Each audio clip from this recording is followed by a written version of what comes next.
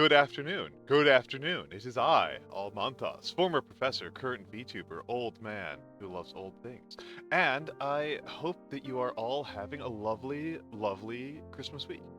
I slept in a bit. So I am just rolling out of bed right now, even though it is half an hour into when I meant to stream. I feel a little bit bad about that. I hope people, though, are having a lovely time, because this is as is mentioned,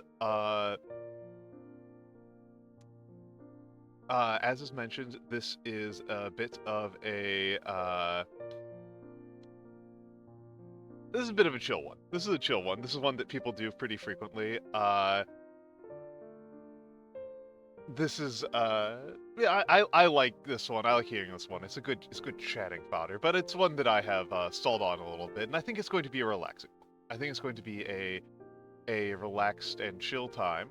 It's not going to be a super fussy, crazy time. I expect some people may learn some things about me that are pretty goofy. But that's how it goes. That's how it goes. That's how it goes. And yeah, I'm just going to take it nice and easy. Also, as has been, tonight is a special movie night. Tonight is a special movie night over on the Discord. Tonight's movies are, we're going to watch the first episode of The Simpsons. The Simpsons Roasting on an Open Fire, which is a Christmas special. The Simpsons open up with a Christmas special, because it's The Simpsons, and they're built different. And then we're going to watch Tokyo Godfathers, and then A Muppet Christmas Carol. I like to start with the better movies, and then read the, and then go into the movies that I'm less enthusiastic about afterwards. It tends to be the way that I prefer to do things. So I like Muppet Christmas Carol, but I really like Tokyo Godfathers. Tokyo Godfathers is phenomenal. Yeah, Green Goth is a great lineup. It's a great lineup. I really want to make I really want to make sure there's some special. I wanted to you're allowed to be silly, Momo. You're absolutely allowed to be silly. And speaking of which, where is it? Where did I put it? I have too many things open right now. And I've made the much worse decision to mix and mingle things that I need at the moment with things that I need. There we go. Copy responder link. I didn't know that Bone had that. That's pretty. He should be very grateful he got 33. That he's Bone 33. Because then it looks right. Then it actually looks right. How many other? That's incredible. I'm already bothered enough that I'm Almont 1. That I'm Almont 1. Oh, and thank you for the follow. Thank you for Miss Love Demon. Thank you for the follow. And Jules, thank you for the resub. Thank you very much. 9 months. 9 months. 9 months. That's a good way of tracking certain things, right? That's a good way of tracking certain things, because Jules has been here for a moment. But yes, Miss Love Demon, thank you for the follow.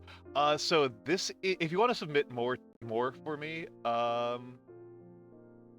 put it here. I've got 6, and I know that some people can fill the entire time off of one, and I feel like if it's a big enough one, because I saw like Director Nemo did one that was like red flags and had like 200 entries. It was absurd. It was like it was way too long of a tier list. And that one took him all stream. But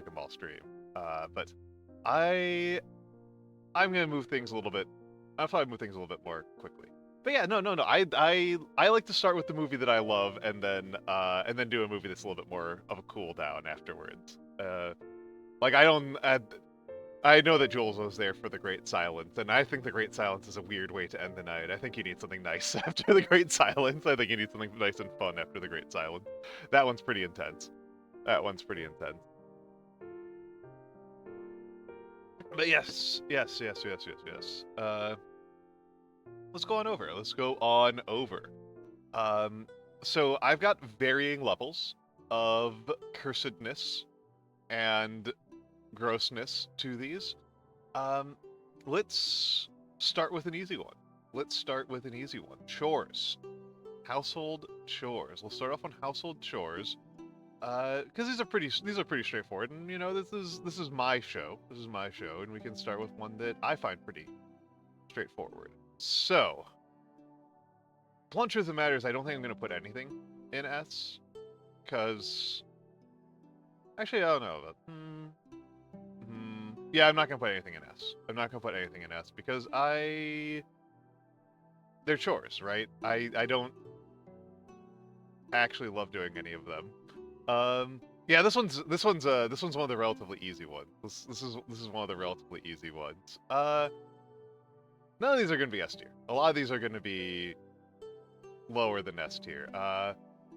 Mokaba, it's been a minute. Welcome in, Mokaba. Welcome in, welcome in, welcome in. We are taking it easy this time. Washing clothes. Let's put you up here in A. I don't mind washing clothes at all. Happy birthday, Mokaba! Happy birthday! Happy birthday! The 23rd. That you are very close to being a Christmas baby. Ah, the PS5. Are you one of those folks who hates having their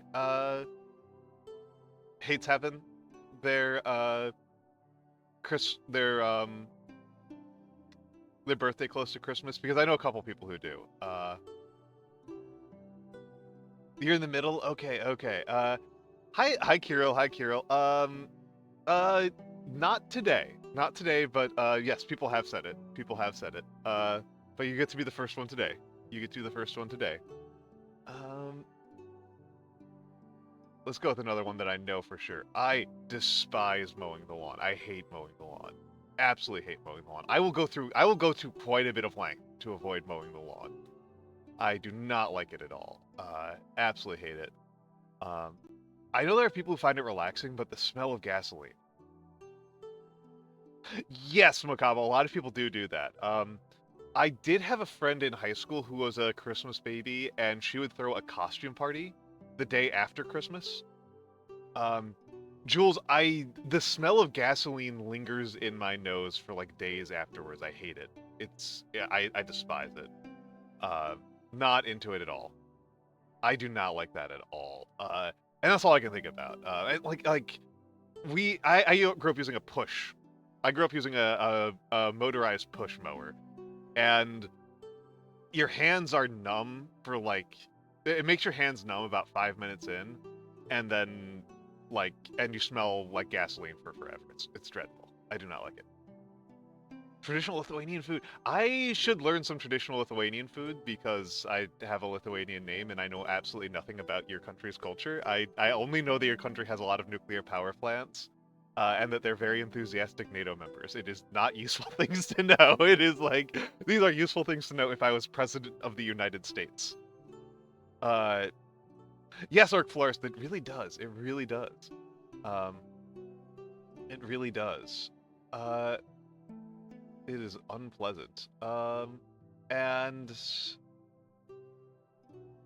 general cleanup, I think a lot of things are going to be C tier. General cleanup is going to be C tier. It's the fact that general cleanup is one of those ones where I have a particularly odd feeling about. This one I actually have like emotions about. Which is that I have very severe ADHD.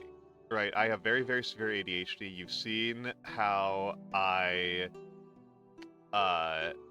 talk on stream and how, like, just in this conversation, how I flitted from topic to topic. And so if I organize things the way that you're supposed to, where everything is put away and behind cupboards and inside drawers, and the only things you can see are, like, the couch and the other furniture, I will not be able to find anything. I will absolutely lose track of every single thing in my apartment. I have a very particular memory of realizing that I was low on floss, and then going to the store to pick up more floss, and then I came back to my apartment and I put my floss away in the floss overflow area, and I already had 6 containers of floss. And I was like, okay, I need this stuff to be visible. I need to be able to see this stuff. So like I've got an organization system that works for me, but it's like lots of mesh hangers and open drawers. Like a lot of bookcases. I basically like use bookcases for general purpose storage. So that I can see what I have, because if I don't see what I have, I think I'm out of it and I think I need to buy more of it, and then I end up wasting a ton of money. And I hate it. It drives me insane. Uh, yeah. Uh, well, and the really good news is that well, I live in New York, so I actually haven't bought most of these bookshelves. People throw out bookshelves when they're like actually in pretty good shape all the time. So uh,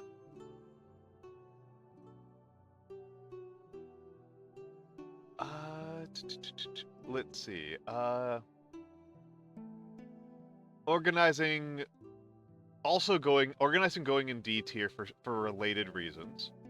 Uh, the function logically just be the function basically being I have never found an organization system that I find actually fun or like successful. I've never had a successful organizing system for my stuff ever. It's just literally never happened. 0% chance of me organizing things in a way that I am satisfied with. All of my organizing systems that I've ever done have been things that are just like various compromises of things that frustrate me. So to me, I find organizing to just be an exercise. Is always like 2 steps forward, 1 step back, and it's very frustrating. And I end up usually spending several weeks not able to find my miniatures or my beer.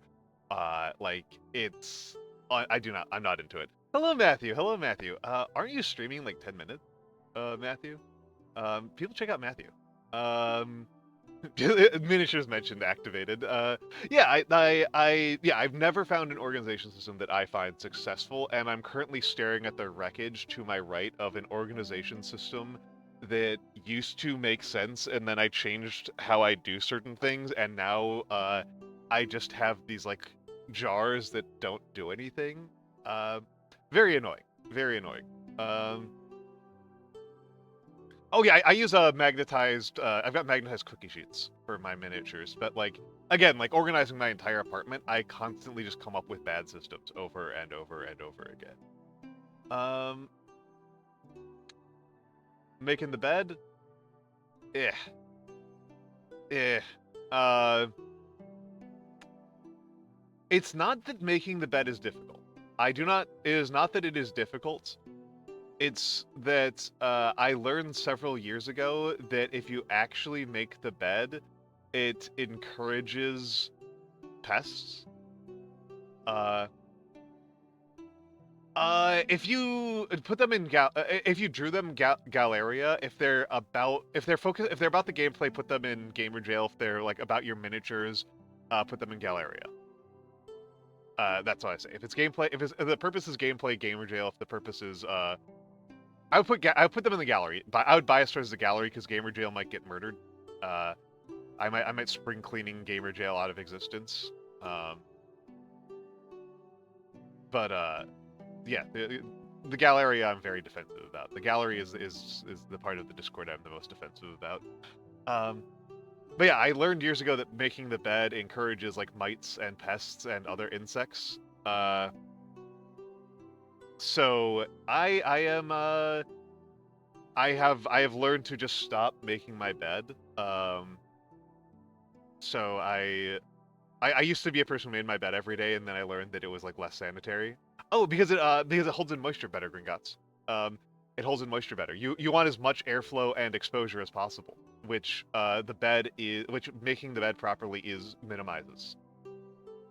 So your best option is to do it German style. The Germans have the best option, which is you hang up your comforter and let it air out.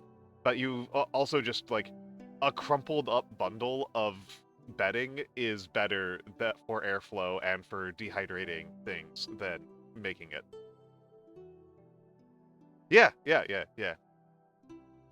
Yeah. And the funny part is that I like to have it. Yeah, we are ranking chores, Alinga. I am a person who likes it tucked in at the base because my feet get super cold. Like, my feet get so cold so easily. I put in so much effort to keep my feet warm in my life. It is a task in and of itself. I just don't like you mopping. I just don't like mopping. I don't know what it is. I do it fairly frequently, but I think it's just because it involves a lot of, like, bending, and I'm worried about my back. So it can get bent.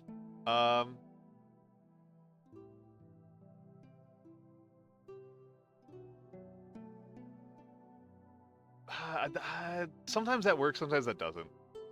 Sometimes it works, sometimes it doesn't. In fact, actually, you know what? You know what? Actually, I'm gonna put it here, but I'm gonna put the floor stuff. I dislike all the floor stuff really actively. I dislike all of the floor things really actively. I really actively dislike the floor stuff. Actually, I might put mopping up one. Sweeping, I don't know what it is about sweeping. I don't know what it is about sweeping. Something about sweeping really gets under my skin. I think it's the bending. I really think it's the bending. I think I'm just always worried that I'm gonna, like, hurt my back. Brooms are ineffective. They're useless. I mean, the thing is, like the way I think about brooms is that brooms are a thing that you do on a pass in order to make room for, in order to make it so that your mopping isn't too gross. You want the because, like, you don't want to be, like, picking up, like, whole garlic skins and stuff with your mop. That's, like, it really messes up your mopping pretty badly. So, like, you need to sweep in order to make room for the mop, but, like, it's really the mop. I actually do kind of like the noise of vacuum, I'm not gonna lie. But I've got a pretty good noise tolerance. Cleaning car. I'm gonna put cleaning car in B tier. I don't have a car. I think it depends. I've rarely cleaned my own car, and so I'm like thinking about, like, a hypothetical cleaning my own car. I have cleaned other people's cars fairly frequently, and most people are completely disgusting in how they treat their cars. And then their cars smell completely nasty, and that's kind of infuriating. And I think that for a lot of people, the clean car smell is just literally like a car that they haven't left McDonald's in for 3 weeks, is what they mean. That doesn't smell like stale beer and rotten French fries.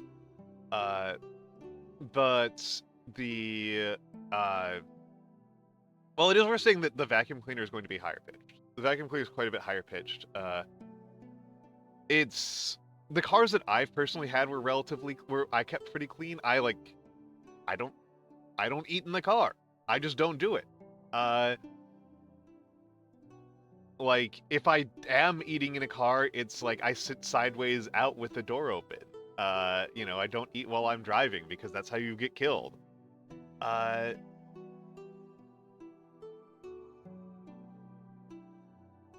Smells like spoiled milk. Yeah, exactly. That's what people's cars smell like. It's awful. It's awful. And so, like, it's just this, like, it just, like, smells terrible, and you're like, why are there cigarette butts here? And it's awful. It's awful. I hate it. But that's mostly other people's cars. My own cars, it's not been that bad. I don't know. It's fine. It's totally fine. It's fine. Straight to F tier with the gutters. Straight to F with the gutters. Actually, I'm gonna put sweeping up to D, and I'm gonna move making the bed up to C as well. Straight to the F tier with the gutters. Straight to the F tier with the gutters. Fuck them. Ugh. And yeah, Alalinga, that's kind of what I think as well. The washing the outside of the car can be kind of fun.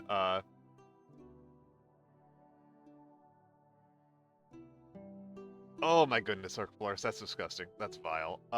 The gutters are straight to F. Gutters are straight to F. Oh my god, no. Yeah. It's not that they're dirty. That part is actually, like, a little bit satisfying. It's that I don't like going up ladders. That's what it is. It's that I don't like going up ladders at all. I really dislike going up ladders, and when you're cleaning the gutters, you're usually going up a ladder on uneven terrain, where the ladder can't necessarily get the best purchase. I'm unenthusiastic I'm very unenthusiastic about anything that involves me having to go up a ladder. And nothing else here involves me going up a ladder. So, fuck it. I hate it. Yeah, very much so, Orc Florist. I've got to.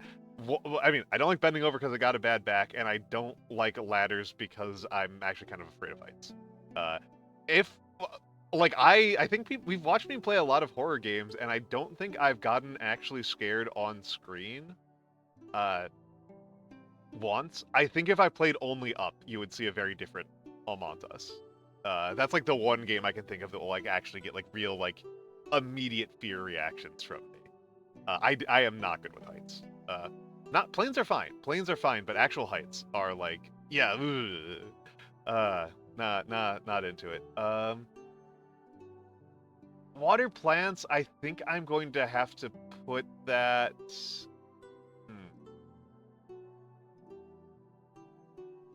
Maybe B tier. All right, Matthew. Thank you for stopping by. Thank you for stopping by. Thank you for stopping by. I am not in watering plants. Is like, I don't know. I don't know. I grew up in a household where Christmas started in June. So like whatever. Like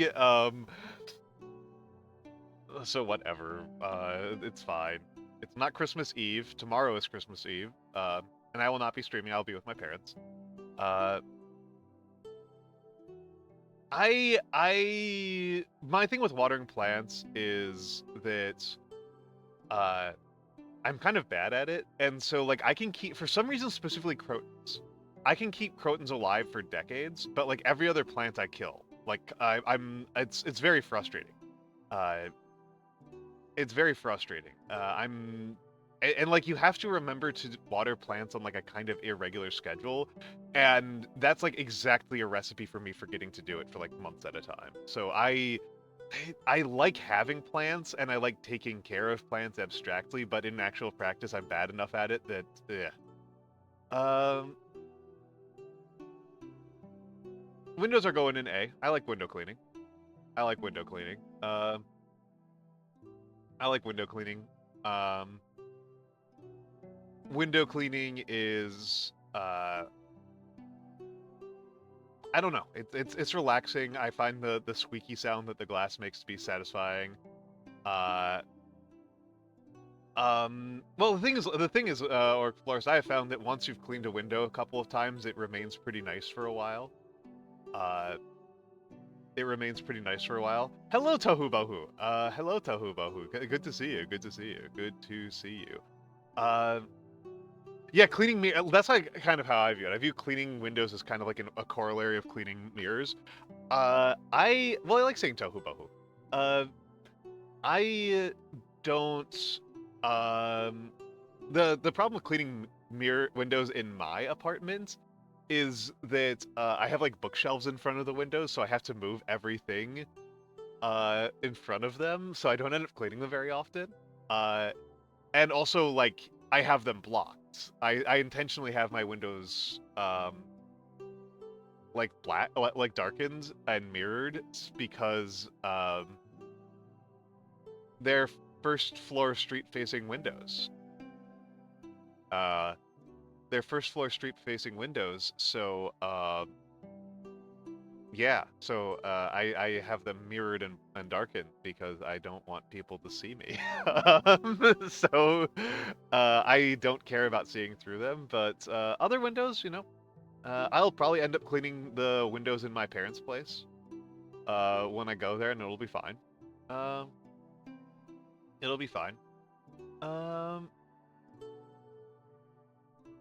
I don't really feel like these are particularly separate tasks. So I'm going to put them both in B. Both cleaning toilets and cleaning the tub. I think that there's a related thing here also to the cleaning windows where scrubbing like smooth hard surfaces has a certain satisfying feeling to it of like feeling it go from like kind of a rough surface that you know is dirty to like you know is a clean surface because it's smooth now, because it's glassy. There's a certain satisfaction to that. Toilets and tubs get a mark down from window cleaning because they're just significantly grosser. But it's definitely not a task that I hate. Oh, interesting. Yeah, that's interesting. I don't mind cleaning the tub. It's a good thing I don't mind cleaning the tub because I am the #1 person responsible for the tub being dirty in my apartment. Um, it is definitely my fault more than anybody else's because I have the longest hair and I've got the most facial hair, so it's definitely my fault. So it's a good thing I don't mind it very much. Uh, the majority of the tub cleaning is like I have to go in and take out my hair. Uh, I don't know why it doesn't hurt my back that much. Maybe because like I kneel down at the start of it, and then it's like that takes away so much of the pain to it. Um, and despite being an old man, my knees are generally okay. Hello, Humter. Oh my goodness, Humter, you are in for an enlightening time. You are in for an enlightening time. You are going to be learning so much. You are going to be learning so much. Um, taking out the trash. Yeah, my lower back is nasty. My lower back is not great. My lower back is the problem. That's the toxic body part I've got. So I need to be careful about that one. I'm gonna put folding clothes in A. I don't mind it at all. I don't mind it at all. I just don't mind it. It's relatively relaxing. It takes like 2 minutes. It's you're touching clean things, which is a huge improvement over the majority of things on this list. I don't see any problem. I don't get it, Kirill. I don't get it. The clothes are clean. They're already clean. If you don't like folding your clothes, you can just fold them in a different manner that's more suitable to you. The only thing you actually need to give a shit about is like making sure uh your socks match. Like nothing else matters. And like they don't even have to match that well. It just needs to be like the right weight. Um I don't even bother putting on a video in the background because like well, so part of this is because I live in an apartment, right? So I've got a very tiny laundry machine. My laundry machine is very tiny and my clothes rack can only hold so many clothes. So me folding the clothes takes like 2 minutes. It's like by the time I queue up a video, I'm already done. It's like it just takes no time. Everything is a different shape. Kira, how is this possible? Do you live in a household of like 20 people and each person has one set of clothing? Like what is going on? How is it possible that every one of your t-shirts is a different shape? That doesn't like what is happening here? Yeah, Humter, absolutely. No, we are here for hot takes. We are here for hot takes. Uh Also sound off if you are here, Mr. Kailovsky. Cleaning anything in the bathroom S tier. Oh, that is a bit of a hot take. That is a bit of a hot take. Like things with atypical and unusual fits. Well, this is just the price you pay. This is just the price you pay. I live in a world of t-shirts and Argyle sweaters, so it's actually really easy for me. Everything looks the same. Because of the difference in visibility. Oh, interesting. That was the thing I hated, Toho. That was the thing I hated, with like having to like navigate around weird shapes. I'm gonna put dusting in C tier for I just like my apartment gets dust so slowly that it's something I do like once every 2 months. It's like it like barely registers to me. Oh, Orc Florist. Yeah, I've got a solution to that problem. It's called not giving a shit. Uh, if something doesn't stack evenly for like 4 shirts deep, I don't care. Like it doesn't matter. And that's about how deep my drawers are for my dresser. So it's just like, oh, who cares? Who cares? Who cares? This is unimportant to me. Dusting I recognize is valuable. I just don't. It's just not a big deal because my apartment's not very dusty. It's just not really that big of a deal. Unless it's in the kitchen, then it's disgusting. Dusting the kitchen is absolutely vile. But I've got a roommate who likes doing it, so that is their problem. Um, Pet care's going in B tier for things that like don't really bother me and that like I know kind of need to get done. Yeah, Arc Flores knows exactly what I'm talking about. That like oil dust mix. Wow, Linga, that's terrible. I have not dusted my desk in like 2 months, and there's no visible dust on it. Gear Graphic, welcome in, welcome in, welcome in. Good to see you. Good to see you. I could make a 2x2 of yeah. Acknowledge is important and willing to expend effort to get it done. Absolutely. Thank you, Gear Graphic. Thank you, Gear Graphic. So the model is designed by so here's my art credits. The design was by Sensational. Sensational's incredible. Uh,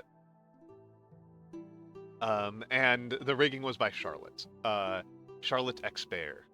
Over on the Twitch.tv. I don't think she's live right now.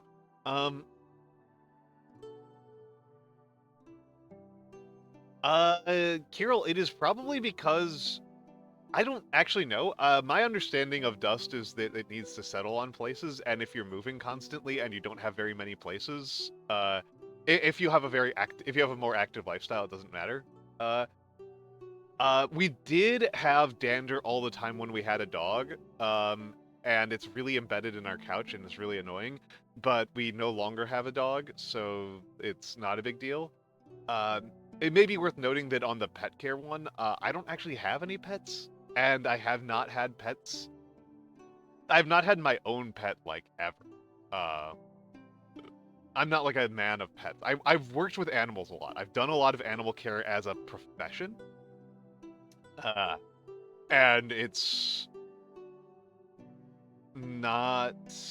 Um, oh, and actually, it did occur to me, Arc Flores, that it's possible that the fact that we are running fans all the time, that like we're running air circulation constantly, might be why we don't get too much dust. Uh, that might be part of it. So yeah, kids, run some box fans with some filters on them. It'll save your life, and mostly from COVID. But yeah, I need the air circulation. Uh, oh my goodness, yeah, Bernies. Bernies is crazy. Bernies are crazy. I remember when I was a dog walker.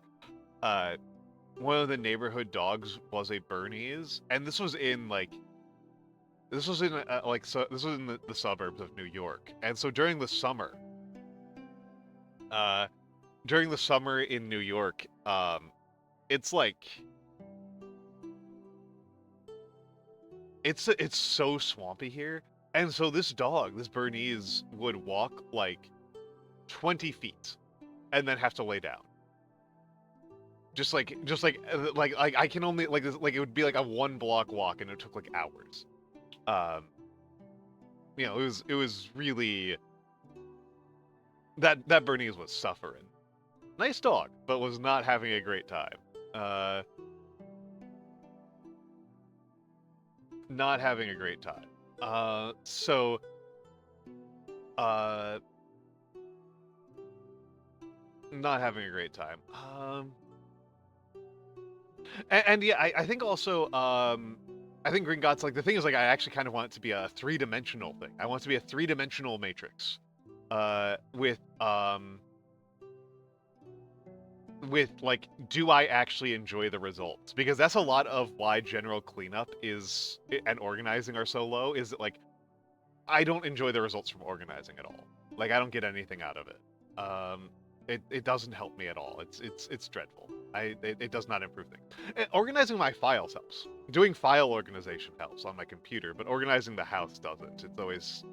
It's always just it just never winds up being the way I particularly like it. I know this is why this is actually kind of an interesting one. It's like this is so dumb and so minor, but the fact that it's also personal makes it kind of interesting. And it also means if anybody wants to be roommates with me at some point in the future, they know some things about me.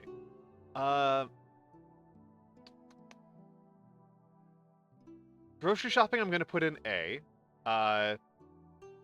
I was trying to keep A on chores that like I find easy, and like grocery shopping. The problem is I just need to like I just need to like get myself in enough of a mood to bother wanting to leave and like go somewhere, like to get dressed for the outdoors and actually get out there and do it.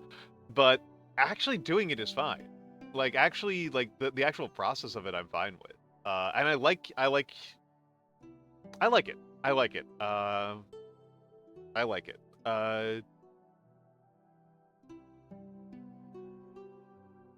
Taking out the trash. Let's put it in A. Taking out the trash is really easy. It's the other side of the A tier. Taking out the trash is the other side of the A tier, where I don't hate it, but so like grocery shopping I actually enjoy, but it's like a significant amount of work, mostly in terms of just like getting dressed and double checking my grocery list. Uh, Whereas taking out the trash is like it's gross, but it's so painless. Like it's not actually emotionally or satisfying at all to do. I do enjoy the results from it, but it's also just like nothing. It's just like nothing. It's as labor goes, this is absolutely trivial. This is one of the things I think about the least. Hello, Fish of Justice. Hello, hello, hello. Gardening, I think I'm gonna put in. I don't know where to put gardening. I genuinely don't know where to put gardening. I haven't done gardening in years. I haven't done actual gardening in years. You know what? Actually, I'm gonna put it in. I'm gonna put it in A. Actually, I've done some like apartment gardening, and I actually do kind of enjoy repotting plants. I do enjoy repotting plants. I do enjoy like taking care of plants and like trimming them and stuff like that. I'm just really bad at it. I'm just really bad at it. Dishes easy A. Dishes are an easy A for me. I find the dishes pretty relaxing. I only get annoyed about one specific element of doing the dishes, which is mesh strainers. And I don't like doing mesh strainers and wine glasses because I can never get them clean. Wine glasses is a specific problem because my hands are too big for them. I don't even think I've got that big of hands, but they can't fit in the mouth of a wine glass, so I can never clean them. And then it's like, oh, this thing now has to sit here for weeks while I wait for my roommate to get around to ever doing the dishes. And mesh strainers are similar. Like, mesh strainers never ever get clean. That's not clean enough, Tohu. That's never clean enough. Mesh strainers never get clean. I just never use them. I am honestly contemplating throwing out all the mesh strainers in my apartment, even though I own them, because I am so tired of them sitting in the sink for like a month at a time. But yeah, the mesh strainers are a pain in the neck. Oh, also another one that I really hate is the pots from rice cookers. I have learned over the years. So people have tell me all the time to get a rice cooker. I have only lived alone very briefly, Gringotts. And it does alter it a little bit. No.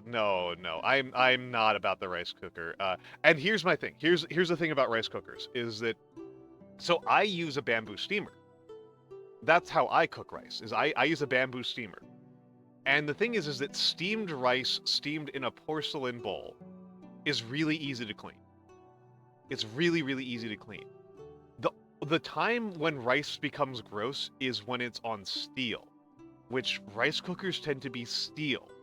And the way, like, cleaning a rice cooker pot is, like, that by itself adds more labor than all of the other steps that a rice cooker saved you on. Like, I have come to really dislike rice cookers. No, they suck to clean. I hate it. Oh, I've never had a rice cooker that takes 30 seconds to clean. My roommate uses a rice cooker, and it's just like, it's usually 3 to 4. You usually can't even do it in one go. It usually takes 3 to 4 goes. Like, it takes more time to clean it than all of the rest of our dishes combined. It's so gross. That like gummy layer of sticking to the stainless steel. Oh, it's so gross. I hate it. I hate it so much. Um, a steamer is like nothing. It's nothing. 30 seconds would be an overstatement. It's literally as long as it takes to cook a bowl. Literally as long as it takes. Just use a goddamn bamboo steamer. They're so painless. They're so painless. The bamboo steamer rules. Uh, it's so big. They're big and they're nasty and they don't actually save any effort. They're worthless. Hello Rotmost. Hello Rotmost. Let me give you the shout out, Ratmost. Ratmost is lovely, and Ratmost just did a really fun award show. Orc Florist, the bamboo steamer is also set and forget. The bamboo steamer is also set and forget. I mean that's possible, Tohu, but it's also been 3 different roommates. It's also been 3 different roommates. Well, then have ADHD. Then have ADHD, Orc Florist. That's what you do. That's what you do. Like, just have ADHD. And of course,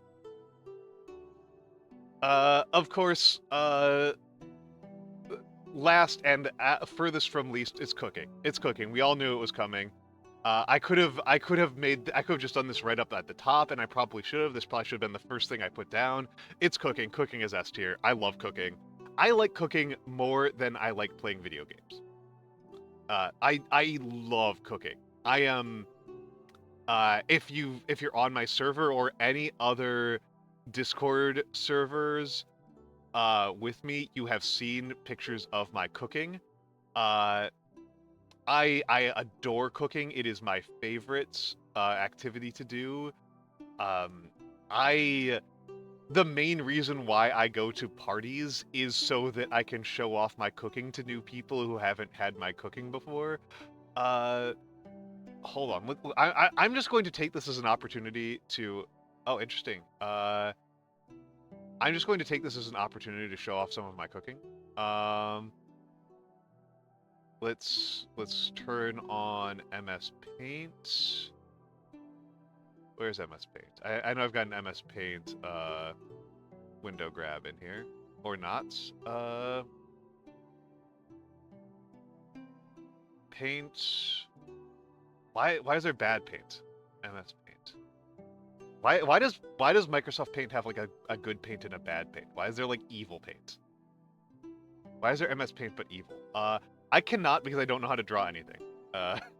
I do not like drawing. So let me resize this a little bit. And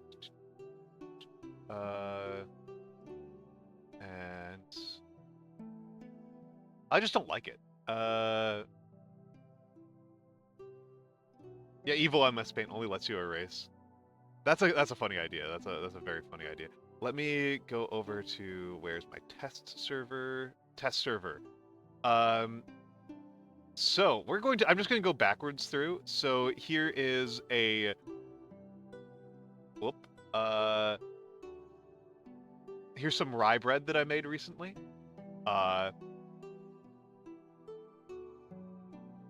Here's some rye bread that I made recently. I love making bread. Bread rules. Bread it rules. It takes so little effort to make. It's just painless. It's just painless. And I made that rye bread to serve with some stew. Here's the stew. This is a lentil stew, a nice little fall lentil stew. Lentil stews are wonderful for the cold. Lentil stews are just wonderful for the cold. I adore them. I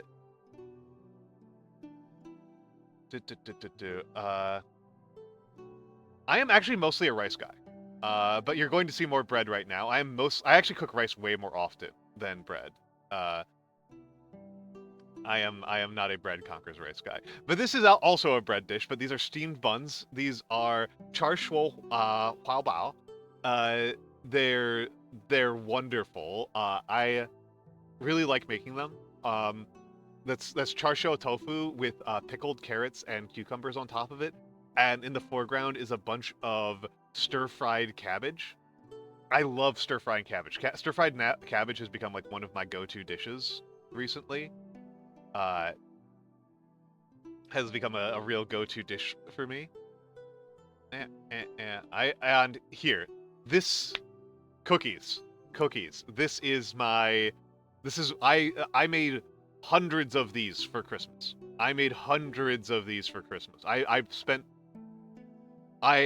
got them out in the mail a couple days ago, and I'm very happy to have them out in the mail and done and not be my problem anymore.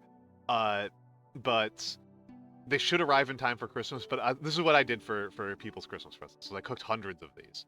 I cooked hundreds of these. Oh, hello, Alex. Hello, Alex. I gotta give Alex the shout out as well. Alex, shout out Alex Azorashi. What I use instead of pork? For the char show, it's tofu. It's tofu. 1/12 of a block of tofu per bun is a very good ratio. But yeah, it's a tofu dish for me. It is a tofu dish for me. You can usually substitute tofu for pork in most dishes, and it won't be too much of a problem. Like the texture is softer, but that's kind of a matter of cooking technique, and the flavor profile is actually not that different. Tofu works pretty well for chicken and for pork, not as well for beef or like seafood. Yeah, char siu tofu is a perfectly legitimate thing to do. This is I love tofu. I love char siu. This was a friend of mine came over to visit. A grad school buddy came over of mine to visit. And so more stir-fried cabbage. I love stir-frying cabbage. This is salt and pepper tofu, which is a very crispy dish, and does not hold up in the fridge very well, as things that are very crispy do not tend to do. And this is some kung pao mushrooms. I love this dish. Really excellent use of black vinegar in this dish. Really well balanced. I'm really into, and lots of Sichuan peppercorn. Lots of Sichuan peppercorn.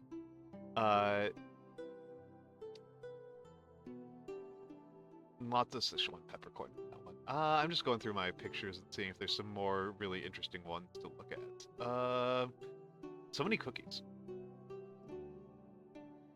So many cookies here. I'm trying to find if there's a good one of my dumplings.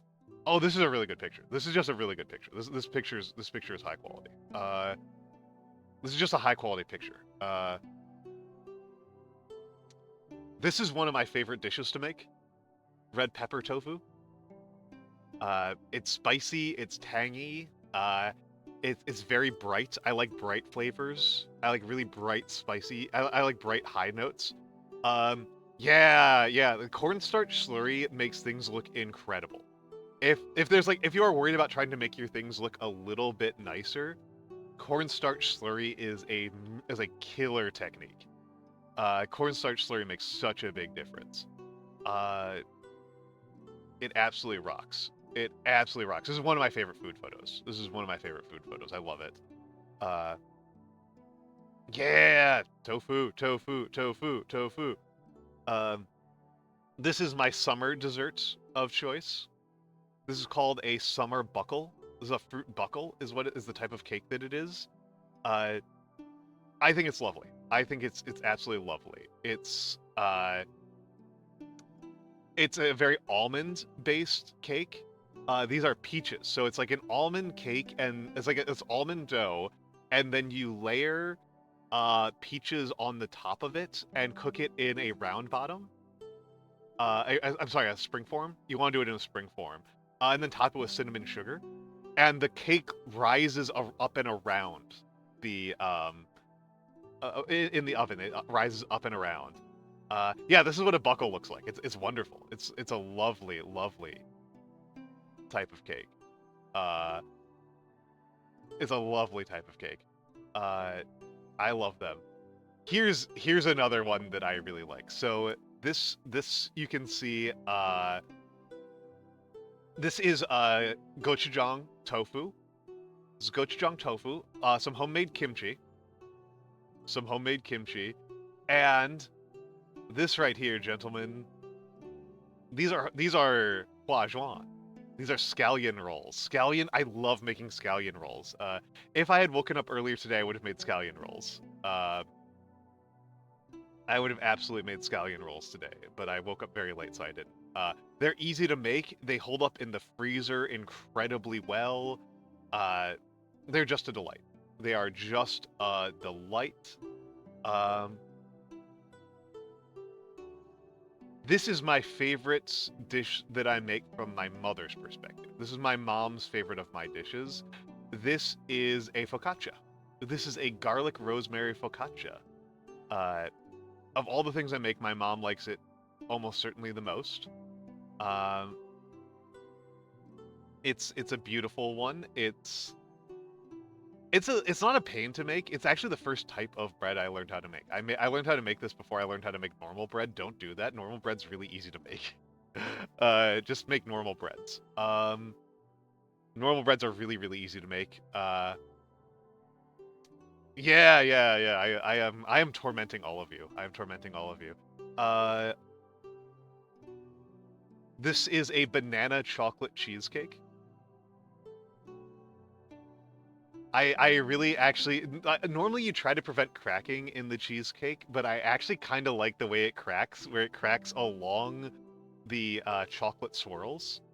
I'm actually kind of into it. I think it's kind of aesthetic. I think it's pretty aesthetic. Yeah, it's banana chocolate cheesecake. It's banana chocolate cheesecake.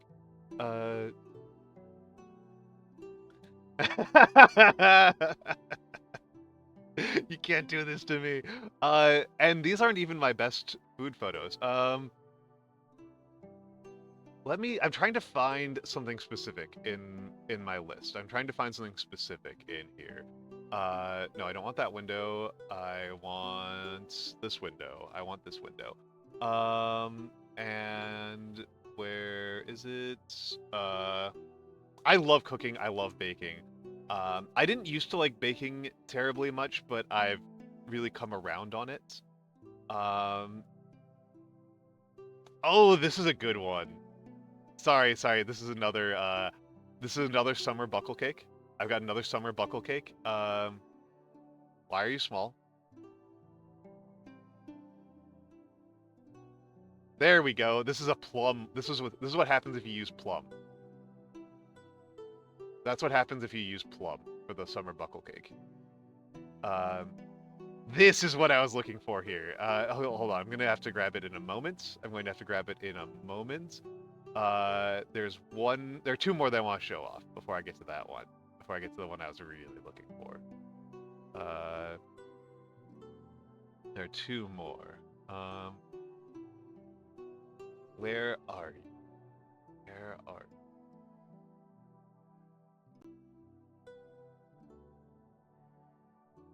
Yes, here it is. Here it is.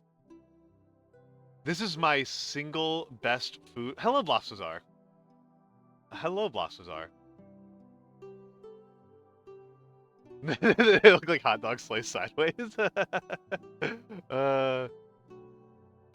This is my best food photo I've ever taken.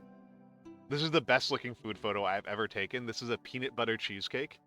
I will probably never be able to replicate it because I don't have those plates anymore. They belong to a roommate who moved out, and so the reflection, I probably can't pull off again. The reflection makes it so good. I don't have these glossy black plates anymore. Oh, so many peanuts. Yeah, this is peanut butter cheesecake with a brownie bottom. That's brownies on the bottom, and then peanuts on top. And I don't know if I'm ever going to make the whipped cream again because vegan whipped cream is actually a pain in the neck. That one actually sucks. That one's actually kind of awful to make. That one is actually kind of atrocious to make. And I'm just gonna show off one more, unless. Oh wait, hold on. Another dessert. Another dessert. Sorry, I'm distracting myself quite a bit. But another dessert. Bread pudding. This is a bread pudding I made for my roommate. My roommate had a request for his birthday and it was bread pudding. So some day-old bread and a lot of maple, and those are dates. Those are chopped dates and chopped pecans. I love it. I love it. It's beautiful. It's a pain in the neck to make. I haven't made it in a long time. But folks, are you ready for the big show? Are you ready for the main one I wanted to show off? Fill you and fill you.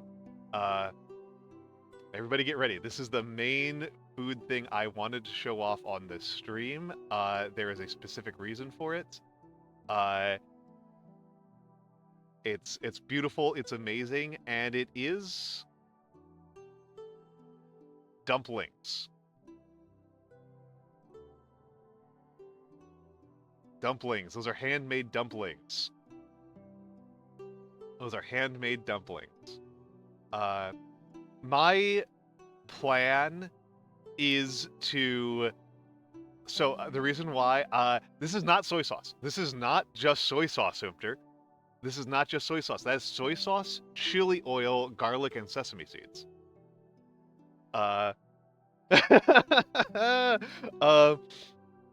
Well, this is a preview. This is actually a preview because, oh nope, this is this week's schedule. This is this week's schedule. Let me change it out. Crap, I forgot to nightshade it. But next week, I am doing dumpling stream for New Year's. For New Year's Day, I am going to do dumplings again. I will make dumplings again. I have made dumplings before on stream.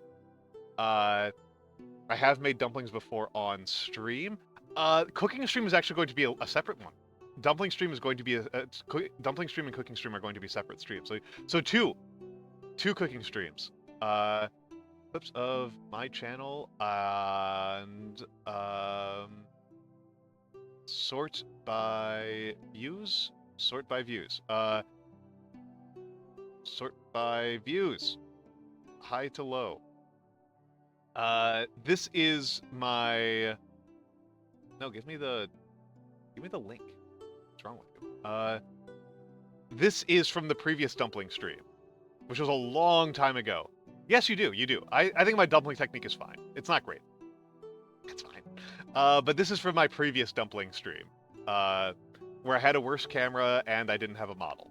But yes, this is the previous one, and that's I will make 60 dumplings. That's my usual number, is about 60. Because dumplings freeze very well.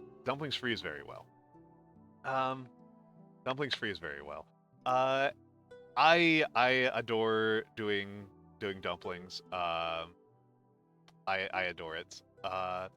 So yeah. So let's...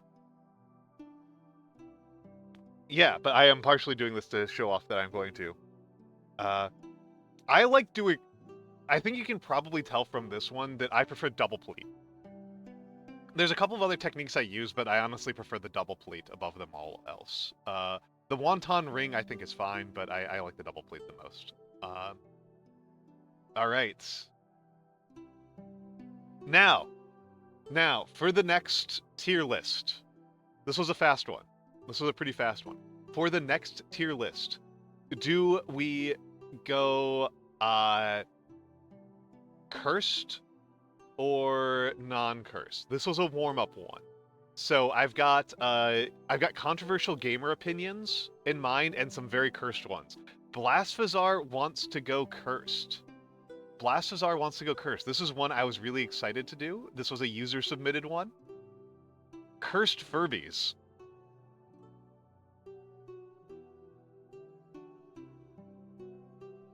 We're going cursed Furbies.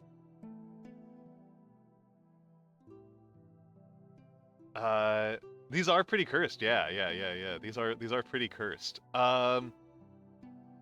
Let's just start from the top. I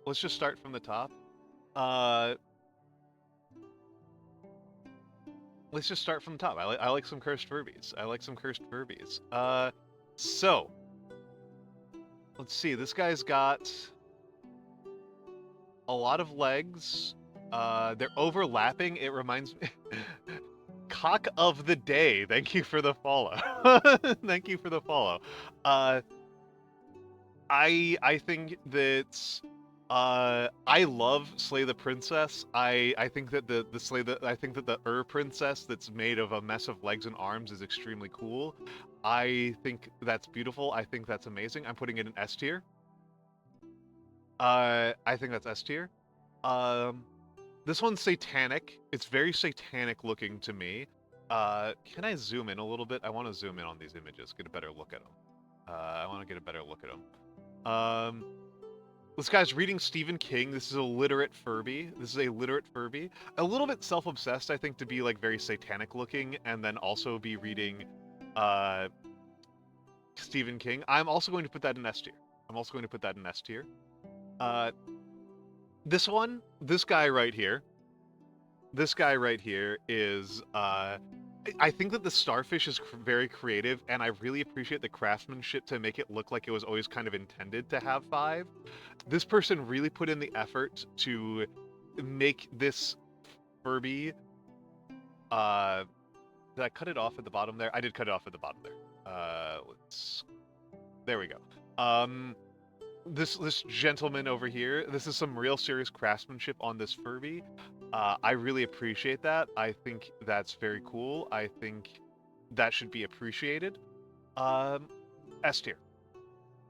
And now we got this. Now we got the big leg Furbies, right? This is a really classic way to make a cursed Furby.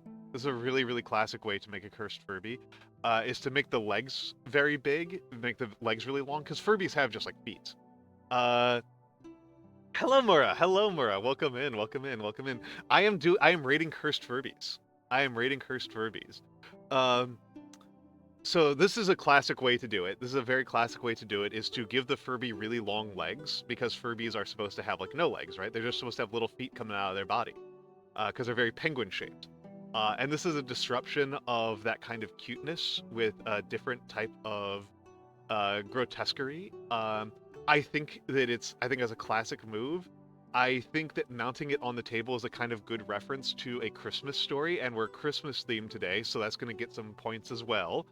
And of course, the tiny bowler hat. The tiny bowler hat's very cute. I like the tiny bowler hat. S tier. Again, this one's just classic move. I like that they didn't get rid of the old feet up there. The feet are just popping out of the bottom, and the regular feet are still there. It reminds me a lot of the Diglett, of like what happened, of like one of those like Diglett coming out of the ground memes. So I think that that's really cool. I think it's really cool that they've got it in an action pose. I'm putting it in S tier. And now, yeah, the Buff Diglett meme. I love the Buff Diglett. I love the Buff Diglett. Now we've got a little Humpty Dumpty. I think this is cute. I think it's cute to do a little Humpty Dumpty meme. It looks very clay-like, which is very unseemly. It's very distressing.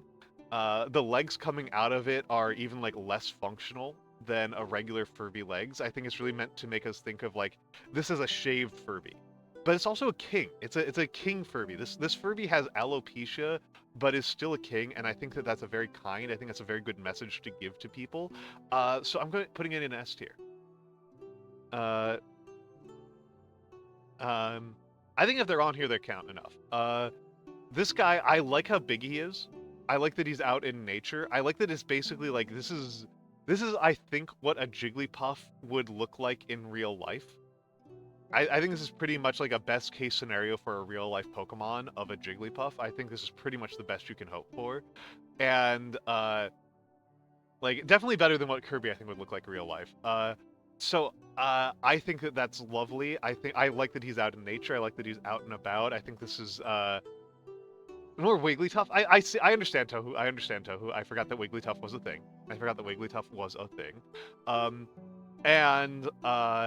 So I'm putting him in S tier. I think that for the Pokemon bros, for you Pokemon fans, I'm putting him in S tier. This is really good. This is really good. It's I think that one of those really good ways of making Furbies more cursed is to make them more gendered. Furbies are by default pretty genderless. They're pretty agendered. Hello, Wande. Hello, hello, hello. Welcome in, welcome in, welcome in. Merry Christmas, Wanda. You are the second person to say Almantas. Yes, and I'm tall now, and I'm tall. Thank you, thank you, thank you. No, tall didn't fire off. Tall didn't fire off. Hold on. I will fire it off for you. I'll have to manually fire it. Give me a second here. I screwed up. This is why I like to check. No, Wanda, you'll get it. You'll get it. I just have to do a manual fire. The WebSocket fucked up a little bit. But this is easy to fix. This is an easy fix. Tall Manthas test. There we go. I'm tall. Now I'm tall. There we go. So I think that Furbies tend to be pretty agender. Yeah, blasters are well, it would also be very pointless for everything after the first 150 because I don't know them at all. I only know the first 150. I only know the first 150, so I'd only do the first 100. I'd only do Gen 1 because I only have opinions about Gen 1. But yeah, I think this is good enough. This is good enough as a Pokemon rating stream. So yeah, Furbies are often very agender. They're very degendered, and it's a very classic way to make them curse, to make them perform gender in very camp ways. I think that really amping up the gender is a good strategy for cursing your Furby. And so I am going to put this in S tier because this is a very good femme Furby. This Furby is fairly straightforward, right? Because arguably not a Furby. I understand where Blastazar is coming from by saying, like, are these Furbies? Because this is not a Furby, right? This is a comforter. This is a comforter. It is not a Furby. It doesn't involve the underlying Furby elements. However, it's a good imitation. It's a good imitation. It's a good proximity, and I think that what it evokes is the incredibly flat. Is it like imagine if the Furby was in Nope. Right? Imagine a Nope Furby. That's what this is. That's what this is. This is a Nope Furby. Yeah, the Comforter. So yeah, I'm putting him in S. I'm putting this one in S tier. I'm putting this guy in S tier. This one's not obvious what's happening. This one's not. I think it's not obvious what's happening. This Furby is. This is a long Furby, right? This is a long Furby. It's a very huge Furby, all things considered. This Furby is actually gigantic.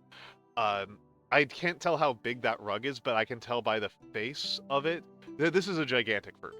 This is an enormous Furby, and I think that having something this big as a real mark of craftsmanship, having it be flexible, is impressive. I think the Satanic Invocation is very cute here. I do love long Furbies. So I'm putting this guy in S tier.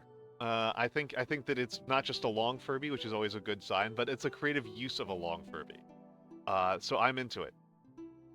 This Furby is also doing some gender, with the feather boa. Boas are cute. I think it's good to have a long Furby, and yes, it's smoking weed hoopter. That is a joint.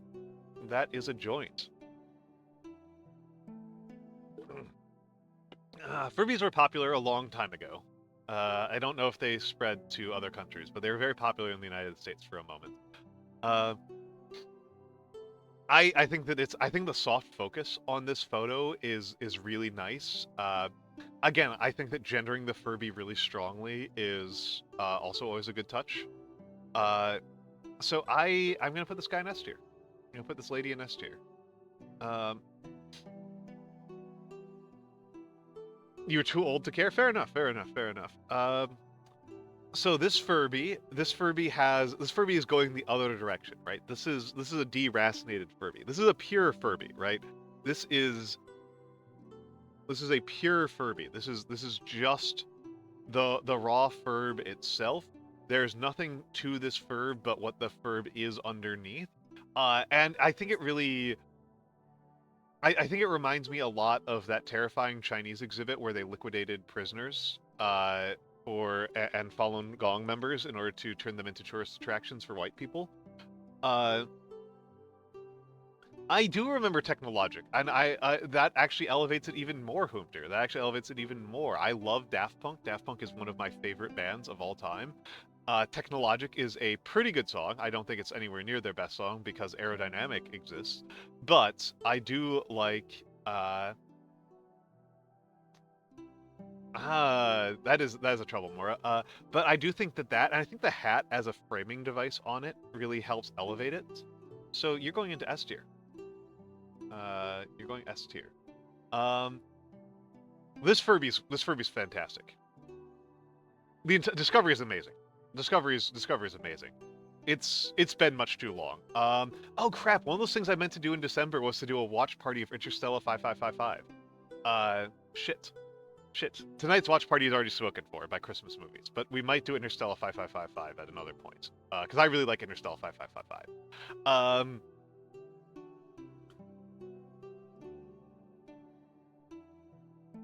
I am just judging whether or not I like these Furbies. Interstellar. Not Interstellar, Tohu. I'm just going if I like them or not. This Furby is, I think the Spy Furby is incredible. I like the long legs. I like the use of long Furbydom into different things. Oh, thank you for that, Mora. Thank you. I like the Spy Furby. I like his hat. I think his hat's very dapper. I think that the fact that the legs are managing to hold together under the weight of the Furby shows some real craftsmanship. I also just like spiders, to be honest. I actually do. I am actually the spider bro. I think spiders are cool.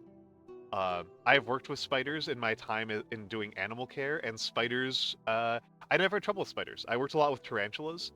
And I found the tarantulas quite nice. I found the tarantulas rather pleasant animals to work with, so I've got an affection for them. S tier. This one's very cute. This one's very, very cute. I think this guy. I think this is very cute. I like how I like how they framed it and made it look like it's tiny. Even though I can tell from the scale of it that this is actually a pretty big one. It's actually a pretty big one, but the use of the lumpiness to make it look tiny, I think, is very funny. It reminds me of Adventures in Lumpy Space, which is a really good episode of Adventure Time. Really a really high tier Adventure Time episode, so I'm into that. I think that's very funny. I think that's very cute. Yeah, very cloud-like. Very cloud-like. You're going in S tier. All right. As mentioned, I really like. I think it's a really good move to take a Furby, which is relatively agender, and to gender it very heavily. I think that's a good move. I think that's a good move. I think that gendering it very heavily, and usually when people try to gender things very heavily, they only kind of think about gendering things in a feminine manner. They tend to like because like we tend to have that kind of thing where like the feminine like femininity is a gender, but masculinity is a default. And no, masculinity is not just a default. Masculinity is a thing that you can play with itself, that you can do more and less of. And I think if you think about it, like men kind of know this, right? We work so hard to maintain our masculine gender. We put so much effort into being as masculine as we can be, and men are frequently willing to die to demonstrate their masculinity. So I think that's a good way of playing with this. So S tier. S tier. This next one up is really clever. I like this one a lot. This person has taken. It's a little bit hard to see, I think. But they've taken a long Furby, and they have laid it out like a cow, with its piglets, or a dog with its puppies. Yeah, it's a mama Furby. It's which is also a way of doing gender, right? This is a very gendered activity, right? The breastfeeding is a very gendered activity. I think this is a very clever way of using the long Furby format. I think that the use of multiple Furbies is really good. I think that I like the subdued pastel colors of the fur on the Furbies. I'm into this one. S tier.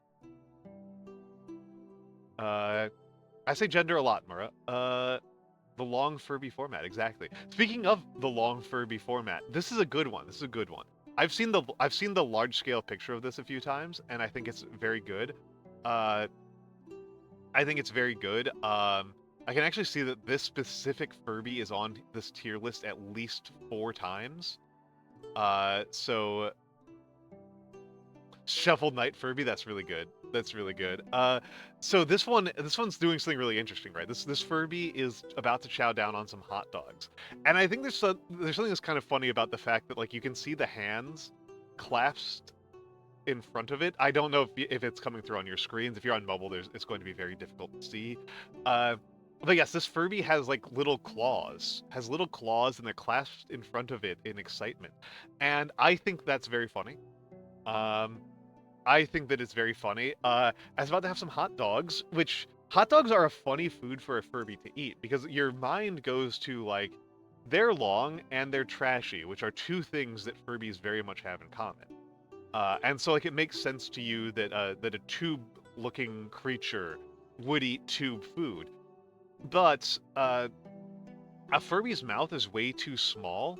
I can't really. This is like the best I can do. It's not much zoom. This is as much as I can zoom in. Like that's 500% zoom. It's not very good. Uh, it's 500% zoom. It's cute to see how excited it is about the hot dogs, but part of what's really funny to me about this is that this this Furby is going to have to eat those hot dogs with a fork and a knife. Which is really funny to me. I think that's a funny detail. Like it cannot eat those like a normal hot dog. It's going to have to eat those Donald Trump style. So I'm putting you in S tier because I think that's really funny framing. I wish I could zoom into 500% really easily, but I think that like putting it at 500% is a good idea. Not in this little Furby beak. No. Okay, so this one somebody has decided to vary the format, right? Because the main format for Furbies is that they like, hello cat magician, hello, hello, hello. I'm never quite getting over that two of my regulars are types of cat magicians. Two different types of cat wizard showing up in my stream. Two genres of wizardly cats. Yeah, yeah. Ratmos knows what's coming. Ratmos knows what's coming. We gotta do the hands first. I also own those kind of gloves, and I like them a lot. I like these winter gloves with the fingers that are like on the thinner side.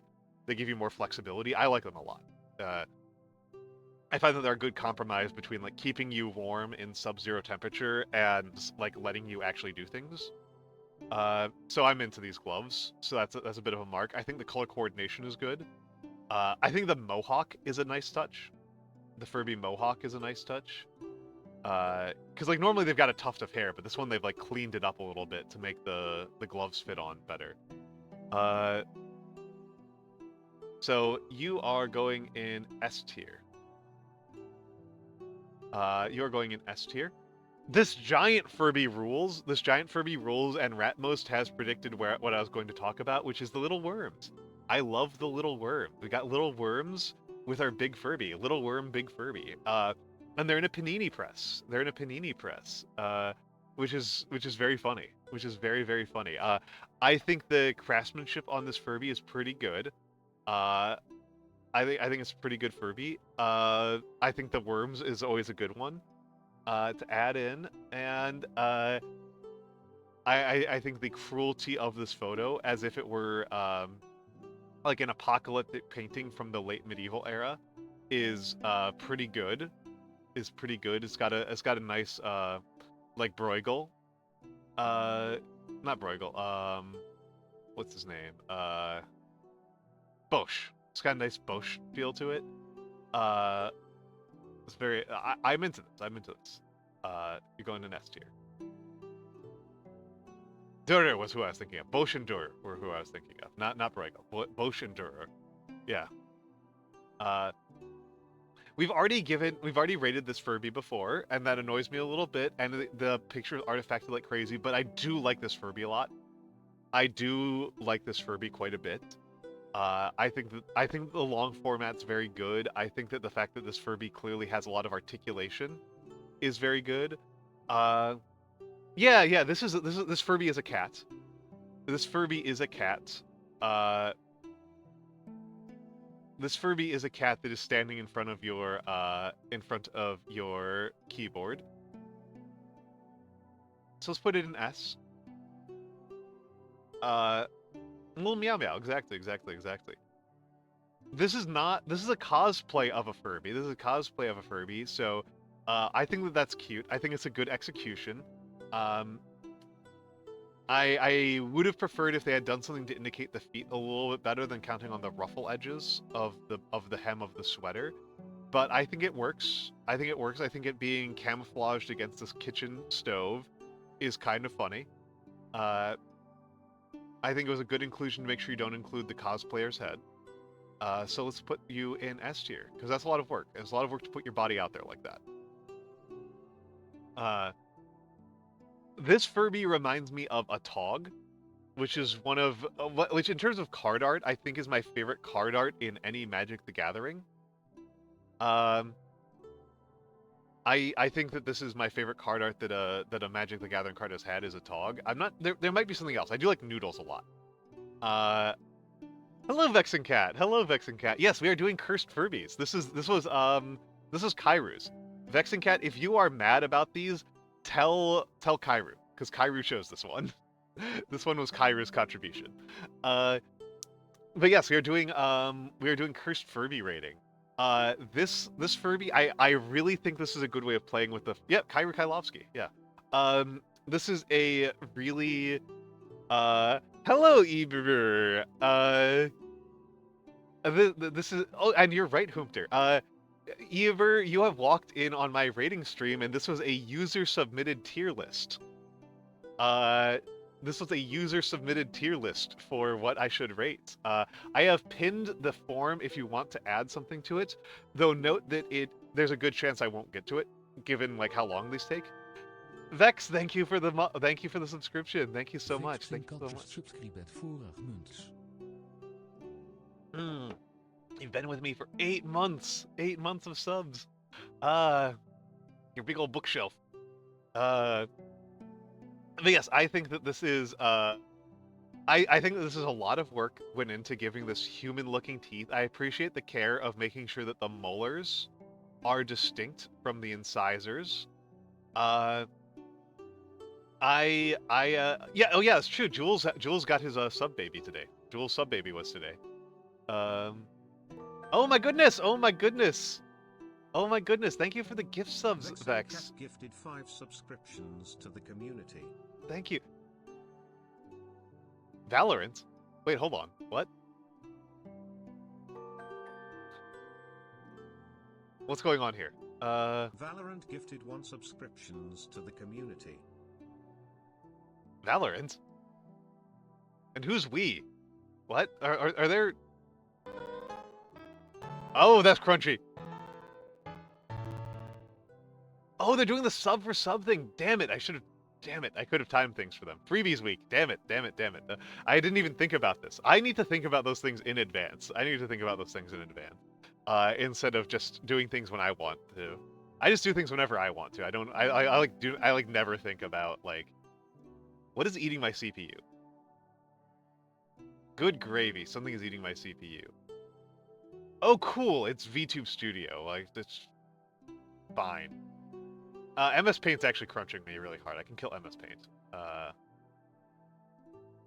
MS Paint is using more memory than Firefox, and I have 1,000 Firefox tabs open.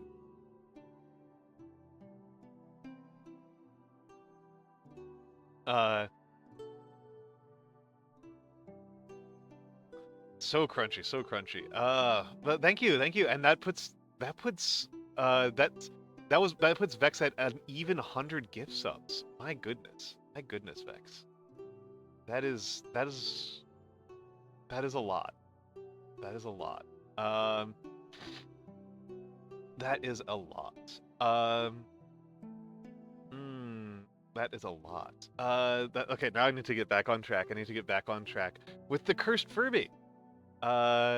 Yes, you've reached the roundest number. Except for, like... What are some rounded numbers? 4, 8, 1024. 1024 is a very round number.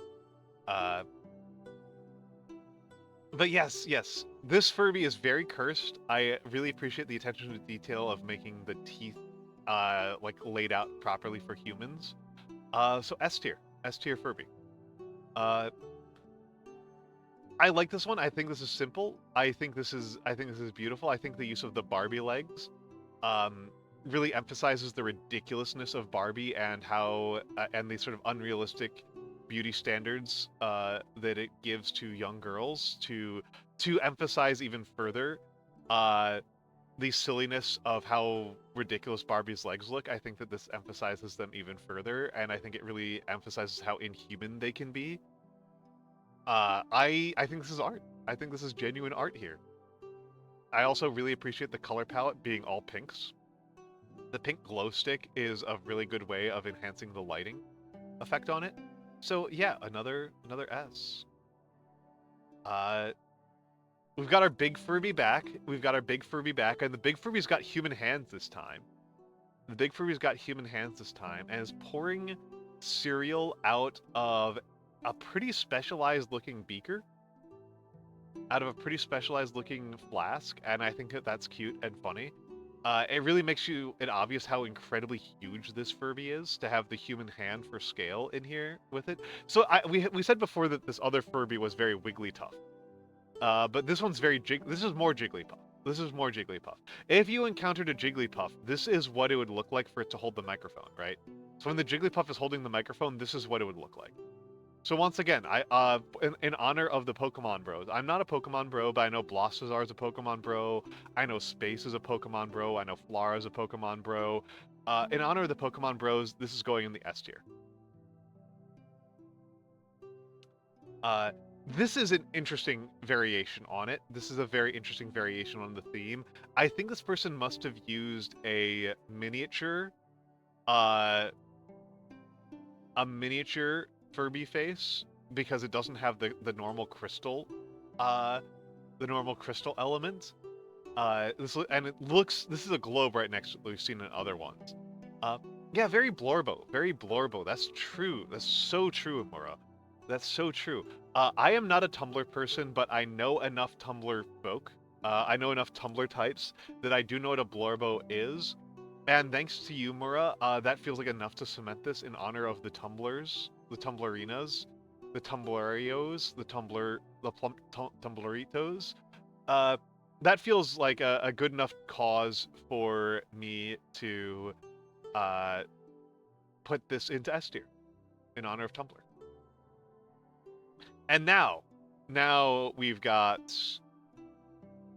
this thing. We've got this thing. This thing's very evil. This thing's very evil. Substantially more satanic than the other. We've had two satanic Furbies before, and this is substantially more satanic looking. I like how they could have done 3 eyes, but they decided not to stop. They decided to do 5 eyes to make the framing of the teeth. Yeah, sleep paralysis Furby. Uh, I think that this is gorgeous. I think this is incredible use of the format. I think the use of color is very good. They clearly repainted the beak to make the color theming more coherent. I think this is all very good. I think the choker is very good. I think a Furby getting a choker is very good. Going into the S tier. This is cute. This is cute. This is a Christmas Furby. This one's also using the small Furby, the mini Furby format, so that the eye gem is filled in. So it's more decorative. It's vestigial. It's the Antarctic Furby too. It's the Antarctic Furby. I think that a lot of craftsmanship goes into making this work. I think this was clever. I think this was really worth doing. This is going into S tier. We've already given this Furby the S tier before, but now we see it in another pose that's a little bit more disdainful. And actually, yes, Void Baron Jules, it is less terrifying than the OG. It is less terrifying than the OG. I thought it was, yeah, this Furby is not amused by your squirming. This Furby is tired. This Furby is just hungry. I think that we can put this in a comfortable S tier. Comfortable S tier. Uh, this Furby is actually one of my favorites on this entire list. We're seeing something we haven't seen before, which is inverting the facial relationship, right? We've seen a lot of play around with using the face in different contexts, but this is inverting the facial relationship. This is everything is the Furby, but the face is different, right? This is a refaced Furby. Uh, I think this face is having a delightful time. I think this face is very happy. This Furby is a mood. You are correct, Cat Magician. This Furby is a mood. This Furby goes in S tier. Now this Furby,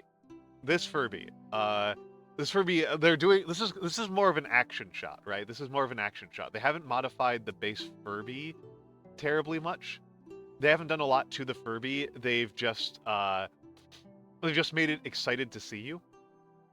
They've just made it happy to see you. This Furby is my puppy when I come home from work. That's what this Furby is doing. This is what your dog looks like when you come home from work. So I think that for all of the dog lovers out there, we have to put this Furby in S tier. And now we have a naked Furby, right? This is really playing around with your expectations a lot. We've seen naked Furbies before. This one is less naked than the previous naked Furby. This is a less naked Furby. It retains a little bit of its dignity. It is merely, I guess we could say this is, again, another Furby with alopecia. This is another Furby with alopecia. I think this is... I think I'm going to stick to the 500 until we get to the end. I kind of like how the soundboard on it looks like a rotary phone. I'm into it. I think that this Furby is probably quite cold and could use some warming up. It reminds me a bit of the Phantom Menace. If anybody saw that movie back in the day. The Phantom Menace, where they've got the robot C-3PO that has been stripped of his flesh, his nerves exposed to the world. Everything is agony for C-3PO. I think that's very funny. I think that's very, very funny. And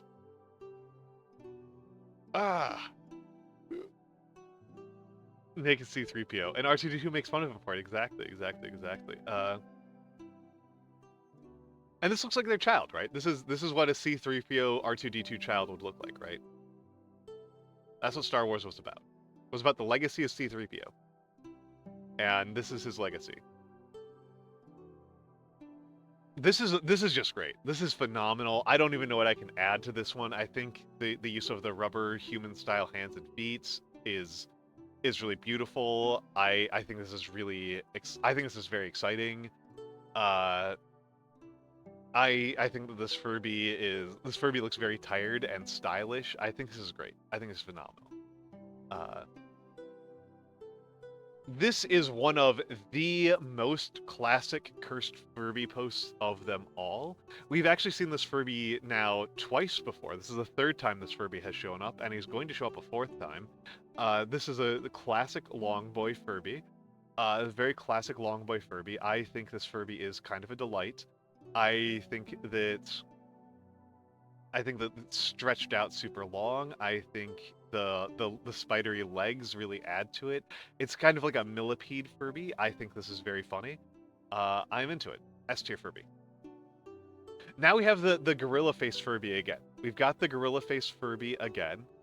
We have another gorilla face Furby, and this one is eating worms. This is the second time we've seen this motif of eating the worms. The other one was using a panini press, but this one's just eating them like they're spaghetti. Or maybe vomiting them out, or just caring for them like it's young, right? Like this is how some animals would carry about their young. This is like a cat mother carrying their kittens by the scruff. I think that's pretty funny. I think that's pretty delightful. I really like the base Furby underneath it, and I think the reframing of it has a lot of implications that I think are interesting. All right, Rottenmost, enjoy your chores. Enjoy your chores. So I'm into this Furby. I am into this Furby. This one gets an S tier. We've already given this Furby S tier twice before. I think that the framing of it is very good. I think that having a multiple of them makes it more. It's like there's a colony of the long boys. There's a third one in the background, and I think they're different. I think these are actually different ones because these ones have different face plates, and this one has a third different face plate, right? Uh, so this is good. This is good. This is a good one. I like the long boys. I like it being in front of the computer, getting in your way. I like how they're excited to see you. They're happy to see you. I think that's very good. Now this Furby is using. It's supposed to look like. I think it's supposed to look like spider silk, but the lack of tightness on it makes it pretty clear that this is fishing line. The skeleton hands are cute as well. And so this is like a smaller Furby that's got here, right? It's got a smaller Furby here. And because these are clearly like there's like some slack on this rather than it like sticking to it properly. This isn't so much invoking spider to me as BDSM. This is much more looks like a BDSM scene to me than like a feeding scene. Yeah, it's kink. It's kink. It's kink. And this is a this is a kink positive space. This is a kink positive space. You are allowed kink at the Almantas channel. So I think you know, if you want to do shibari on, if the Furbies want to do shibari on each other, that is cool. You're absolutely allowed to do that. I think that the slackness is also a good sign that they haven't tied things too tight. Though they could have. They could have. It's very possible. So it's hard to tell if they're doing safe kink. It's hard to do if they're doing. It's hard to tell if they're doing safe kink. In this one, but I'm just going to hope that they are. I'm just going to hope that they're doing safe kink and that the rope bunny is being taken care of. But I think it's a good variation. I think it's good to portray this thing in a varied way. So I'm going to put this into S tier. I always liked Cousin It as a character design. I always thought Cousin It was a very funny character design. I think it's kind of difficult to pull this off. This is very gendered. This is a very gender Furby, which I think is delightful. I think Cousin It is also very delightful. I think the use of soft focus and the reflection is very delightful. I think this is fabulous. Fabulous is exactly the right word for it. Under S tier. How many more of these we got? Okay, we're in the home stretch. What do you think is up to this?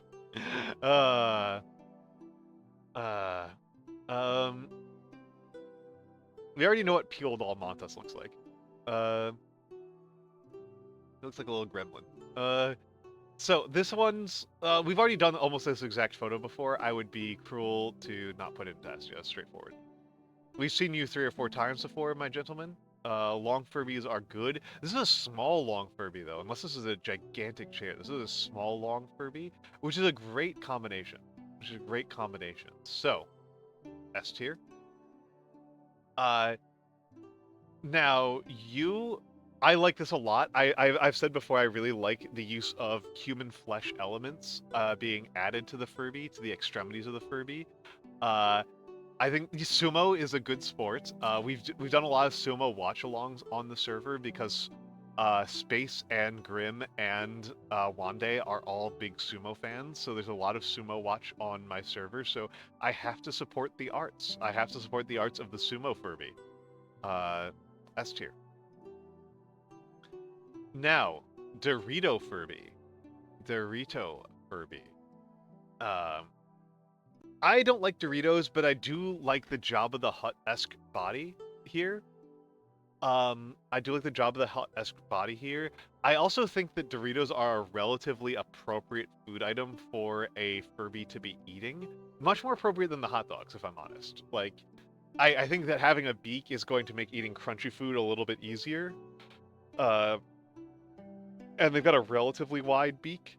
So it's not like as specialized for like picking nuts or something like that. I think Doritos might be a relatively good one for the Furbies to be eating.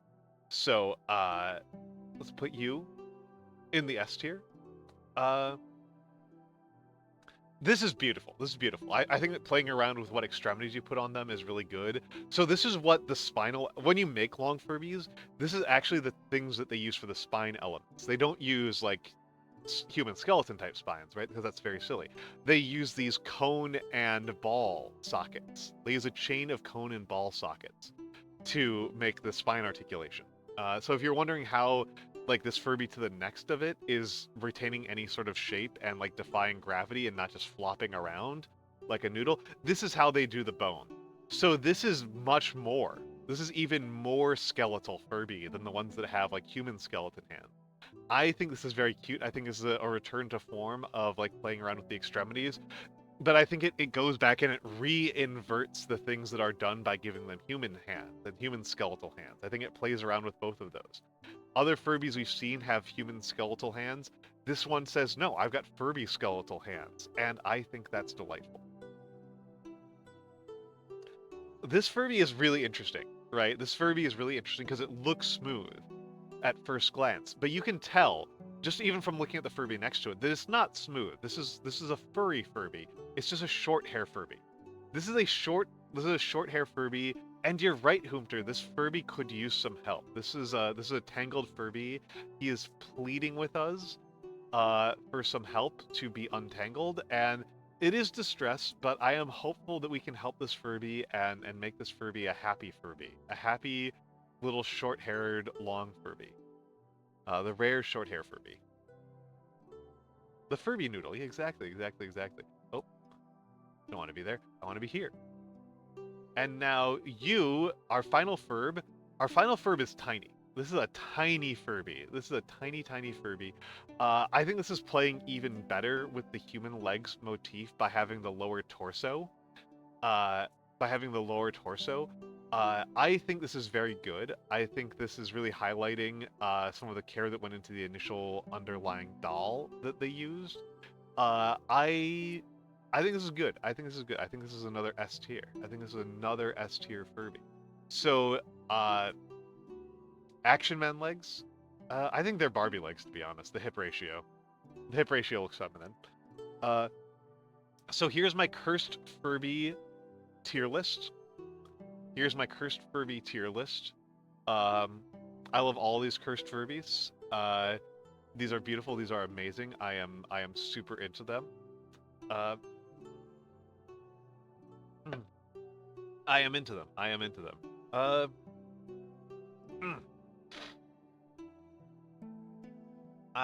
into them. So I should post all of these to I'll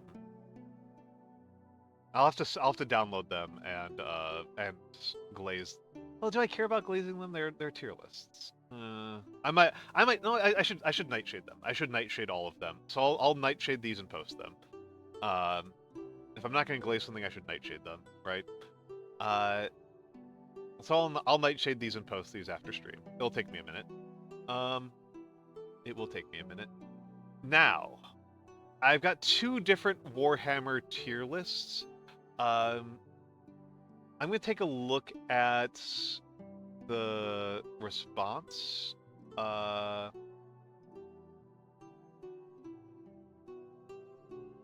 Okay. I'm going to do a less cursed one, but a more controversial one. I'm going to do a more controversial one. Let's start with Warhammer. Should I do Warhammer gameplay or Warhammer aesthetics? Gameplay or aesthetics first? That's the question.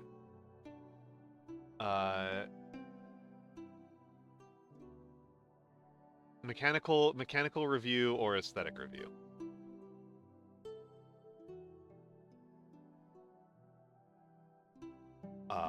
So I've got the mechanics and I've got the aesthetics over here.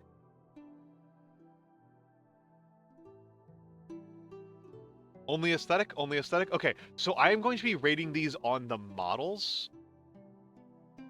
Well, I've already listed them on the side. Well, I was going to do both. I was planning on doing both. So,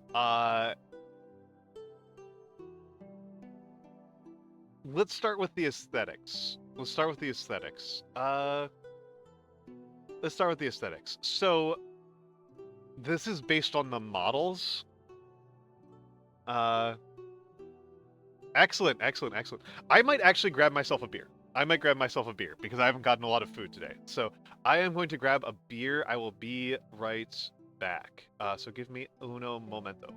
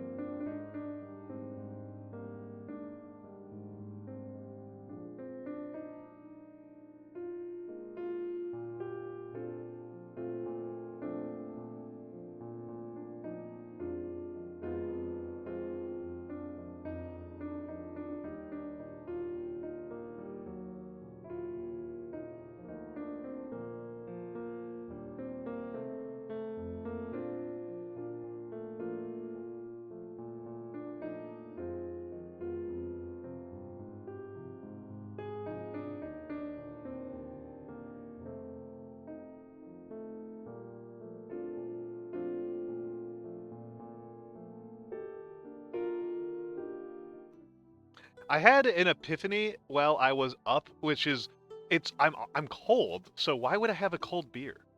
That's insane. That's insane. I would still punch. Yeah, punching Nazis is a glorious behavior that you should always do. Always punch the Nazis. Uh, always punch the Nazis. Witcher 3 in Russian? I can only imagine. I don't really speak Russian, so I wouldn't be able to really tell. So, we have 40k. We have 40k, and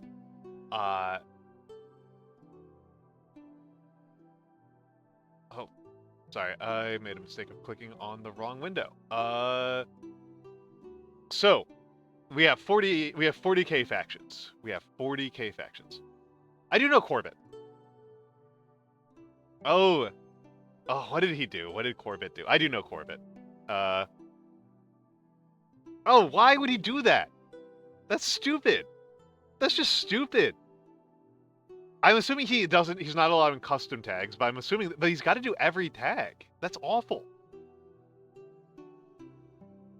That's worse than me. That's worse than me. It was bad enough that I did a 24-hour reward stream. Like,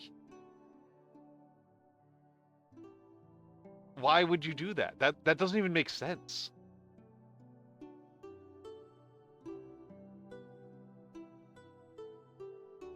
Yeah, I know. It has to include releasables and formables. Yeah, like you have to include like Moogals. Like, good lord. Like, India alone is going to take you like 4 hours. Awful. Don't do that. Okay. Back to my own stream instead of making fun of somebody else. For his terrible choices. So, Adeptus Sororitas, I think they're fine. I think Sororitas are fine. I think they have a couple of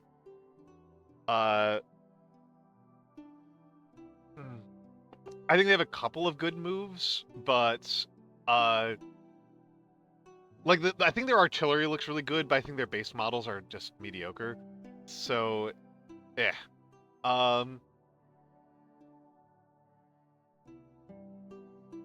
Oh, okay, Mora, I get that, I mean, I have talked about this repeatedly, that I really hate how in Chainsaw Man, they localized Shine as die, which is a literal translation of the word, but Shine in English, like the English equivalent of Shine is like fuck you might not be harsh enough. Like, Shine is a very harsh,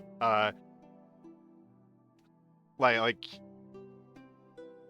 choke on a dick, fuck your mother are like more equivalents. I love Reyes. Reyes is one of my characters. Even though I generally think Part 2 is mostly stronger than Part 1, I do think Reyes rules. A really big fan of Reyes. Speaking of Russians. Custodes. Custodes I just think are kind of dumb looking. Like, I don't even mind, like, kind of doing a more good guy look in 40k. I just think the Custodes are just kind of dumb and uninspired. They kind of substitute, like, greebling for having any sort of coherence.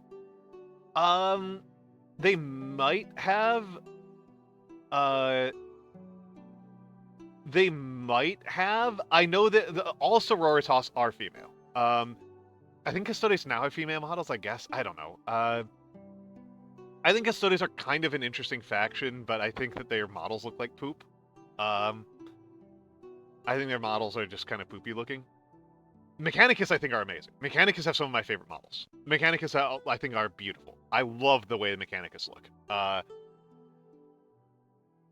They're some of my favorite. I might put them down in A. I might want to revisit these, but I'm gonna put them in S for now. Mechanicus are incredible. Actually, no, Stilt Boy tops them up. Stilt Boy tops them up. Stilt Boy's incredible. Who cares? Black Templars, who cares? Who cares? Honestly, I wonder if I should have added a below S tier specifically for Black Templars. But well, and also the models all have the way they do the flowing cloaks for Mechanicus is really good. I think Skitarii look really good. I think Castellans are some of the coolest models in the entire game. I love the Castellans. I might have to pull them up.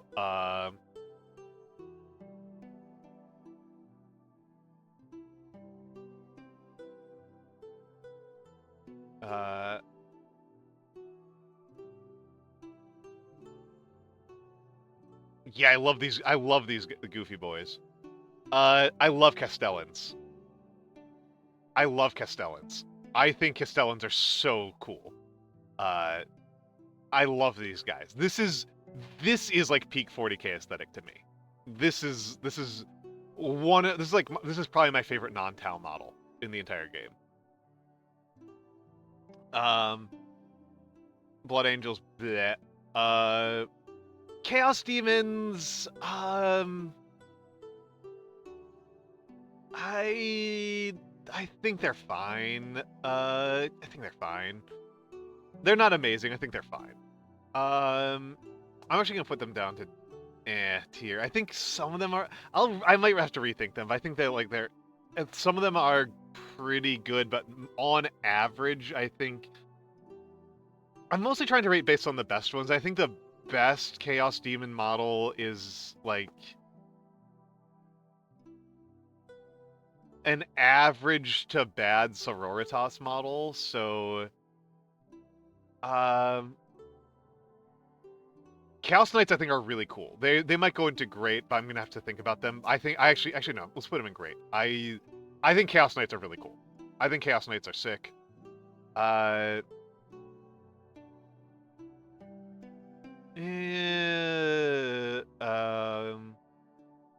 put CSM in A tier for now. I wasn't instantly bored as soon as I thought about it. Yeah, Knights I think are cool. I think both Knights factions are very cool. I think in general, Games Workshop does better when they focus on centerpiece models, which is a bit of a shame for me, a person who hates centerpiece as an army design. I am not into centerpiecing for armies. But I do think that they are better at designing centerpieces than they are at designing other things. They clearly like to design centerpiece models. They clearly care way more about them, and so like centerpiece and it's like Knights is just like all centerpieces. Oops, all centerpieces. This is my most controversial one. This is my most controversial choice. Craftworld's my favorite faction in the game by a long shot. I actually don't love the models that much. I think the models are merely incredibly good. I think Fire Prisms are amazing. I think Wave Serpents are incredible. I really like Guardians. I think the Avatar's kind of bad. Like, that's my big controversial one, is I think the Avatar's kind of bad. I don't like Wraith Lords, I don't like Wraith Knights. I do like Wraith Guard and Wraith Blades, but I think that the Craft Worlds are held up very much by their vehicles. I like their planes a lot. I genuinely like Craft World planes a lot. I think they're my favorite planes. I think they're my favorite planes. So I do like Craft Worlds quite a lot, but I don't like them as much as I like my S tier as much as I like the S tier factions. I wind up playing Craft Worlds because all of the factions that I want to put in S tier I think are less fun to play. Is what it is.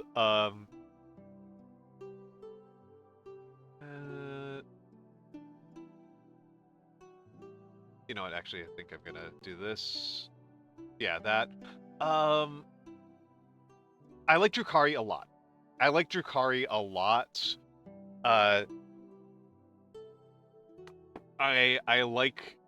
really like the Drukhari aesthetic. I don't like them gameplay-wise nearly as much as I like the Craft Worlds. Yeah, they are edgy. It's a clear aesthetic stance from the Drukhari.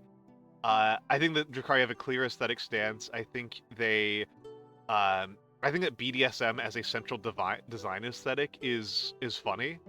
Um, in a lot of ways, I kind of feel like they're what they say they're going to do with chaos, and then they're too cowardly to do with chaos. They do with Drukhari. Like, if they have a good idea, it goes in the Drukhari. If they have a bad idea, it goes in Chaos, Space Marines. So I like Drukhari a lot. I mean, yeah, they're Space Drow. They were literally called Dark Eldar for years. Like, yeah, I mean, craft worlds are just space elves. Like, yeah, I mean, yeah, like, yeah, like that's yeah. Adeptus Mechanicus are just space Americans. I think it's funny. I think it does. I do wonder about it because I feel like it doesn't work super well with the rest of 40K's lore, where it seems like the things that happen are because of denial. That it actually is more internally coherent with how 40K is written about every other thing with chaos. If Slaanesh is a result of the craft worlds being too strict, right? The Slaanesh is not because the Eldar were so debauched; it's because they were unwilling to be debauched. That's like way more internally coherent, both emotionally and like philosophically with the rest of 40K. But 40K has bad lore, so yeah. Well, I mean that's where Tzeentch gets his power from, right? Like Tzeentch's power is derived from the humanity's unwillingness to change. And Nurgle gains power because the Imperium is obsessed with purity. Like, that's where they gain their power from in very direct ways. So, like, yeah, it would make more sense, right? And so,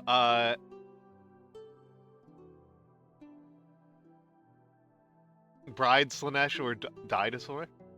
I suppose. I'm really a Xenos guy. I'm a Xenos guy. Speaking of Xenos, I think Gene Stealer cults are so cool. I think GSC are so cool. I like GSC a lot. I think they're not my favorite. Maybe I should promote them to fine. Actually no, I think I'm gonna keep them here because I think of GSC as basically better Tyranids, and Tyranids are going into fine. Sure, I guess. Is this still readable? Because I want to keep it like legible. I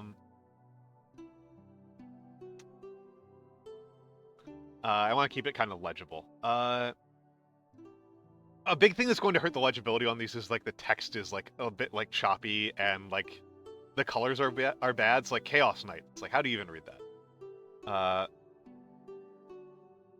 Buy my own rifle and engrave Daka on the stock? Yeah, go for it. I think I gotta put Harleys in beautiful tier. Hello, Blue. Hello, Blue. Hello, Blue. Blue, you missed the cursed one. You missed the really cursed one. You missed a really cursed one. You dodged a bullet here on a really cursed tier list. Yeah, I like Harlequins a lot. Harlequins, I think, are... I honestly kind of feel like Harlequins are mostly punched up craft worlds. As much as I like craft worlds, I think that they're a little bit like a little bit cowardly sometimes. In the same way that I feel like Drukhari is just like a non-cowards chaos. I feel like Harlequins are non-cowards Eldar, and Eldar are already really good, so Harlequins get up really high.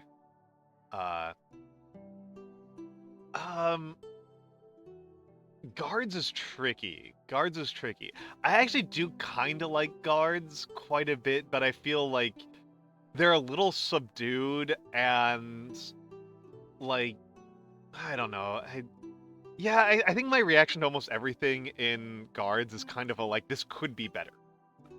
Like, other than like the Chimera, I think pretty much every single model in guard could be punched up like without a lot of effort. And if you want the same aesthetic but better, you do GSC, right? Gene Stealers are the cool Imperial Guard.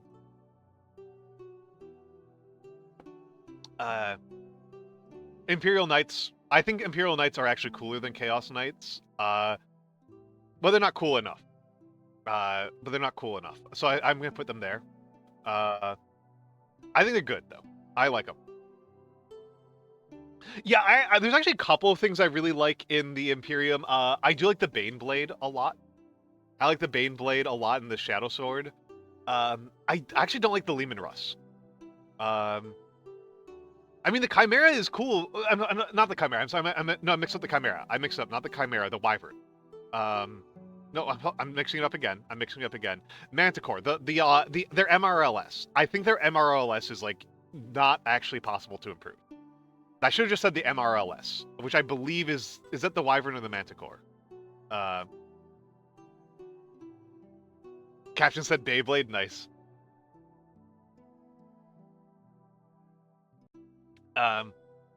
Nice. No, the Chimera is whatever. The Chimera is fine. I shouldn't have spoken up the Chimera. The Chimera is just fine.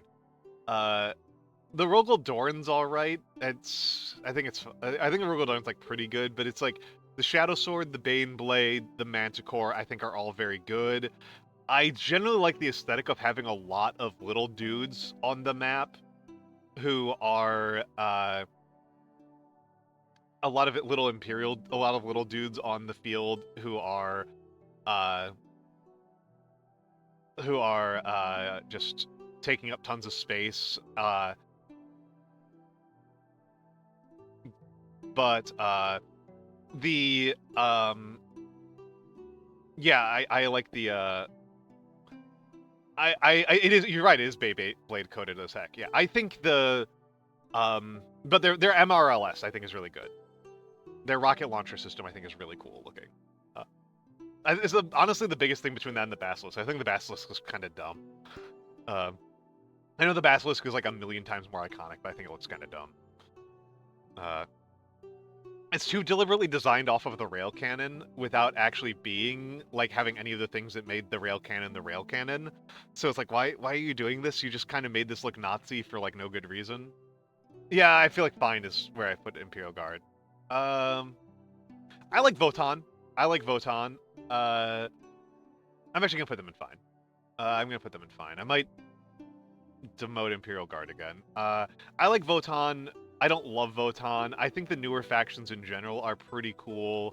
Yeah, you made this look Nazi for no good reason. Like, yeah. And like such a subtle way too. Like who's gonna even catch that? Like other than me, like I'm going to catch that because I'm a turbo nerd. But like, how many people are really going to catch that? Like, no artillery piece looks like this except for a very specific, very iconic piece of Nazi hardware that like didn't work very well.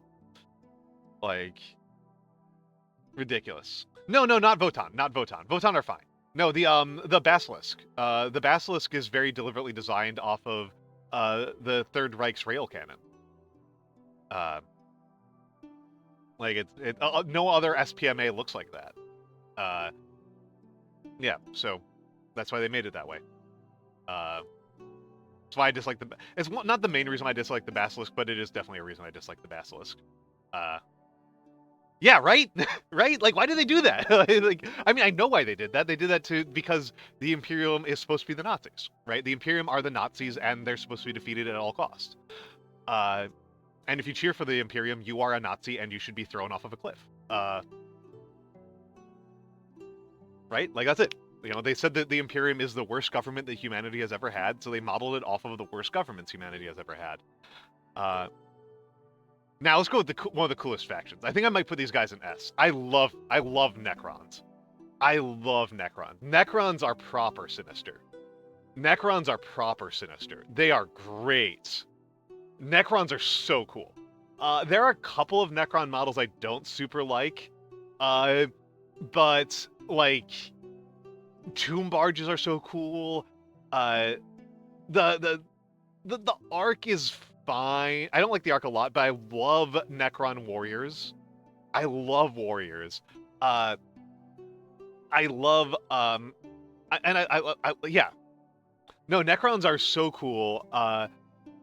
I think that you could safely replace all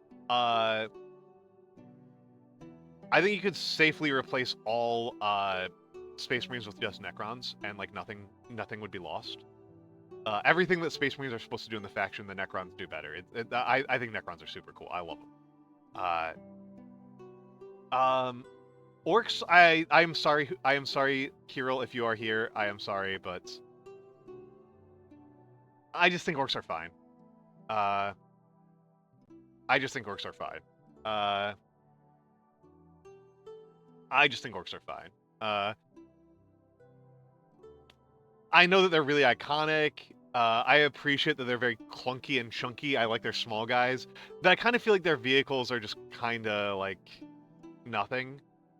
Like they're kind of nothing. Nids I'm putting in tier. Nids I'm putting in tier. Yeah, I like the lore. I like the concept behind orcs, but like looking at orcs or like thinking about painting orcs, I'm like, why would I do this? Why would I bother? Why would I bother? Yeah, Nids don't really do much for me. They're just kind of like boring gene stealers. They're fine. Yeah.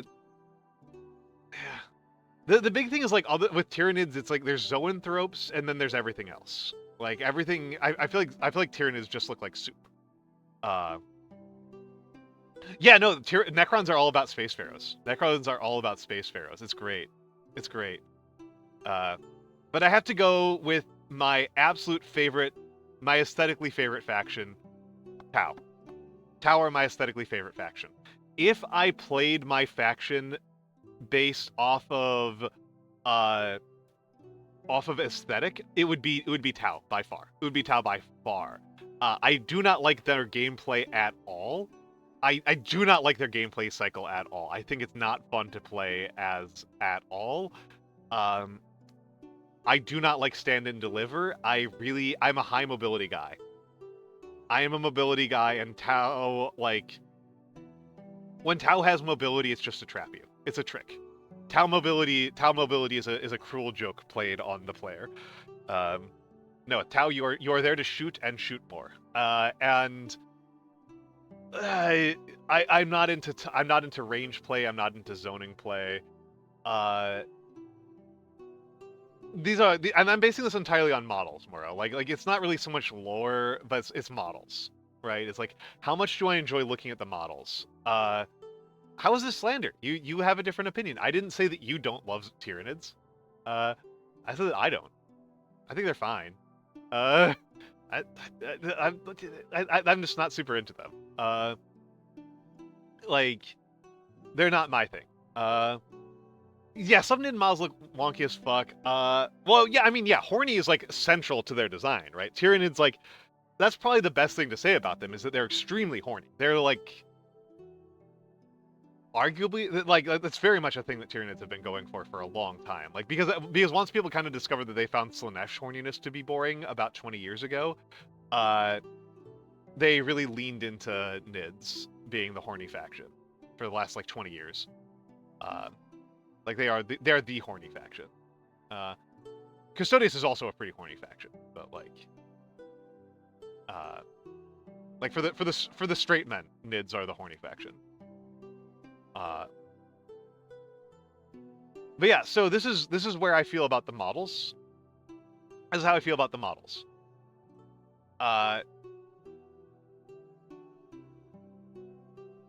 Because it's MC Escher, Muro.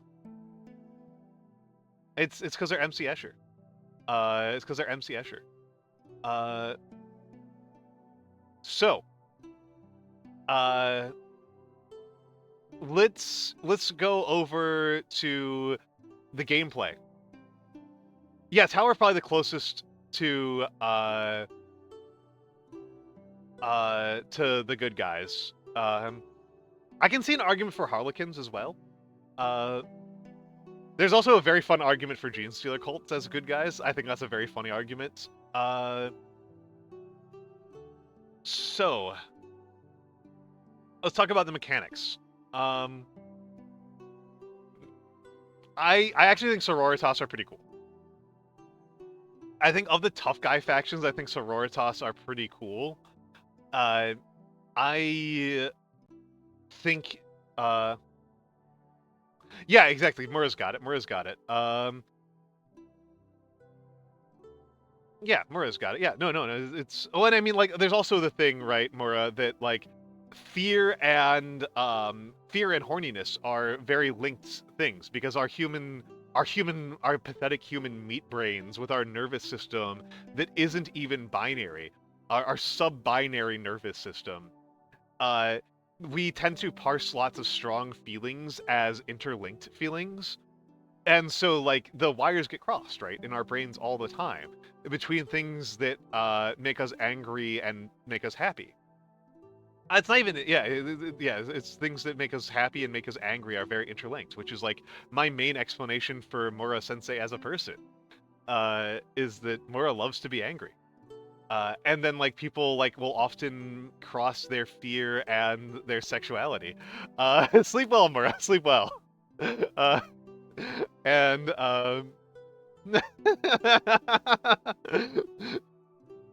you do, Mura. I can see it right now. You love being angry. You do.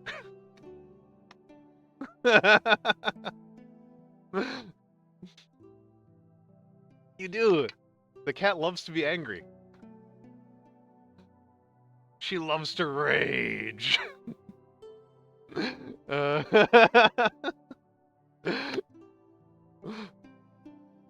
uh, she loves her anger. Yep. Exactly.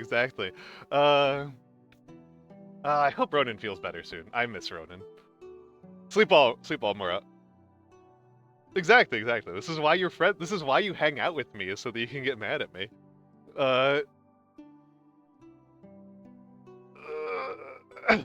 Ooh, that's a nice one. Thank you for the reminder that I need to go back over to Linux.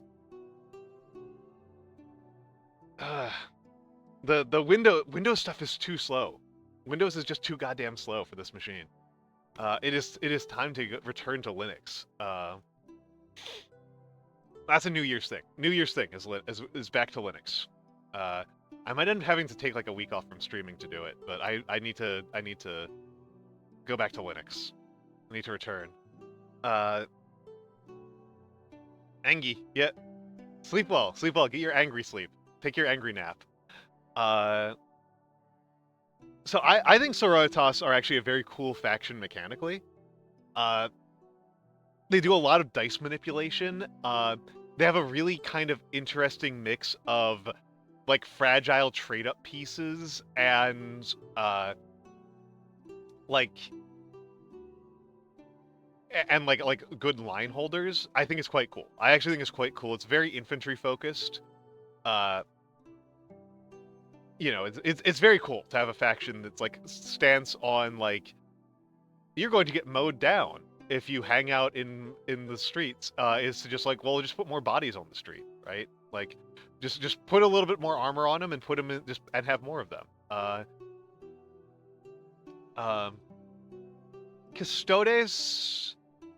Custodes are borderline to me. Custodes are pretty borderline to me. They've proven to be incredibly hard to balance. But they've proven to be incredibly hard to balance, but they're like I kind of think they're kind of dumb. And like it's like, oh, like their whole identity is they've got like very few elite models. But it's like that's not like a gameplay thing. That's not a verb. Give me a verb. There's no like verb for Custodes. But like at least they fit into the niche of like the faction where you're using anti-tank weapons as anti-personnel weapons. Like I guess that's fine. And thank you for the Almantas. Mechanicus are super cool. I think Mechanicus are super cool. Though I might put them... I'm going to put them in fun opponents, because they're not actually all that interesting. I think they've got a lot of cool things going for them. They're kind of underutilized, and a lot of their cooler mechanics have been shaved away in 10th edition. but I think that they're I think that they're pretty cool. I like Mechanicus. Uh, I don't love them. Uh, and I've played as them once and I hated playing as them, but I'll play against them. They've got enough variety that like you never quite know what to expect. Uh, Speaking of like faction that has no variety, but are still cool, Chaos Knights. Chaos Knights, it's like you know exactly what you're getting with Chaos Knights, but it's also like in terms of like what the Custodes are doing, where it's about like having very few elite models. The Knights factions do way better. Uh, the Knights factions are way better at being like mechanically interesting to interact with and being like this very small elite army that you have to like kind of plan around, like how are you going to deal with the fact that your opponent has like 4 units on the table, and how can you punish them for that, right? Like how can you punish them for that? I think it's kind of cool. I don't want to play it because I don't like centerpiecing. I'm not into centerpieces, uh but I do think that they're cool, and I think they're fun to fight against. Craft Worlds, it's got to be Craft Worlds, no question in my mind. Craft Worlds are the mechanically coolest faction in the entire game. It doesn't even come close for me. They might be the only thing that goes in that tier. I love Craft World mechanics. I think they're super duper cool. I'm actually gonna move Sororitas down one. Now that I'm thinking about it more, I think they're just kind of fun to play against. I don't think they're actually like I'm thinking about it a little bit more. They're not that interesting. They're not that interesting. But I think Craft Worlds are absolutely my favorite. It's not even close. I love Craft Worlds. I love everything about how they play. If Craft Worlds didn't exist, I would find 40k to be a substantially less compelling game immediately. And the fact that Craft Worlds aren't in 30k is enough reason for me to never touch 30k ever. I don't care. Drukhari are also very cool. Drukhari rock.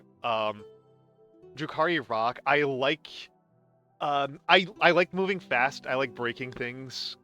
I want my factions to be high speed, high firepower, low survivability, and Drukhari are even more than that.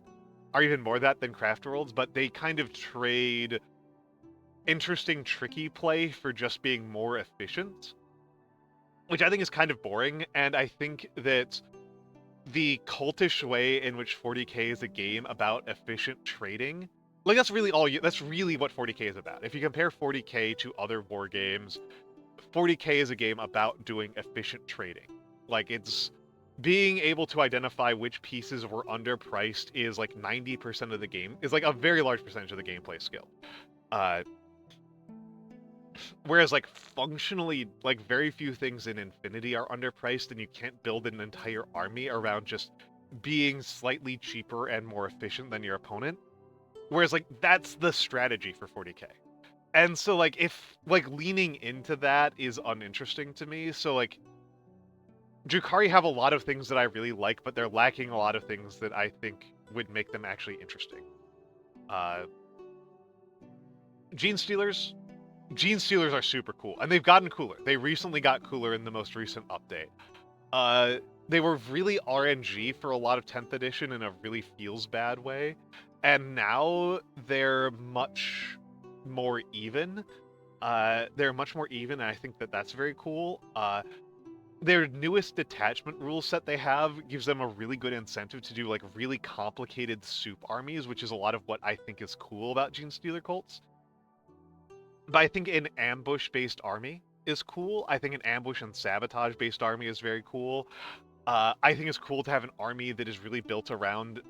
I like ambushing in general, and I think that Gene Stealer cults play into it in a very cool way. I like it. Speaking of Harlequins. Harlequins rock. I think that they're not quite as good as Craft World, but I feel like it's really close. I think I could play an entire Harlequin mono army and have a really good time. I like Harlequins a lot.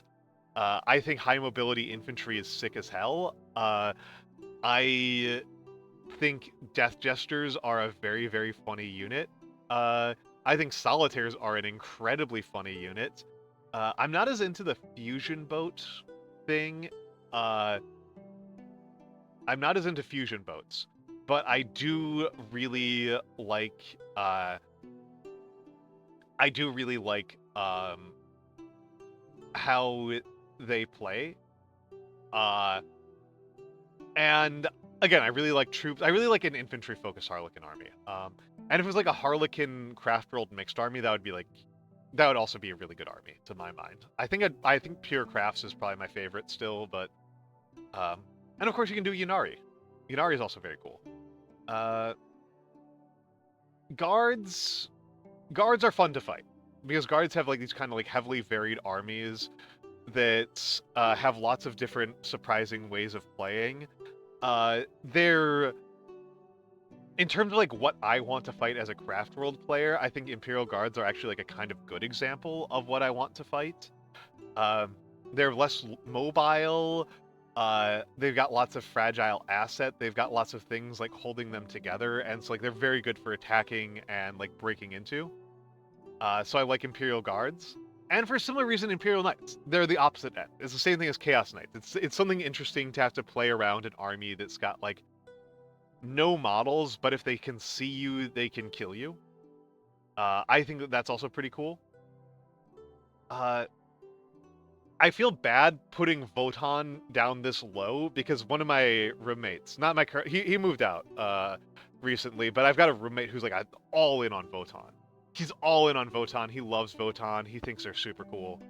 I think they're a little bit flat gameplay wise compared to a lot of other factions, but I think the grudge element is pretty cool. I think it's kind of cool that they've got some like truly interesting and unique firepower. So I like Votan. I like Votan, but I don't love them. I think that they're kind of a little bit boring, but like not the most boring. Uh, Necrons. Necrons rule. Necrons absolutely rock. Necrons absolutely rock. Yeah, look at freaking Socrates over here. Exactly. Good one. Good one. I like it. I like it.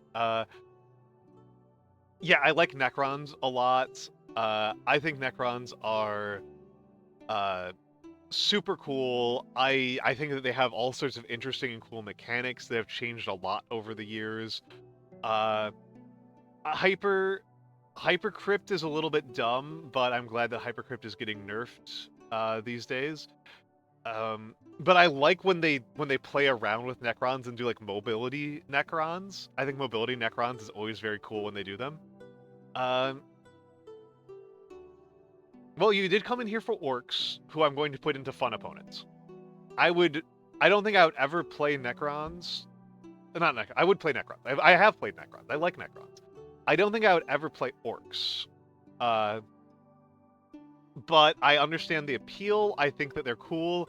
I think they're fun to play against.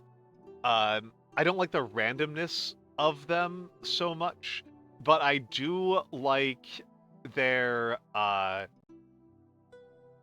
I do like that like they lean really hard. Again, a lot of these fun opponent ones are ones that lean really hard one way or the other, and orcs lean really hard into like a horde mechanic. They've got some ways to mess with you that I think are interesting. Like they do have some good shooting. They do have some good mobility. They're not just dumb. Like they've got some interesting things going on. And speaking of another faction that like I don't want to play, I do not enjoy playing Tau at all. I do not enjoy playing as Tau at all. They are my favorite models, but I do not like how they play at all. I think it's very boring and one-dimensional to play as them, but I think it's an interesting thing to disassemble. I think that they are an interesting puzzle to attack. They are very NPC to me. They're very, very NPC to me. They are very, very NPC to me. Which is also the way I feel about our last faction, Tyranids. Tyranids, I am putting also in fun opponents. I think Tyranids are fun to fight. I think Tyranids are fun to fight. I don't think that they're amazing. I think it's really funny that Tyranids are like the designated melee army of the entire game, and because of the stupid way they do balancing in 40k, they are frequently the best shooting army in the game, because they're idiots at Games Workshop, and that's funny. But Nids, I think, are interesting. I think Nids have some kind of cool things going for them. I think an army that's where target acquisition and prioritization is like a big question in a game where that's like a big part of the verb that you're doing is like target prioritization. I think an army where it like really punishes you for bad target prioritization, like Nids, is a very fun army to fight. So yeah, this is where I sit on where the 40k factions are from a gameplay perspective. This is the gameplay side of it, as opposed to the aesthetic side of it. As opposed to the aesthetic side. You can see that Harlequins wound up being S tier on both. Oh yeah, that happens a lot. Blasphazar. I would say Blasphazar are the main thing to know about 40k balancing. This is the most important thing to know about 40k balancing. Is that the way that you build an army in 40k is you have points, right? You have 2,000 points normally. So you have 2,000 points to build an army, and then you have to spend those points on units. Simple enough, right? Kind of simple thing, right? You have a budget for building your army. And so the defining feature of 40k balance is how much does a unit cost? This is where the game is defined. How much does a unit cost in 40k? And the answer is vibes. The answer is just total vibes. The answer is that a group of guys in England sit around a table and they just kind of go, they make the stats, and they lay them out, and then after they've made all the stats and rules, they go, I think this is worth 15 points. I think this is worth 45 points. I think this is worth 160 points. And they just do it totally based on vibes. And so when a faction is broken, it's almost always because they have the cheapest version of a type of unit. That's almost always how it happens. So there was a long period in 9th edition where Drukhari were by far the best faction. And it wasn't because they did anything special. It was just that if, like, units that would cost 10 points in another faction cost 8 points for Drukhari. That's it. That was it. It was just things that cost 10 points in one faction cost 8 points in Drukhari. Things that cost 50 points in other factions cost 40 points in Drukhari, etc., etc., etc. So the Drukhari just showed up with 20 to 25% more dudes than you. That was it. There was nothing else to it. There's nothing special. There was nothing unique. There was no, like, particular fascinating interaction. It was just they were cheaper than the alternative. Which is how it always breaks, right? Space Marines, whenever Space Marines are doing well in the meta, it's because Space Marines have 150 units. And, for example, there was a period where Space Marines were incredibly broken because one of their 20 or whatever indirect fire pieces was, without a doubt, the cheapest way to hit units without seeing them. They had the cheapest method of dealing wounds without seeing units. So they were the best faction in the game because that was a very important capability. And this is just how it happens, right? This is just how it happens. When Craft Worlds were really broken in 8th edition, the fundamental reason why Craft Worlds were really broken was that they had units that cost about 110 points that were impossible to kill with 110 points worth of your own units. And that's how it worked. Like, you just had a bunch of units that could not be killed in a timely fashion for cost efficiently, and that's how you won as Craft Worlds. So that's 40k balance. That is 40k balance. It's all pricing. It's all pricing. Almost nothing else.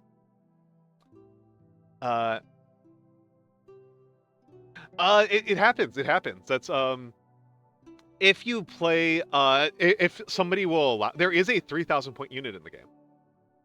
There is a 3,000 point. I don't know how much they cost nowadays, but I know back a couple editions ago, a warlord titan cost 3,000 points, and it was like, it was really bad. It was really bad. You paid 3,000. It was a really bad unit. The warlord titan was a staggeringly bad unit. One of the worst units in the game. At 3,000 points. So there's probably something that costs close to 2,000 points, like a revenant or something like that. But yeah, war hounds used to cost like 1,200-ish, and were pretty bad.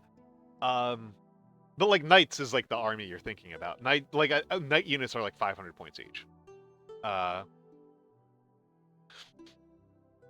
Humter 40k matches are actually not super interesting to watch. They're much more boring to watch than most war games. All right, so we have done a tier list that is extremely non-cursed, and a tier list that is extremely cursed, and two tier lists back to back, really rapid fire, that are very niche but not very cursed. So let's do one that everybody understands. Let's do one that everyone understands. We're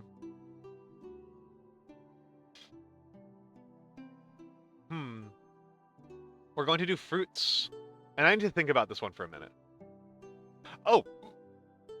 This was the cursed one. This was the cursed one.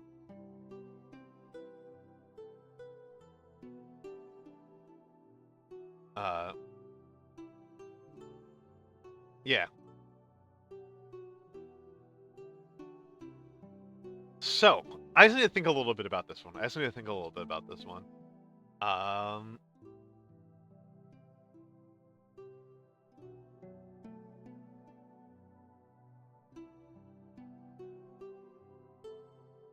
Okay, we're doing fruits.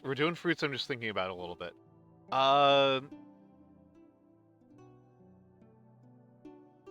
So, we're going to rate fruits, and I this is the vegan here.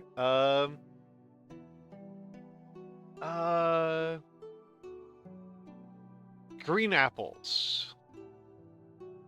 I don't really like eating green apples on their own, but I do like cooking with green apples. I like making apple pies with green apples. I like making apple cider with green apples. I particularly like making apple sauce with green apples. So I feel like I have to put that in A tier. and I think that's reasonable.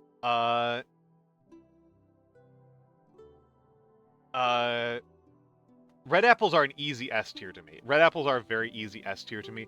I like red apples so much that if they specifically broke out Red Delicious, I would still put a Red Delicious in A tier. I am that enthusiastic about red apples. I really like red apples. Really into. It would just take forever. Like I think Kirill has one that has like hundreds of apple types, and it's like I don't need this. This is too much. I do think that Red Delicious would be A. A lot of the ones that people really like would also be A, and like S's are going to be like Galas and a couple other ones. I don't actually like the super crisp apples. I'm not super into the super crisp apples. I'm not super into like the tart bad boys. Like, I kind of like them. I kind of like them like earthy. Earthy is like a big flavor profile to me. Apricots. Apricots are fine. I don't adore apricots, but I do like cooking with them. I'll eat them, but I think they're just merely very good. Avocados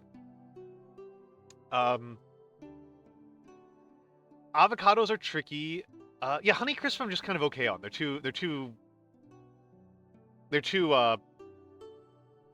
They'd be A tier for me as well. Avocados are an S tier. It's just crazy. I feel like it would be crazy to see somebody not put avocados in S tier. That feels crazy to me. That feels completely crazy to me. Presumably there's somebody out there who hates avocados, but like they're just so unique. They're so novel. They're so unusual. That it's like really hard to argue with. Bananas are an S tier to me. Bananas, they cook incredibly well. I cook with them constantly. I think they're amazing. I think they're amazing and beautiful. I eat like a pound of bananas a day. I eat so many bananas. I love bananas. They're great for baking with. They're great for smoothies. They're great for just a snack on their own. I love bananas. I love bananas.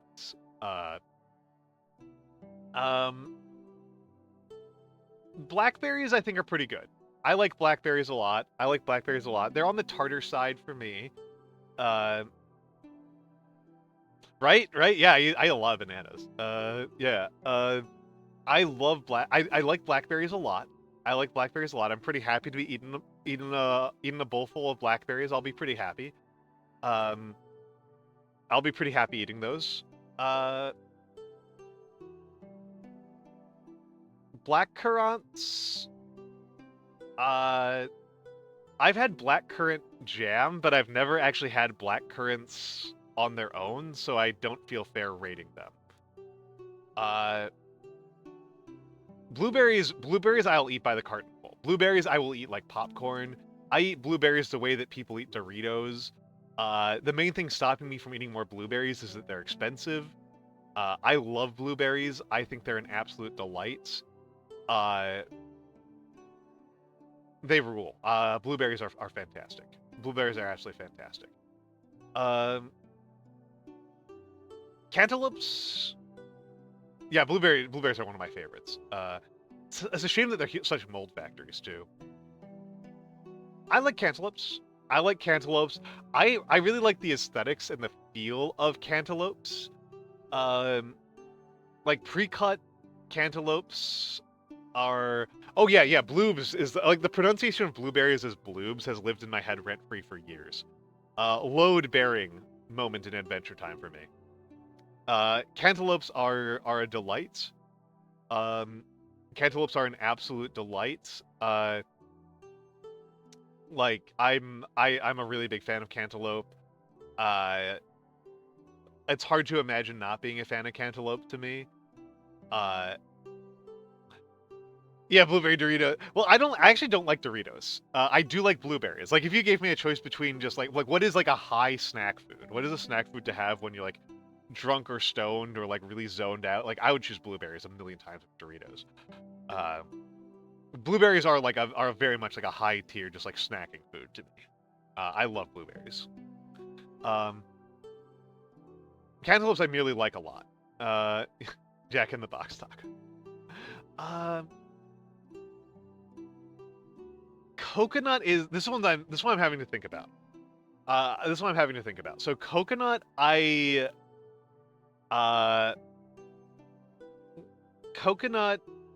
like the texture kind of gets to me. But I kind of like the flavor profile. Like I never just like eating coconut by itself. Which I think was my standard for green apple, so I think this might make this A tier. I think this might make is that A or B tier to folks? I don't know if that makes it A or B tier for me for coconut. I'm not sure.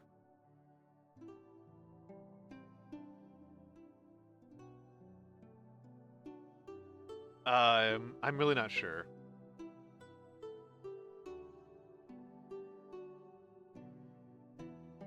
Ah, but you loathe fake coconut. See, like I like cooking. I like macaroons. I like making macaroons. Hello, Nando. Hello, Nando. Hello, Nando.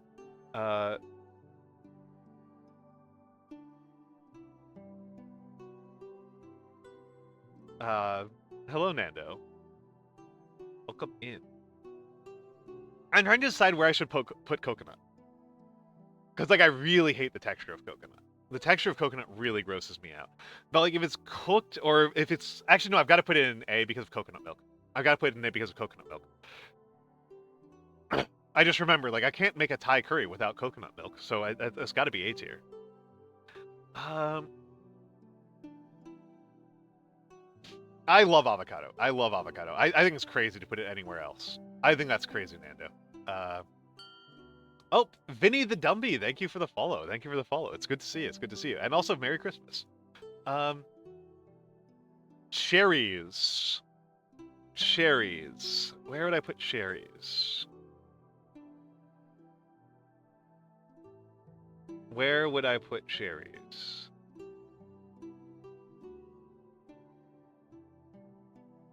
Where would I put cherries? I never go out of my way to eat cherries. Cherries pretty much for me are universally a like this is fine food. I genuinely don't think I've ever like I've had cherries that I've really enjoyed, but like I pretty much feel like I can always be doing better. Thank you, Vinny. Thank you, Vinny. I feel like cherries I could always do better. I'm not sure. I'm not sure. I think I'm gonna put them in B. I think I might put cherries in B. And same for cranberries. I actually do like cranberries quite a bit, but I also generally feel like I could be doing better unless it's like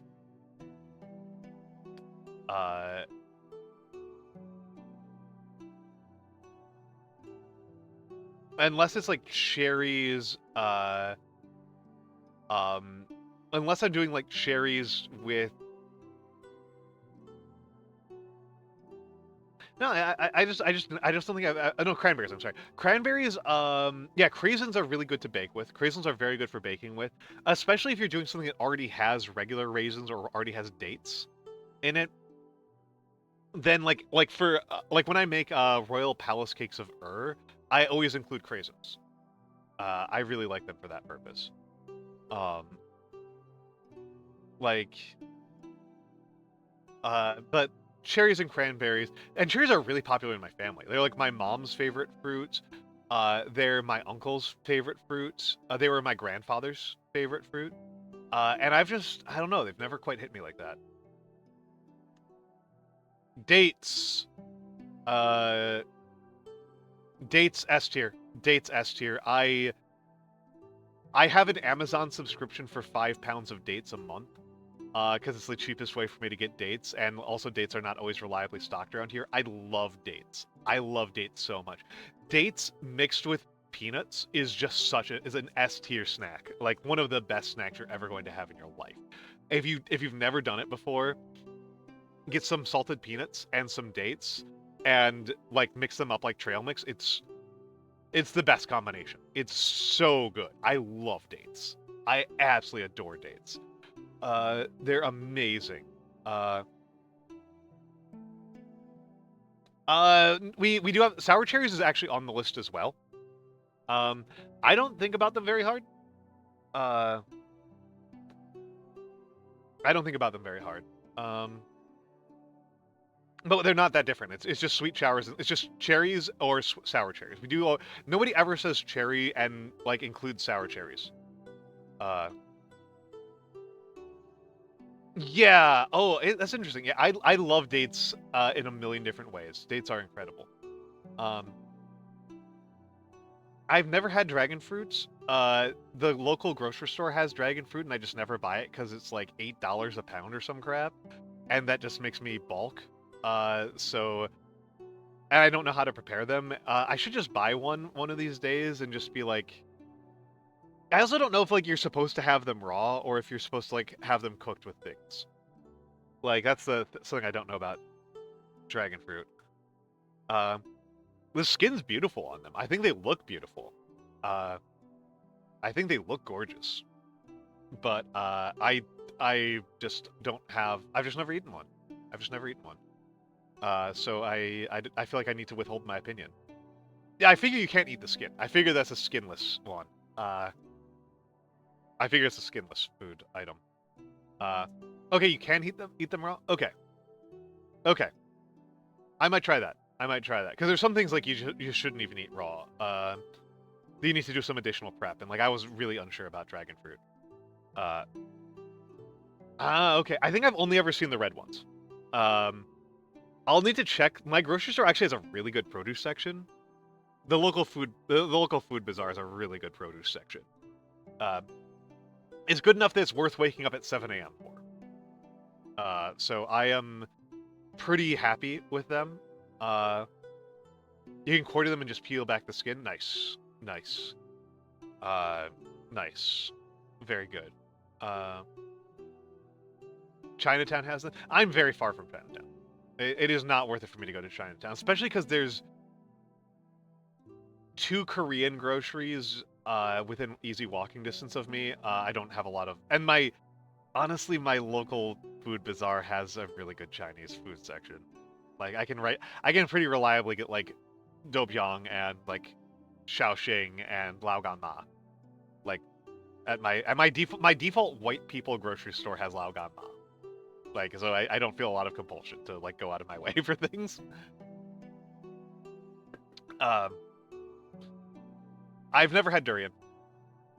Yeah, I'm pretty lucky in that sense. I've never had durian.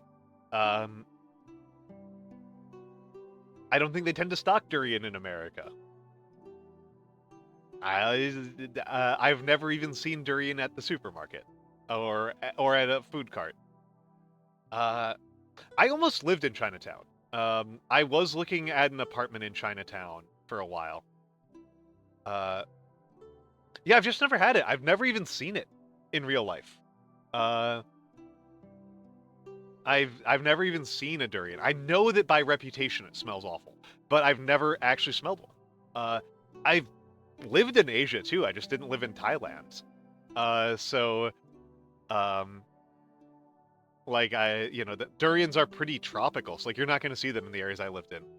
I can imagine that it's very expensive cock of the day. I can imagine that's very, very expensive in the U.S.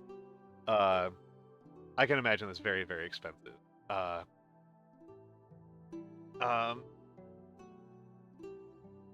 Figs, I don't know how to rate.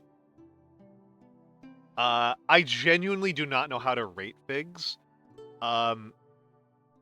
Figs creep me out. I might put them down as I've never had this. I have actually had figs, but I can't remember what they taste like. And so so I've been vegan for a long time, right? I've been vegan for like almost 13 years, I think. 13, 14 years. I've been vegan. And people, when you're vegan, people will do joke things like they'll be like, "Oh, are animal crackers vegan?" And it's like, well, I mean, depends on if they put any animal products in them. I think by default they are, but sometimes they put lanolin in them.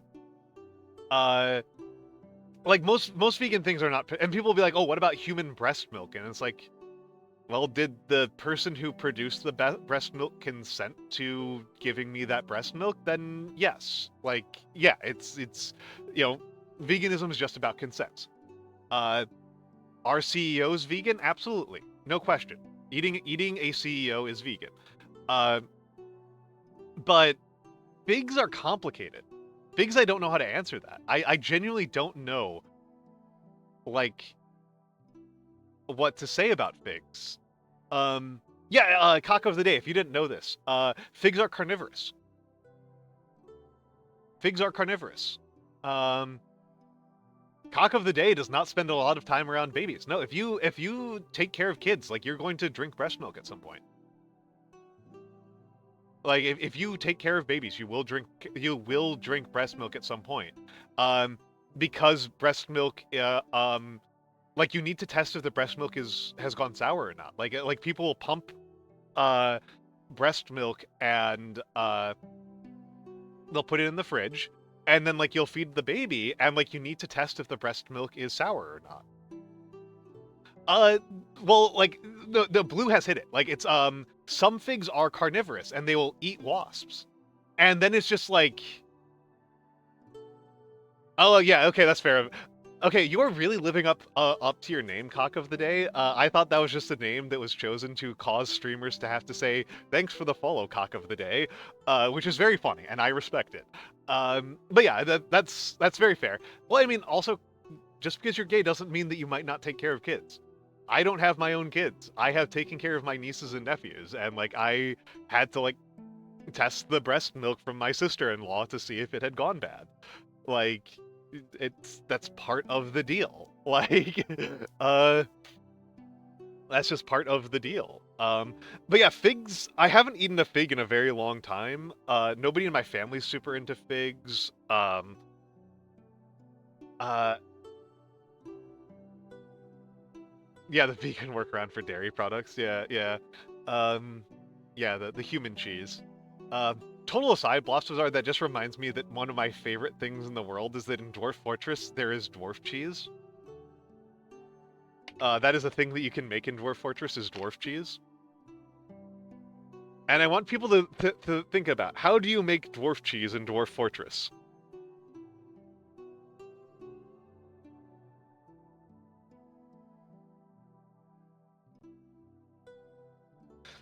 I'm just going to let you think for a second, because the answer might surprise you.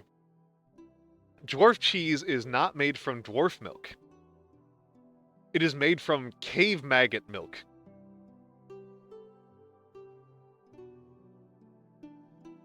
And I've always found that incredibly gross. I'm not even actually sure, to be honest, Cock of the Day. Apparently Europeans have them a lot. Apparently they're like really common in like France and the Scandinavian countries. But like I've only ever had blackcurrant jam, and I thought it was mid, and then I never really thought about it again. I didn't think it was good enough to spend money on.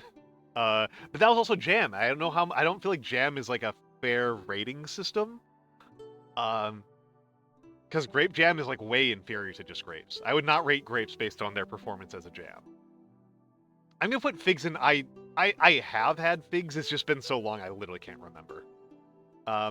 Gooseberries I've actually never had. Okay, that's interesting. Yeah, that's interesting. I definitely do think of them as a European food.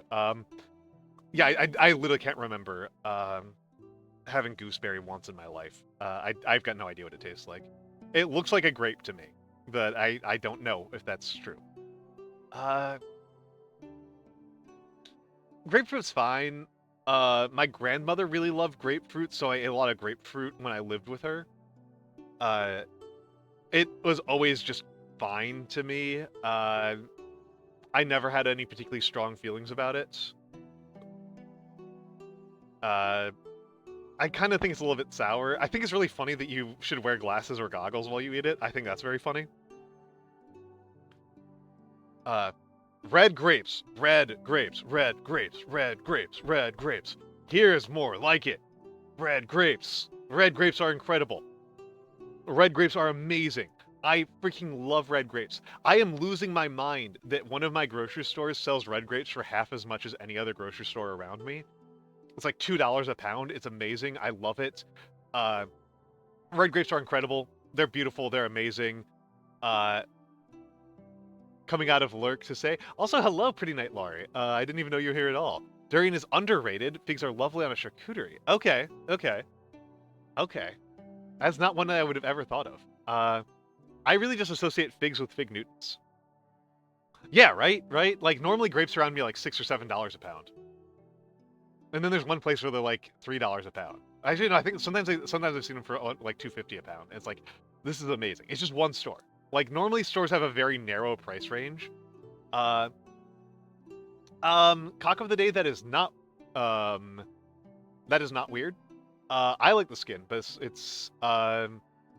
that's I think that's reasonable. I think that's normal. I think red grapes are absolutely amazing. Um, I am feeling like I may have made my tier list a little bit too restrictive. Uh, because white grapes I definitely think are worse than red grapes, but I still think they're S tier. I definitely rate red grapes like categorically worse than red grapes, but I love I love white grapes. I really like white grapes. Uh, uh, oh, okay, your Syrian teacher okay, okay. Ah, I've never had gooseberries. I've never had gooseberries. I have, Humter, I have never seen a gooseberry. I have never even seen a gooseberry. I think they're just not a thing in America.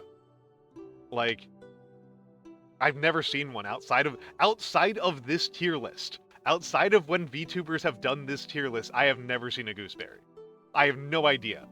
I've never seen them in the store. I've never seen gooseberry jam. Oh, I actually like the seeds. I actually like the seeds in grapes. I actually like seeded grapes. Uh I actually like seeded grapes. Um Go ahead and tell your story. Oh, that's cute. That's cute. That's cute, Hoopter. I need to go to the fan art because I'm out of water. I am out of water, so we're going to see the fan art gallery. I'm going to use the bathroom, get some water. I'll be back in just a minute. See you all soon. I apologize for the break, but enjoy my fan art. I need to also update the fan art gallery. I will update the fan art. I'm so annoyed about the fact that I'm spending Christmas with my parents right now because there's all these tech things I want to fix.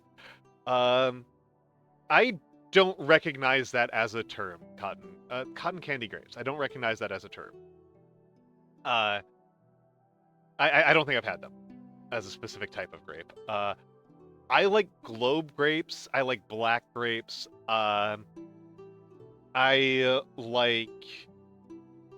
I pretty much like every single grape I've ever had in my life. I don't think I've ever disliked a grape that I've had, unless they were like rotten or something like that. But I've never disliked a grape because of the type of grape it was. I'll be right back.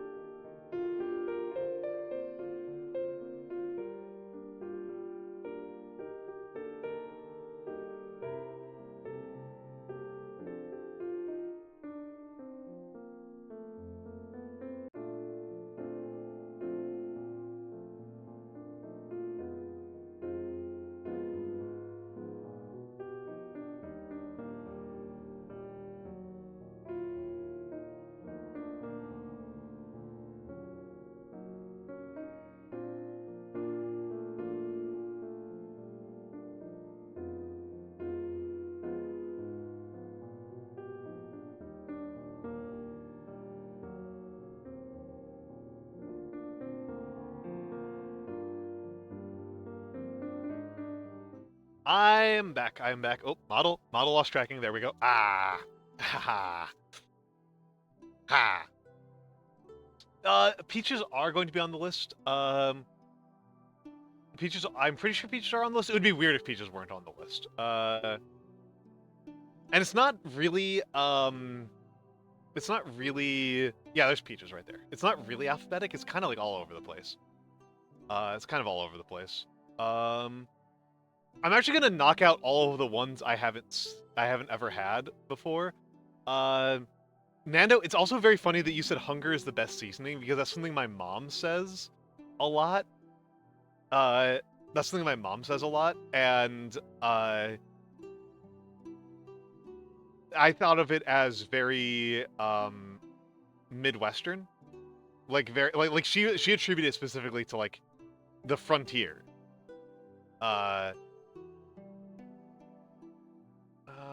Is there anything else on here I haven't? I've actually like never had. I've actually never had a pomelo. I've had lychee, but I can't remember what they taste like. I've had lychee, but I can't remember. Miu and Sakura, it's good to see you. It's good to see you. It's good to see you. Can I remember what kumquat tastes like? I've not had red currant. I have a mulberry. We have a mulberry tree. I've just never had it. I mean, it's entirely possible, Nando, that just like a lot of people say it. I think I'm gonna put kumquat down here as well because I can't remember. I've had kumquat, but I can't remember it. But I can't remember it. Okay, kiwis. Let's actually catch up a little bit here. But yeah, it's good to catch you, Sakura. It's good that you're here. It's good that you're here. I love bananas. And I mean, I should say that in terms of BoJack Horseman's opinion on Honeydew, remember that it's specifically BoJack and it's very specifically BoJack and Princess who hate Honeydew. Mr. Peanut Butter loves Honeydew. And do you really want to be more like BoJack, or do you want to be more like Mr. Peanut Butter? I find the kiwi allergy really interesting. That's like always like a specific. It feels so specific to me. It feels so specific to me. But no, bananas are one of my favorite foods, Sakura Stepper. Sakura, I eat almost a pound of bananas a day. Like I average like 200 to 400 grams of bananas like a day. I love bananas. Yeah, I think that's true of the other people I've known who are allergic to it. Oh, Hollyhock did? Okay, well, okay, Hollyhock's actually a pretty honorable person. Yeah, more banana, the banana man. Yeah, like that banana and pajama show. I don't think allergy should be held against a fruit. Where did I put? I lost track of kiwi. I've had kiwi. They don't belong down there. They don't belong down there. I like kiwis all right. I like kiwis. I think they're kind of mild. I think kiwis are a little bit mild, but I think that they can occasionally be very good. I'm gonna zoom out slightly more. Yeah, Hollyhock is a very honorable and good person. Yeah, that's fair, Hoomter. That's fair, Hoomter. That's very fair. That's very fair, Hoomter. Yeah, the texture I think is fine. Actually, I kind of like the texture of kiwi. Now that I'm thinking about it, I kind of like the texture. So here's a question. Lemons is a tricky one. I would never eat a raw lemon. And I have mostly been rating these on raw. And so if I'm rating this on like I've been weighting very heavily towards raw. But lemons are like one of my most common cooking ingredients in my entire kitchen. I go through so much lemon. I mostly just buy lemon juice. Yeah, lemon seasoning is like lemon is like one of the best seasonings on the planet. Uh, my mom eats raw lemons. My mom will eat raw lemon. My mom loves lemons. But I like they are like lemons are up there with like cumin and soy sauce for me on seasonings. Like they're just like unbeatable seasonings. Uh, one of my favorite meals to eat. Uh, One of my favorite meals to eat on the entire planet is not. I shouldn't say meals, side dishes. One of my favorite dishes on the entire planet is bok choy stir fried with lemon juice, uh, and a little bit of sugar and salt. You need a little bit of. You need like a pinch of sugar, like 1 to 2 grams of sugar or mirin to like balance the lemon out and like round it out, and then some salts. But like lemon juice with bitter things is incredible. Lemon juice, one of my favorite things to cook. Also, another favorite of mine that I picked up from a bar. Like a bar I went to would make this, and then I learned how to make it on my own. Was Brussels sprouts roasted in olive oil, lemon juice, and crushed red pepper. Incredible, insanely good, like one of the best. Yeah, I think I got to put it in an S. Like even if I wouldn't eat like a lemon on its own, uh, like their applications as on the second tier is just so unbearably strong, so overwhelmingly strong that it's like this carries it. This carries it. Uh, and I'm gonna do the same thing for lime. I'm gonna do the same thing for lime. Like, can you imagine some sicko making a curry without lime? Like that sounds insane to me. No, you can't do that. You can't do that. No, lime is beautiful. Lime is amazing. Like oh my goodness, like lime goes so good in so many things. It's not nearly as flexible as lemon, but it's got this real brightness to it. That's just mm. We've done two different things here that have taught you some things about my cooking flavor profile. That I tend to like things that are both. I like earthy and bright flavors a lot. I tend to cook things to be pretty acidic and uh, with a lot of like really bright flavors. And I'm going to be like hot take, guys. I have a little bit of a hot take here, which is so minor hot take here. A lot of people don't like to cook with sugar. A lot of people are really afraid. Hello, JJ. Hello, JJ. A lot of people are really afraid of cooking with sugar. They think that if you make something with sugar, that makes it a dessert. Uh, people think that if you're going to make if you're going to put something like sugar in something, that makes it a sweet dish all of a sudden. And this is not true. You can use sugar if you use sugar in the kind of quantities that you use salt, like you can get some things done. You can get some things done. Yeah, a lot of Americans in particular. So Americans have a real weird, sick relationship with the British. And the British are constantly mad about how much sugar Americans eat. And so, like, when Americans, particularly like liberal upper class Americans, are very self-conscious about appealing in a certain way, and so like they'll avoid sugar in like really weird situations. And so, here's the thing: is that like this leads to a second order effect of this. Is I know a lot of people who don't cook with very much lemon juice or vinegar. And the thing is, like, if you're going to cook with lemon juice or vinegar, you really want to have some sugar. Like, you really want to have some source of sugar in there. Yeah, they think that like if you're going to cook with sugar, you need to use like a cup. That like your options for sugar are like no sugar or like a cup of sugar. Yeah, Greek phobic behavior. It's bad. It's bad. I just remembered Sakura. You're Sakura.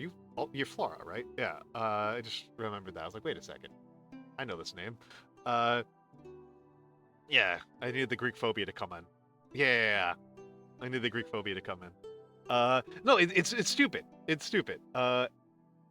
Um, America is a land of contrasts. Cock of the day. I don't know if you can tell me where you're from if that helps. I think it helps me, but if you don't want to share, that's fine. I'm just kind of curious. Um, so American cooking is a real land of contrasts because it's a country of 300 million people that has multiple completely unique to our country cuisines. Like Chinese American cuisine is its own cuisine, right? Like this is one of those things that people sometimes get a little bit confused and angry about. Chinese American cuisine is not a subtype of Chinese cuisine. It isn't like bad Chinese food. It's its own cooking philosophy. It's its own style of cooking that developed independently in the United States from Chinese cuisine. It is not Shanghainese, it is not Hunanese, it is Chinese American cuisine. And there's a bunch of things like that. But what America is really famous for, the thing that American cuisine is really, really famous for, is bland Midwestern cuisine. That's what we're really famous for, is bland Midwestern cuisine. Which is, or white people food. Which is like very low on seasonings, very heavy on mayonnaise. Very, very heavy on mayonnaise.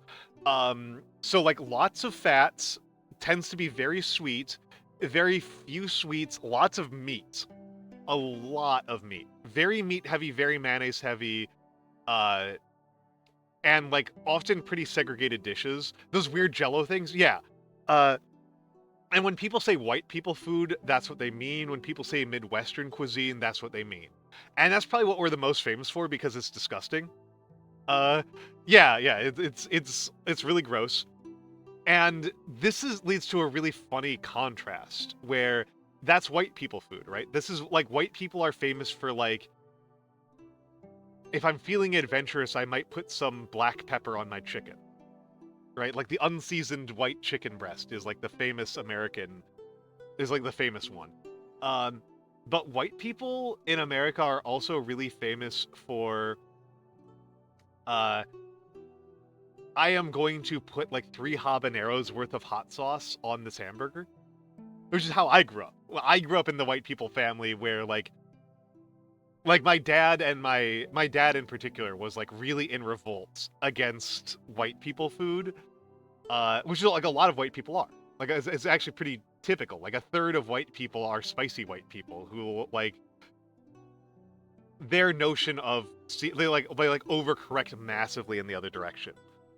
And so like the white people who are like white people food, white people tend to cook with I think part of the reason why they cook with so little vinegar and so little lime juice is because they don't use sugar. I think that like they're avoiding sugar for like, because they know that like sugar is like unhealthy and like it's for desserts. Sugar's for desserts. It's not for main dishes. I think it's stupid. I think it's goofball behavior. I think that you should be, and they also don't like putting salt in desserts. They're also afraid of putting salt in desserts. Salt goes in main dishes. Sugar goes in desserts. Cloudy Core, thank you for the sub. Thank you for the 2 months. Yeah, it goes to being flavorless in a lot of cases. Yes. I mean, that does happen, yeah. Me and my younger brother disagree. Oh, yeah, Humter, a lot of it is Swedish culture. A lot of it is Swedish and Germanic culture. It's a lot of Swedes and Germans in the Midwest. That's a lot of the people. These like 6'5" white people. No, yeah, Nando hits it. Like sweet and salty is a wonderful combination.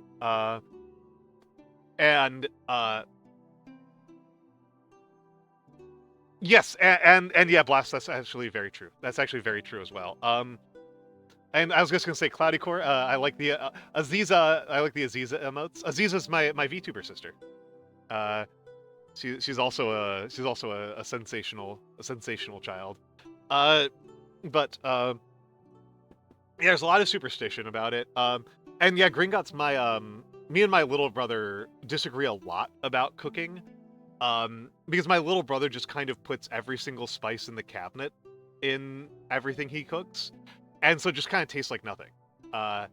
Like he doesn't have like a balance theory or anything. He's just like, just put more things in, just more things. Uh, yeah, chocolate, olive oil, salt, excellent. That's a good one. That's a good one. Yeah, he doesn't have like a strategy or philosophy. So like I've cooked with him a lot, and like I'm just like, man, like this would have been better if we had less. Like we would have been able to taste the cumin if we didn't also add the rosemary and the sage, and the basil. Like we could have like had like it could have had like cayenne and cumin, and this would have been like a cayenne-y cumin-y thing. Like yeah. Oh my god. Oh my god. I think he's smart enough to avoid saffron. Oh my god. I am afraid of saffron. I never cook with saffron. It's so expensive. That said, we've hit my favorite. We've hit my absolute favorite. Absolute favorite. Absolute favorite. I'm gonna kind of reorder things within the tiers, to closer to where I put them.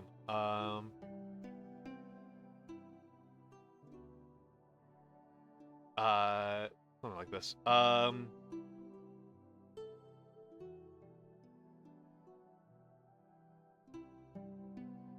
That's about right, I think. Mango is my best. Mango is my favorite. I love mango so much. Mangoes I love so much that I avoid eating them because like they're such a special treat to me. Like I don't eat mango nearly as much as I could because it's just like it's too special. Like it's too special.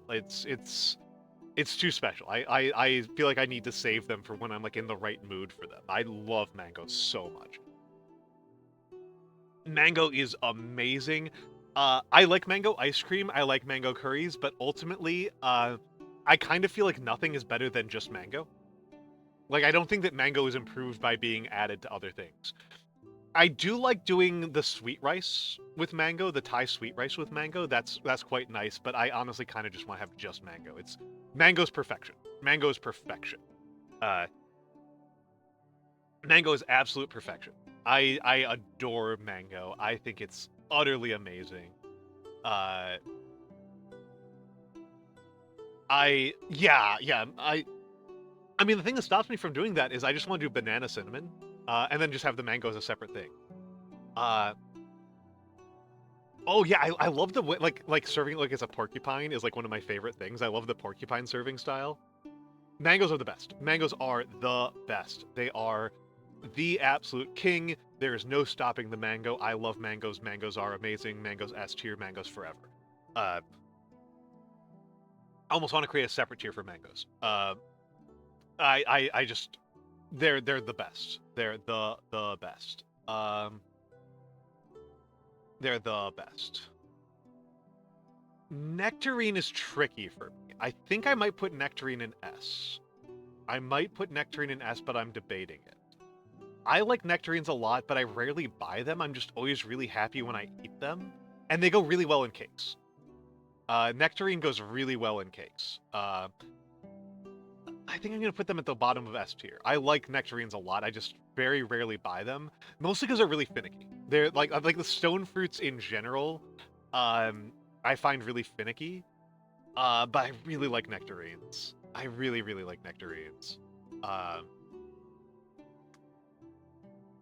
It's almost 2 a.m. Yeah, it is. It is. Yeah, Kako the day. I am sorry. I tend to stream in the American afternoon is when I start. I've kind of moved it up and down because I do have a lot of Euro bros in here. I do have a lot of Euro bros. I had a lot more when I was playing Paradox games. Um, but but like I do have a surprising number of Euro bros. I think the Euro bros like the quiet old man. They like the calm old man. So like I used to stream like I used to start like almost noon US time. Like I used to be a daytime streamer, but I've been drifting later and later because I'm a night owl. Uh, I'm a night owl. So Oranges are situational to me. I'm gonna put them in S. I'm gonna put them in S. I'm gonna put them below nectarine. Oranges are situational to me. I think the majority of oranges I've had in my life, I was kind of unimpressed by. But I've had enough oranges that really impressed me that I'd feel wrong putting them anything lower than S. And when I'm in the mood for an orange, there's like not much else that can do it for me. Also, there's one of my favorite dishes I've ever made is an orange cranberry dish. The main reason why I don't cook it more often is that it involves doing 2 reduction steps, and reduction is like my least favorite cooking technique. I do not like doing reductions. I've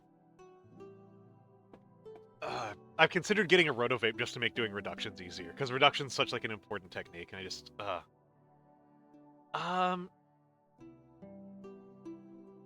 that makes sense. That makes sense, Nando. I should probably try cooking more with oranges.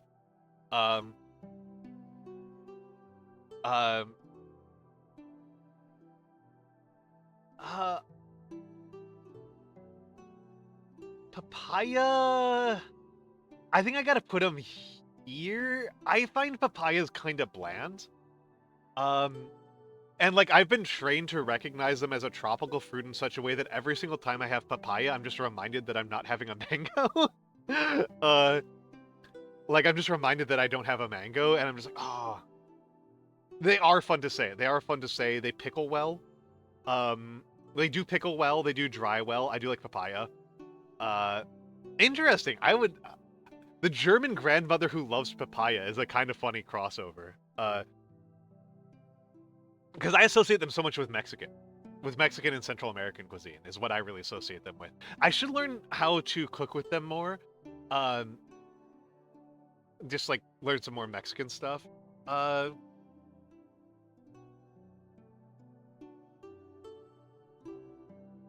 Do I remember what a passion fruit tastes like?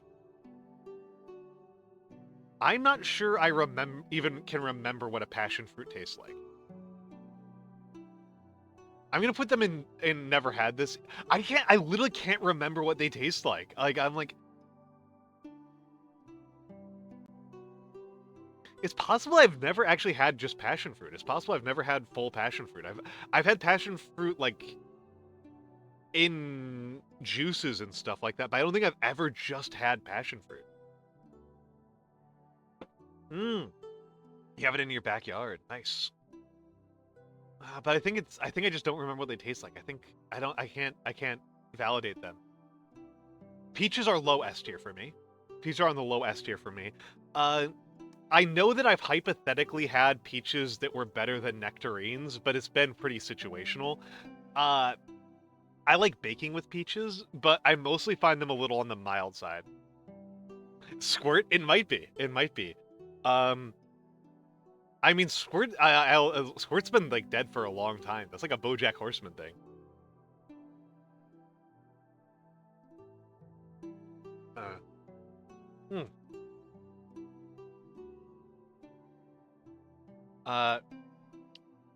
Fanta is Fanta's the German soda though, the infamously German soda. I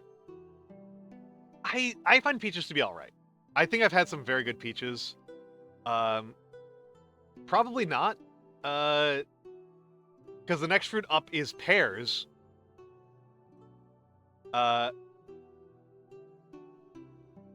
Pears firm S. Pears firm S. Especially Bosque pears. Bosque pears are incredible. The big trick about pears, guys, pears moment here. A lot of people get, and yeah, Sakura, we do have Fanta here. It's just that Fanta is a. Actually, hold on. Let's before I get to the pear chat, I have to do history lesson. I have to do the history lesson here. Fanta is a German brand. So, I know that I am confident that since Cock of the Day is German, I've never met Cock of the Day before, but you're German. I'm pretty sure you know the history of Fanta. I suspect that Humter, as a person who plays World of Tanks, knows the history of Fanta. I think Nando knows what I'm going to say about Fanta. If Wande was here, I know he knows exactly what I'm referencing with Fanta. Yeah, Whom I figured knew it. Yeah, Nando, that makes total sense to me. Nando, that makes, yeah, Jules, I'm not surprised that you know. Blast knows this one. So, Sakura, are you ready for Fanta? For the Fanta fact? What is the Fanta fact? Why is Fanta the German soda? Why does Fanta exist? This is such an exciting one. This is a funny one for me. This is a funny. You didn't think I could squeeze this topic in twice into a tier list stream. The Fanta fact. The Fanta fact is that Fanta was invented by Nazi Germany because they were being boycotted by Coca-Cola. They're a product of the World War II, of the fact that of the World War II embargoes. They're Germany's Coca-Cola at home. They're Nazi Coca-Cola at home.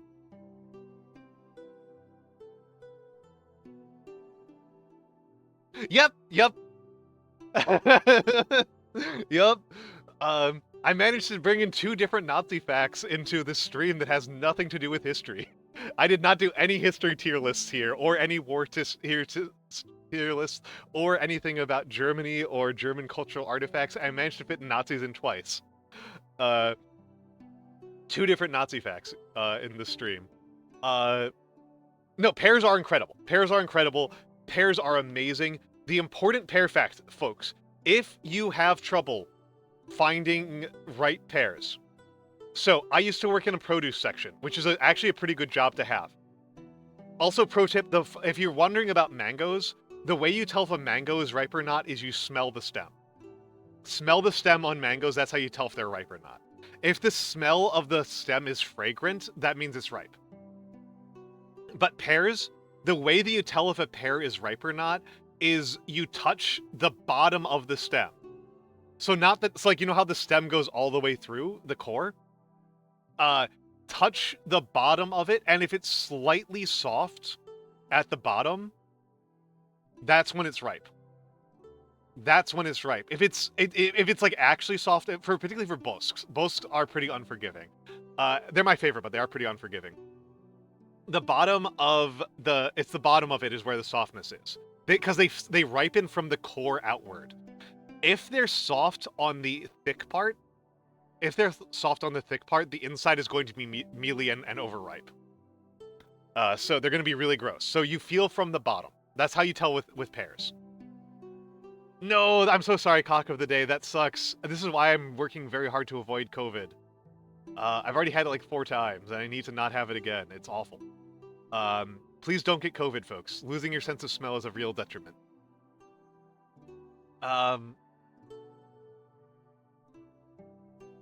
Persimmon, I think is fine. That sucks, Cock of the Day. Please work on your masking. You know what? It's educational time here. I don't know if this will work for Europe. I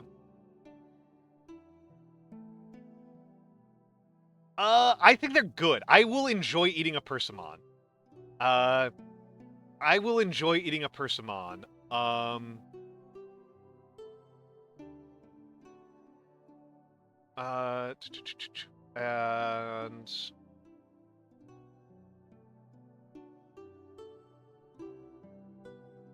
I enjoy eating persimmon. I don't have very strong feelings about them. Here is your COVID protection kit. Here. I don't know if Zoro ships to Europe, but don't buy your don't buy your medical materials from Amazon, because Amazon will mix counterfeits in with the real shit. So for like lights it doesn't matter, but for respirators it really fucking matters, and you want the magenta filters. Secure clicks are the best. I run in a secure click. I run 10Ks wearing that, and it's fine. You want the particulate filter, and you want the secure clicks are incredible. And you also want to buy from a certified retailer. You don't want to buy from Amazon. Amazon's not a certified retailer. They'll just mix in garbage. I buy a lot of things off of Amazon, but don't buy medical supplies off of Amazon. I like Persimmon. I just don't love Persimmon. I think I should probably have another one of these days. It's been a long time. I've only ever have them like at restaurants, and I'm just like, yeah, this is nice. I don't like lose my mind about them. Pineapple. Pineapple. Pineapple. Oh, what a king. What an absolute king. What an absolute king in pineapple. What an absolute... I don't like pineapple on pizza. I like pineapple. Pineapples are like mangoes for me, where, like, there's no, like, just having, isolation. That's so based, Toomter. That's so based. That's so based. No, pineapples are incredible. Pineapples by themselves are just, like, perfect. Like, every single thing I've done to a pineapple, like, cooking it or having it in a dish or drying it has made it worse. Pineapples I find impossible to improve. Like, pineapples are an excellent ingredient in a curry, and that's still way worse than just having a fresh pineapple. Like, fresh pineapple is just like... I think that just a fresh pineapple, just a bowl of fresh cut pineapple is one of the best desserts you can have on the planet. I will spend 16 hours making cheesecakes, and I will put pineapple on tier with it. Like, just raw pineapple on tier with things that people write me letters. Oh, they don't do international shipping? Oh, I'm sorry. But yeah, look for P100s, cock of the day. You want to look for reusable P100s. Those big the big masks like the Secure Click, masks like that are, like, they're actually more comfortable. Like, that's the thing that you're paying for when you go from N95 to P100 is you're paying for comfort. So it's worth doing, I think. Actually, grilled pineapple can be very good. I mean, yeah, Sakura Stepper VT. I actually like saying the full ones. Like Tohu Bohu was like, you can just call me Tohu, and I'm like, no, Tohu Bohu is really fun to say. Tohu Bohu is really fun to say. So I'm saying Tohu Bohu. Full government name. Yeah. Grilled pineapple is also really good, Nando. I like doing I mean, I do that. I put pineapples on my kebabs. That's how I grew up having shish kebabs. We always put pineapple on them. And I think it's really good. I think it's really, really good. Shish kebab of, like, pineapple and onion chunks and peppers. That's good. That's good eating. Matthew! Oh my goodness, a BBQ assault. You came in at the right time. Matthew Rice Seeker. Oh my goodness. Matthew is one of the homies. Welcome in, Matthew. Welcome in, last of the Jamesians. Welcome in, Outermost Ghost. Welcome back, actually, I should say. Matthew is one of my homies. Matthew's and I think now that Matthew is streaming, that means I now know 4 New York City VTubers. I now know 4 New York City VTubers, I think. No, Matthew's one of the homies. Matthew's going to be part of the Trench Crusade when we get that started up in a few months. Actually, I feel kind of dumb because I was planning on raiding you, Matthew. I was planning on raiding you when I finished, but I'm probably going to go for at least another half hour or hour. But no, I'm very excited that you're... White Mage Cho is the only other one I can name, and they stream very, very rarely. It's been a while since I've seen them around. Yeah, it's honestly funny to me that Bodega is the biggest New York City streamer I can think of. Outermost Ghost, thank you for the follow. I may as well put in I may as well plug my Discord. I may as well put in the Discord. So yeah, we're going to, if you're fans of Matthew, you'll probably know that he's a Trench Crusade fan, and we're planning on doing Trench Crusade in starting. I'm at New York City. I don't know. I know a couple more New York State streamers, but literally all the New York State streamers I know have revealed it to me under confidence, so I'm not going to tell you who they are. That they did not reveal it to me in a public fashion. Oh, I can show you I can teach you hand camming. I can teach you hand camming. I can teach you hand camming, Matthew. I love hand camming. Hand camming is my main thing. I should say, welcome in Raiders. I am Almantas, former professor, current VTuber, old man who loves old things. I mostly do calligraphy streams. That is my main art form. That is my main thing I do. I also paint models on stream. I've been playing a lot of horror games lately. I do lectures. The professor thing is not a bit. I should clarify. The professor thing is not a bit. I am a former sociology professor. I used to teach sociology at the college level. I used to teach sociology at the college level, and so that's just not a bit. That's just part of me. And I have taught some sociology and history on stream before. And today I did a subathon in November. From October 20th until Thanksgiving, I was doing a subathon, and one of the rewards was I would do a rating stream. So far, we have done deeply uncursed. We have done totally wholesome. We have done extremely wholesome. We have done the wholesome chores tier list. We have done the extremely unwholesome cursed furbies tier list. The extremely unwholesome cursed furbies tier list. I have done 2 different Warhammer tier lists. Matthew, thank you for the gift sub. Thank you for the gift sub to Outermost Ghost. Outermost Ghost, enjoy your tanks.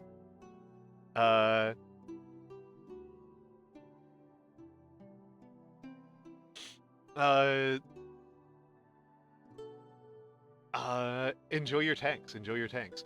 But yeah, I rated Warhammer factions based on their models. Based on how much I like their aesthetic. Yeah, the tanks. And then I also did Warhammer factions based on their mechanics. Based on how good I think their gameplay is. I'm a Craftworlds guy. I love Craftworld. So they're my favorite faction. I like skirmishers. I like skirmishers and ambushes and rapid fire overwhelming assaults. I like it. I like it a lot. I like running up to somebody and shotgunning them. I think it's cool as hell. But yes, so those are the tier lists I've already done, and now we're doing fruits. I knocked out all of the I've never had this before fruits because I don't think it's actually very interesting, so those ones went. I am pretty dwarf coded. It's true. But I love to move fast. I just gotta go fast. Eldar, I would say that a shuriken catapult is a shotgun. I would say the shuriken catapult is a shotgun. Yeah, now I'm even dwarfier. Yeah, I've been dwarfed up. Almantas the Hedgehog, yeah. Yeah. Plums are very good. I do rock and stone. Matthew, I am level 127 in Deep Rock. I am level 127 in Deep Rock. The main thing that stops me from playing Deep Rock on community nights is that I have a new account for playing as a VTuber, and I'm like level 10, and it's just so depressing to play without Fat Man.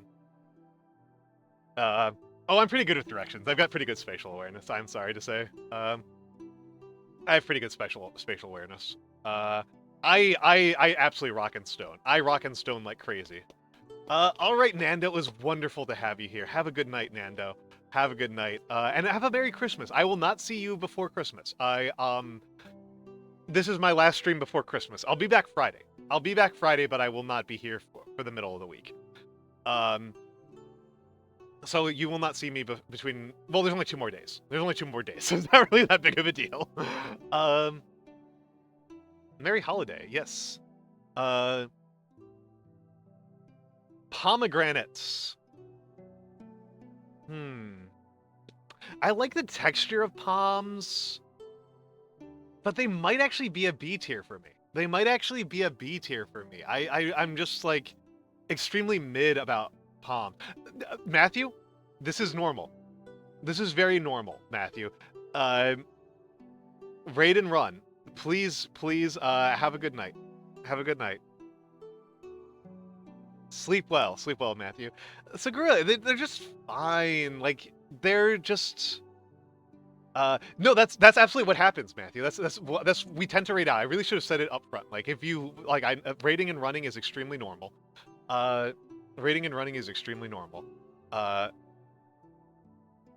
can chew them. What? I like the texture. I just think the flavor is kind of boring.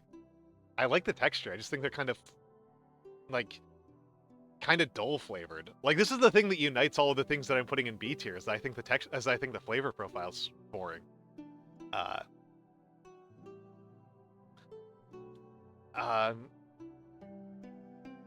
Raspberries are also going in the supra date tier.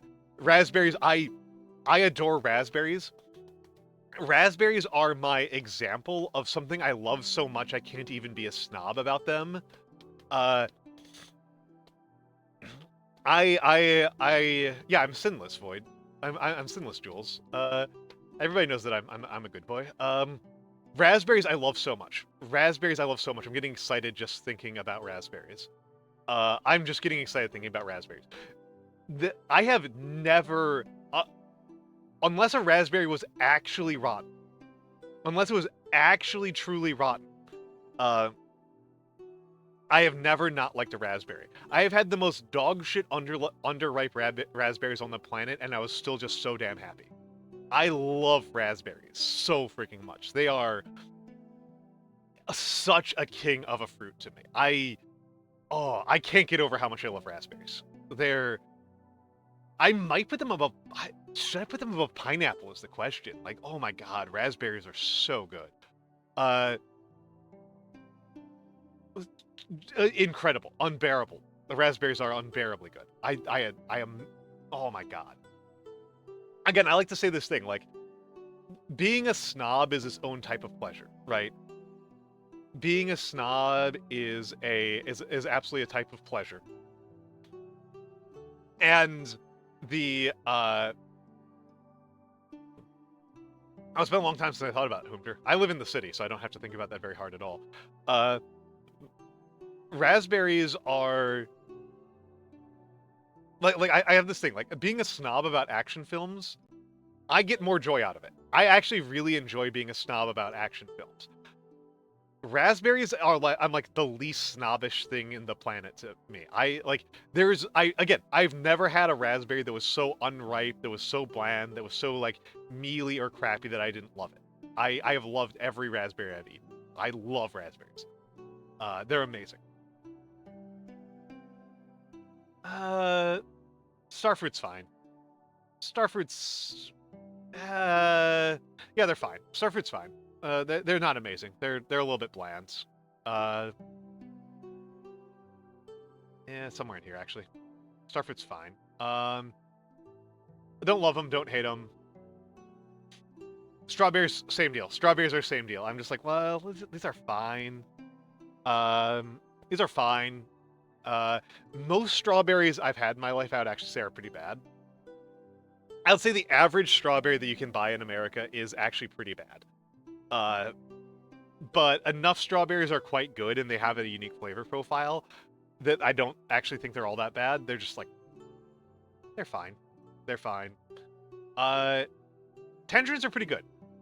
Tangerines are pretty good, but I kind of think tangerines are mostly I don't have a beat on your use of fine. Well, fine within the spectrum of fruits. I still like them. Fine means good. Fine means good. fine is like fine is good. It's like if I have strawberries, if I'm eating a strawberry, I'm not having a bad time. If I'm eating a strawberry, I'm not having a bad time. Yeah, the thing is like the mass-produced strawberries that we have in America are like optimized for size, which is weird. Like they're not optimized for flavor, they're optimized for like size, and I don't know, it's weird. Yeah, our strawberries are gigantic. Our strawberries are like huge. Our strawberries are like I've seen strawberries that are like the size of small apples. Like it's ridiculous. Like like they're the size, like golf ball size is like a normal size for a strawberry, and it's like it's just like I don't know what the point of this is. I think they're I think they're I don't know. I'm happy having a strawberry, but I don't love them. Yeah, super berry strawberries. Tangerines I like, but the problem with the tangerine is that I feel like a tangerine. Actually, I might put them up higher. No, I'm gonna keep them here. I'm gonna keep them here. Oh, that's true, Hoomter. Hoomter is rating strawberries on the important part, which is for chocolate fountains, for hedonism bot purposes. For hedonism bot purposes. Yeah, tangerines I kind of think are like, I don't know. They're kind of like slightly worse oranges. I'm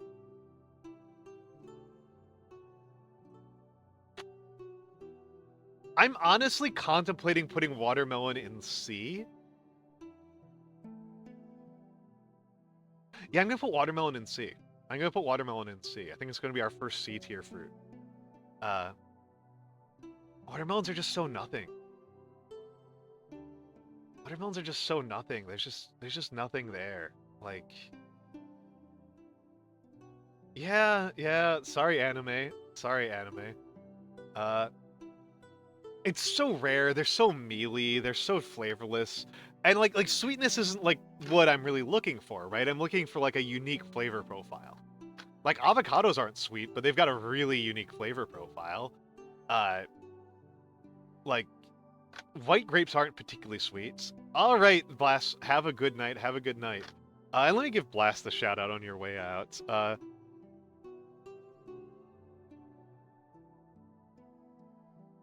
Yeah, Blast is a good egg. Blast is a good egg. I like Blast. He's also a VTuber brother. He is Blast. Me and Blast and Aziza are all sensational children. I should try putting salt on watermelon, but like my opinion's just been so firm at this point that I'm like, why am I eating this? Like watermelons are an actual like I don't know why I'm eating this kind of situation. So like I'm not really a fan. I don't hate them. It's just like it just feels kind of pointless to me. Honeydew? Honeydew's pretty good. Honeydew's pretty good. Honeydew's pretty good. I kind of feel like I may have never actually had a properly ripe honeydew. I feel like every honeydew I've ever had has been like slightly off-ripe somehow.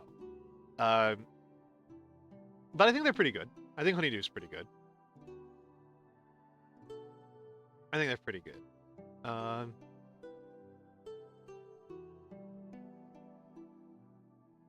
Solo makes sense. Yeah.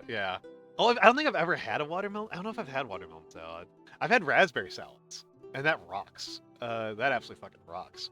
Raspberries and arugula, amazing combination. Raspberries and spinach, amazing combination. Raspberries, pecans, and spinach is just an amazing time. Or arugula. Any of those is amazing. I actually, here's a hot take. Here's a hot take. I think Asian pears are amazing, but I actually like Bosc pears more than Asian pears. So I'm gonna put it below avocado as well. We're getting into, this is tight territory up here. This stretch right here is really tight. This is a really tight grouping here. But I love Asian pears, but I actually do like regular pears. I actually do like European pears more. I Bosc pears in particular. Like Anjou's, if it was Anjou's versus Asian pears, I think it would be closer, and I think Anjou's might even lose out to Asian pears. But for Bosque pears, which is the main one I eat, I think Bosques are better than Asian pears. Asian pears are amazing though. Asian pears are one of those like true luxury fruits that I think are actually worth paying the price for. But I do think that they're just like a little bit worse than regular pears, than European pears. Guava, I'm not quite sure where to put guava. I think here. Guava rules. I love guava.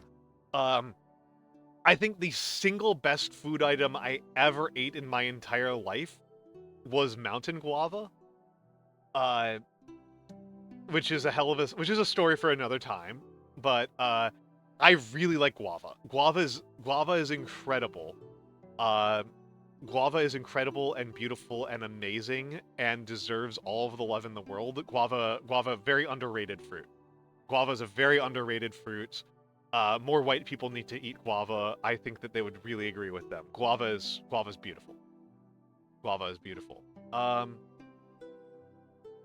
Blood orange is similar to tangerine to me in that I feel like they're just kind of slightly worse oranges. And the thing with oranges, I think mandarin oranges is what's really carrying the oranges. I think mandarin oranges are carrying over like regular oranges. Mandarin oranges I really like. And my parents are gonna have a bunch for Christmas, so that's good. That's good. I think mandarins I rate really high. Blood oranges I think are they're good, but like it just kind of I'm like, man, I could just be having like a mandarin or something like this.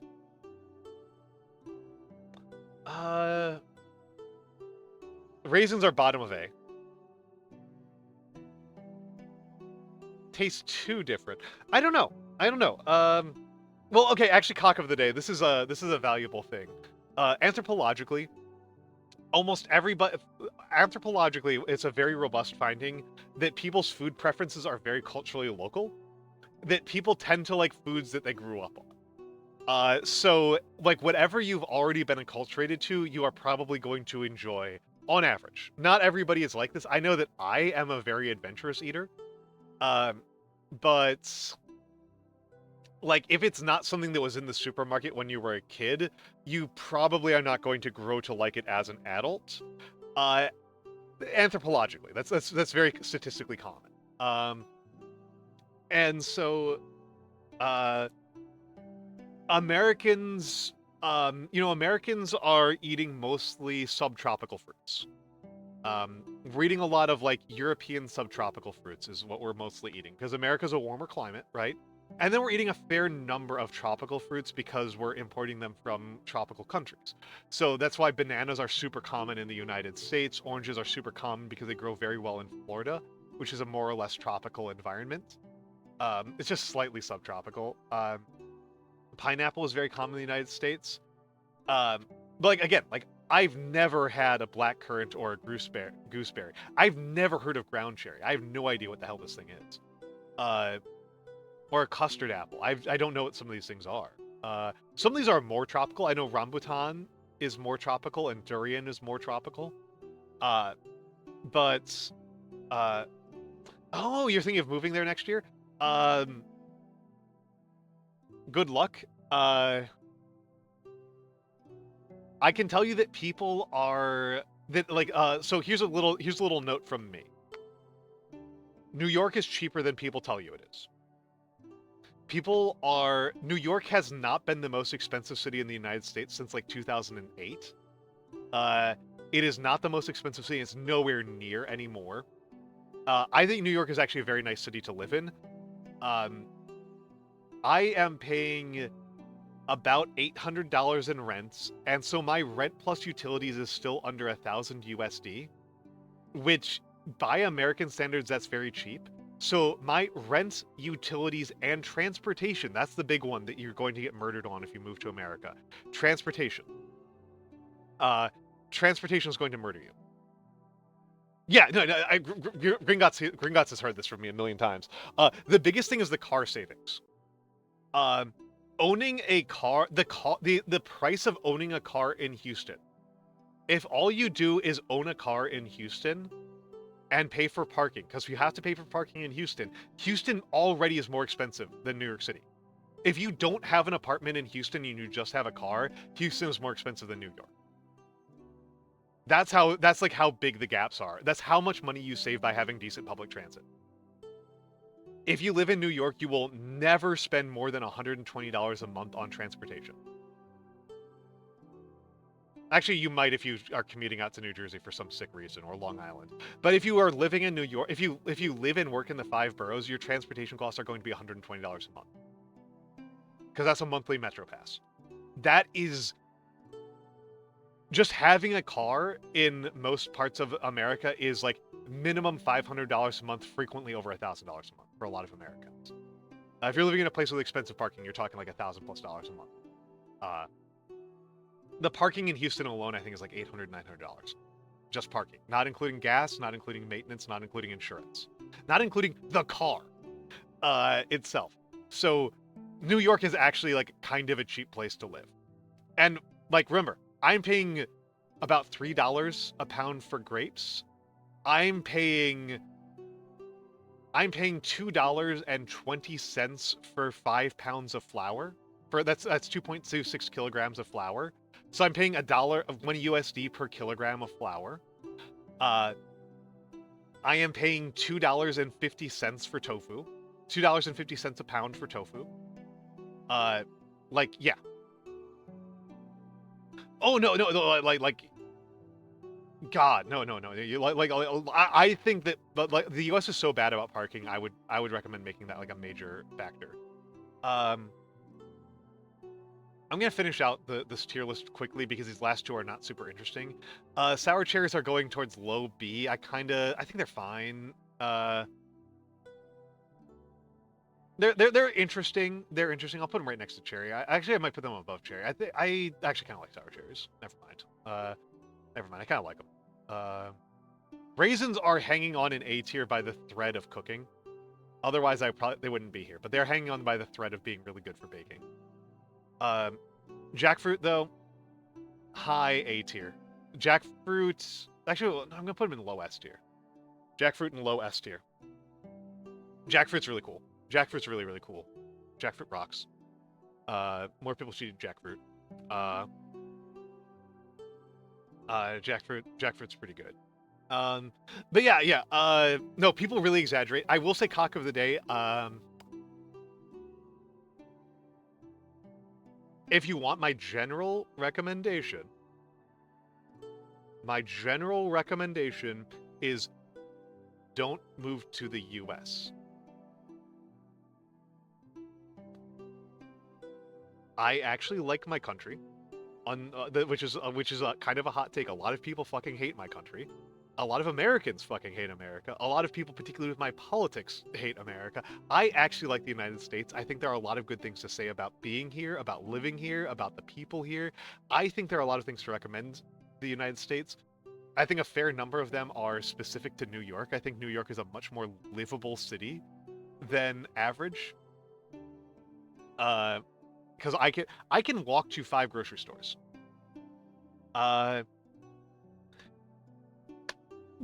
Parking in New York is insane.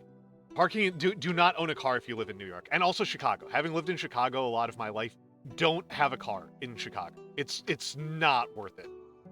If you are living in a part of Chicago where it's worth owning a car, you are living in a part of Chicago that I don't recognize, which would mostly be like deep southwest Chicago, like deep western Chicago, which is like functionally suburbs. But if you're on the lake, don't own a car in Chicago. It's extremely not justified. But overall, I would say don't live in America. Mostly because of our health insurance system.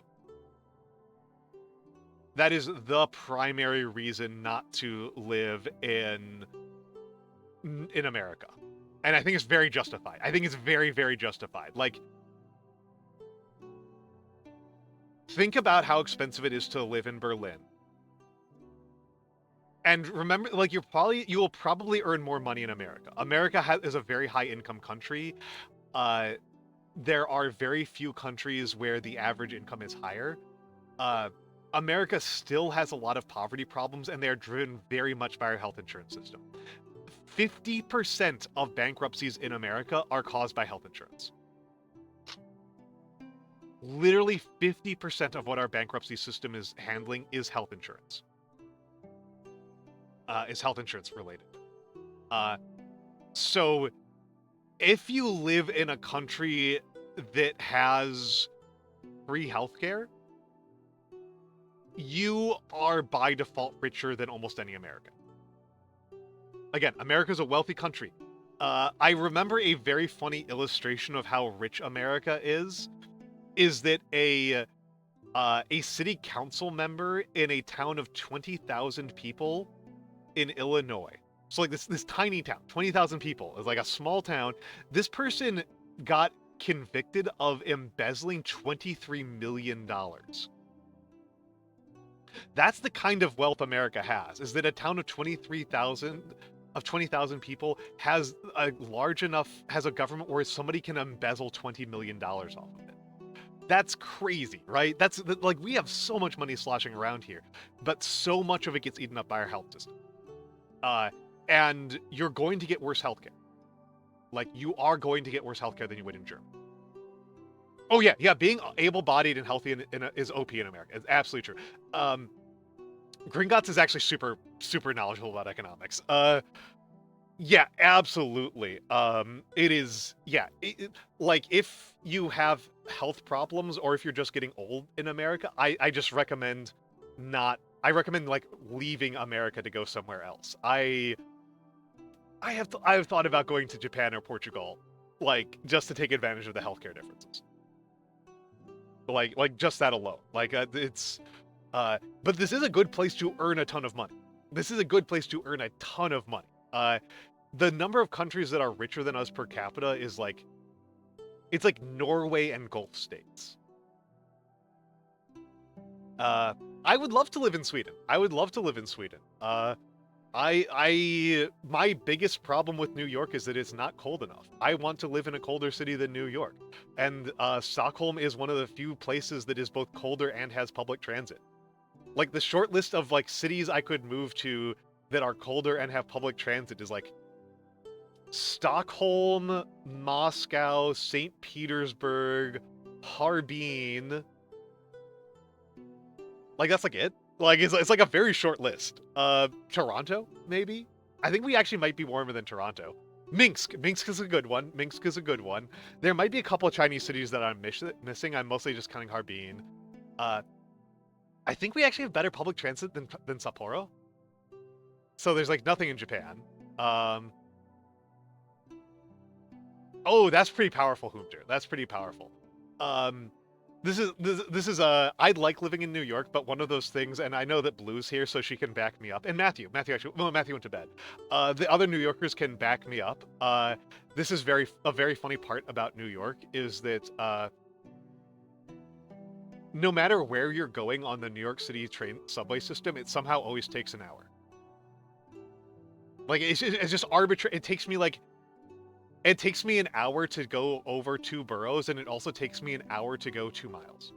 To go, like there was a commute where I could walk it in, I could run it in 25 minutes. I had a commute to another part of Brooklyn that I could do in 25 minutes on foot, and it took an hour by the train. It's so goofy. It's just like somehow it's this eldritch, incredible, impossible thing about New York is that unless it is directly on your line. Like, I used to be on the G train, and there was like another part of I would take a 10-minute train ride to the Brooklyn Academy of Music. That was really cool. But like, somehow, magically, every other train trip takes an hour. Somehow, every other train trip takes an hour. It's so goofy. It's so silly. It is so goofy. It is so silly. I need to use the bathroom. I'll be right back in just a minute. I'll be right back.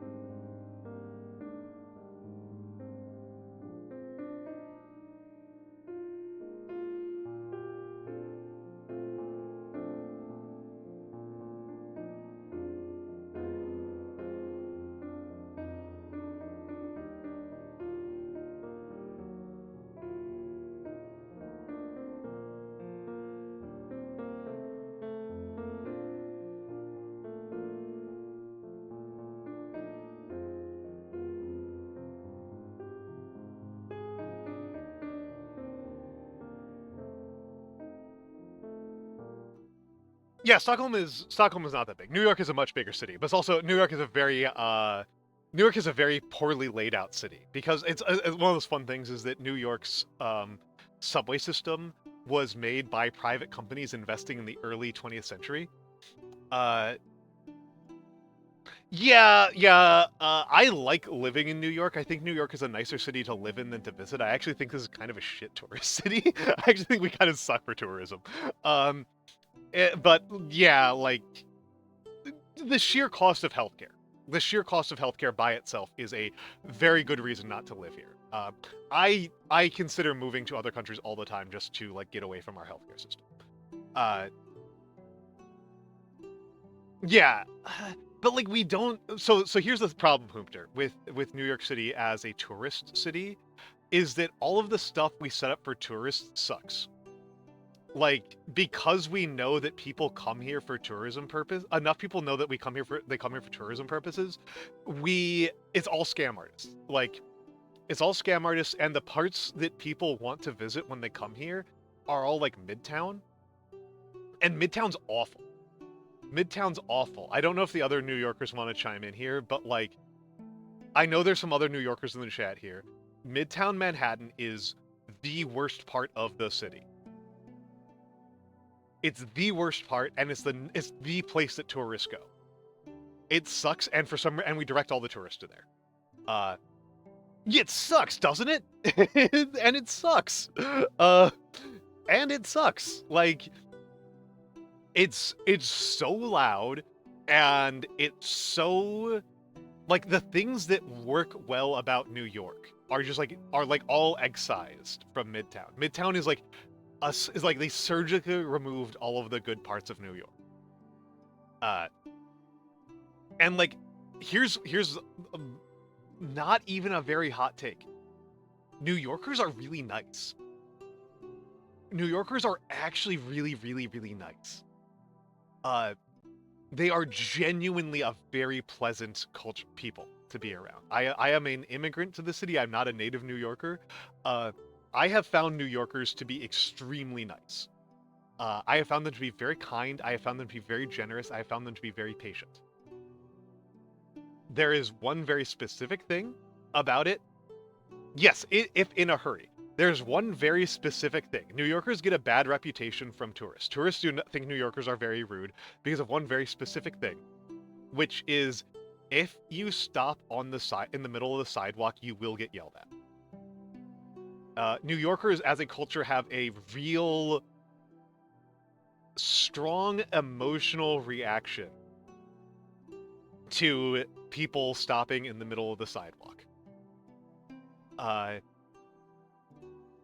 They have a really, really strong emotional reaction to it, and so people who come in get yelled at all the time.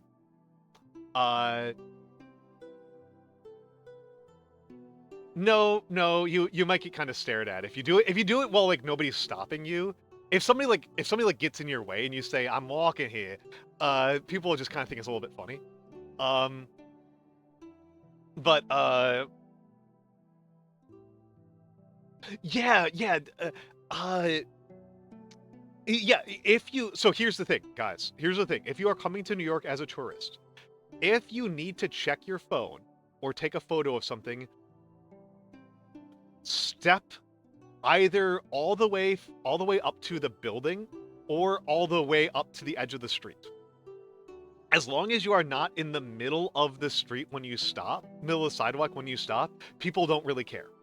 In particular, if you're in the shadow of an awning or like right next to a garbage can or right next to a street lamp, nobody cares. Hoomter, people will just stop in the middle of the sidewalk. They'll just stop in the middle of the sidewalk and just stand there, and then they get yelled at, and then they think New Yorkers are rude.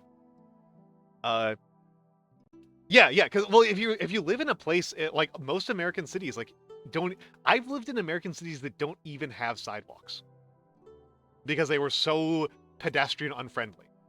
Yeah, it's a very valid reason to get yelled at, and if you're like not used to sidewalk etiquette, like I get why you don't know it, but it's like that's the only reason you're going to have trouble as a tourist in New York. Otherwise, New Yorkers are very, very nice. if you get lost in New York,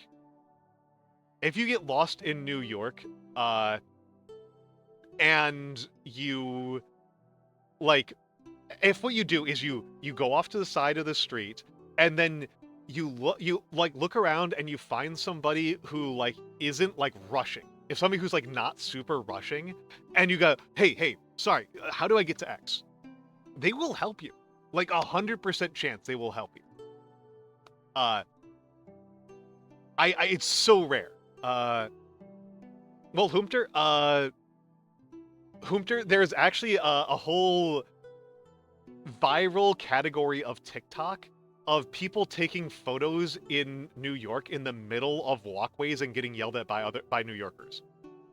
Like, it's an entire category of like some people like lining up in the middle of the sidewalk to take like a group photo, and then like a person like walks in the middle of them and is like, "What are you doing?" Like, it's like a whole viral category. People do it so often.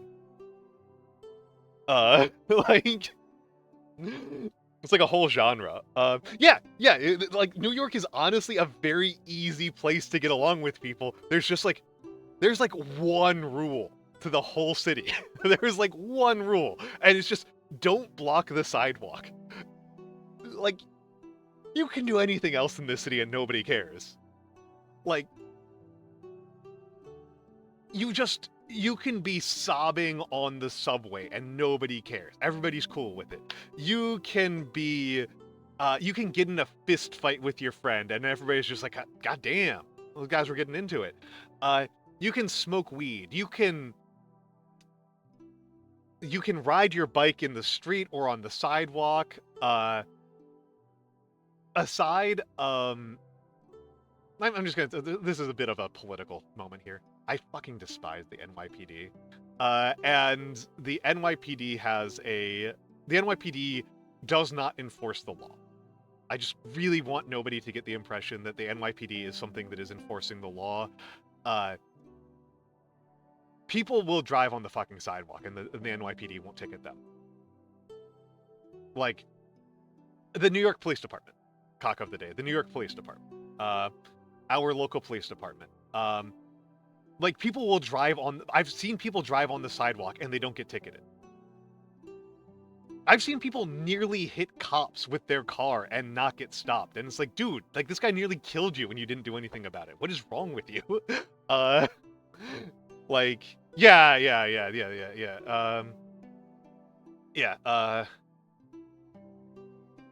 I should just also make an aside for people who are either very online or European.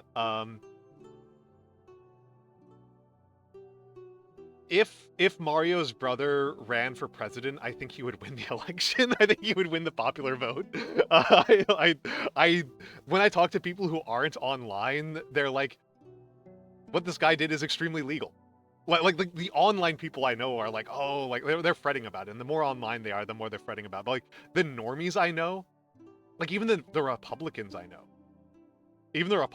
are like, what are you talking about? Why is this guy even in jail? What the fuck? Like, who cares? Like,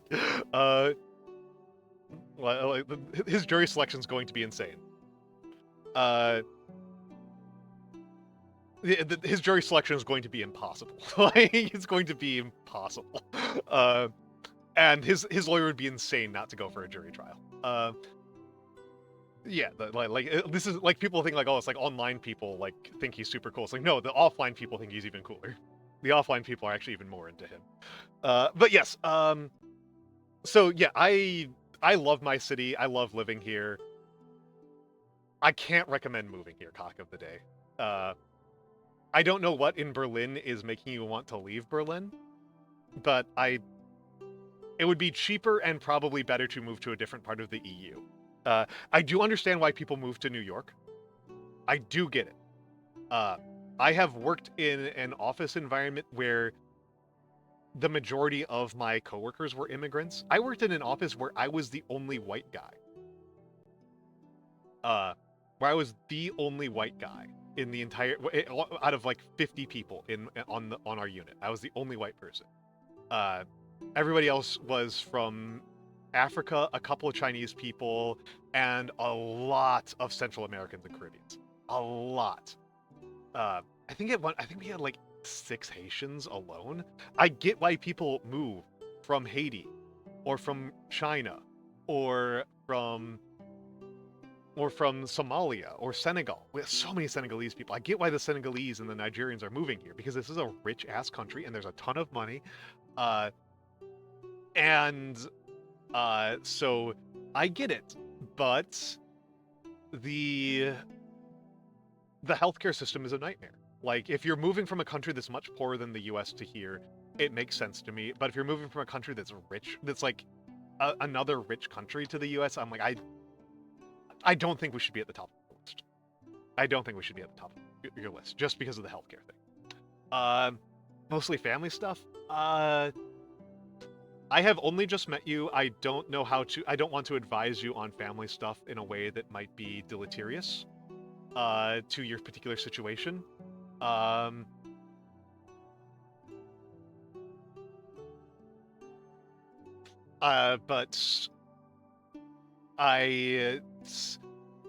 if you just need to get away from Berlin and you just need to put a couple of hours between you and your family, consider Vienna. Vienna is a very nice city to live in. Vienna is a famously nice city to live in.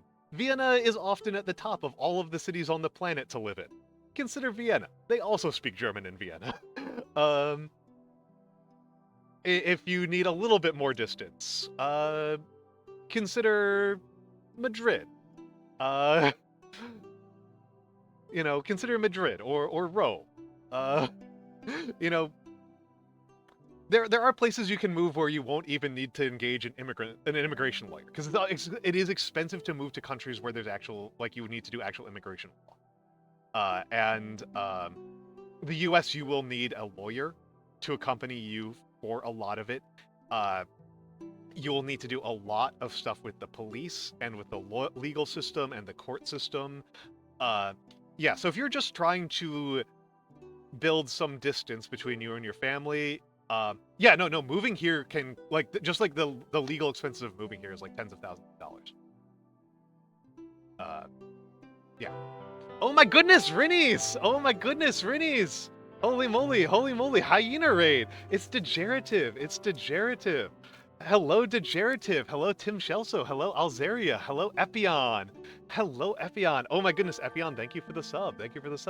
Hello, Topical Ointments. Hello, Big Mistake. Hello, Bosben. Hello. Let me give the shout-outs. Yeah, let me give the shout-outs. Rincoming. Welcome back in, Jules. Rinnies, what were you up to? So at Rinnies, let's do the double shout-outs, the double-barreled shout-out. You're doing art, of course you're doing art. First of all, let me do my side of things. I am Almantas, former sociology professor, current VTuber, old man who loves old things. I mostly do calligraphy streams. I mostly do calligraphy streams, and I do lots of... I paint models. I've been doing a lot of horror games lately.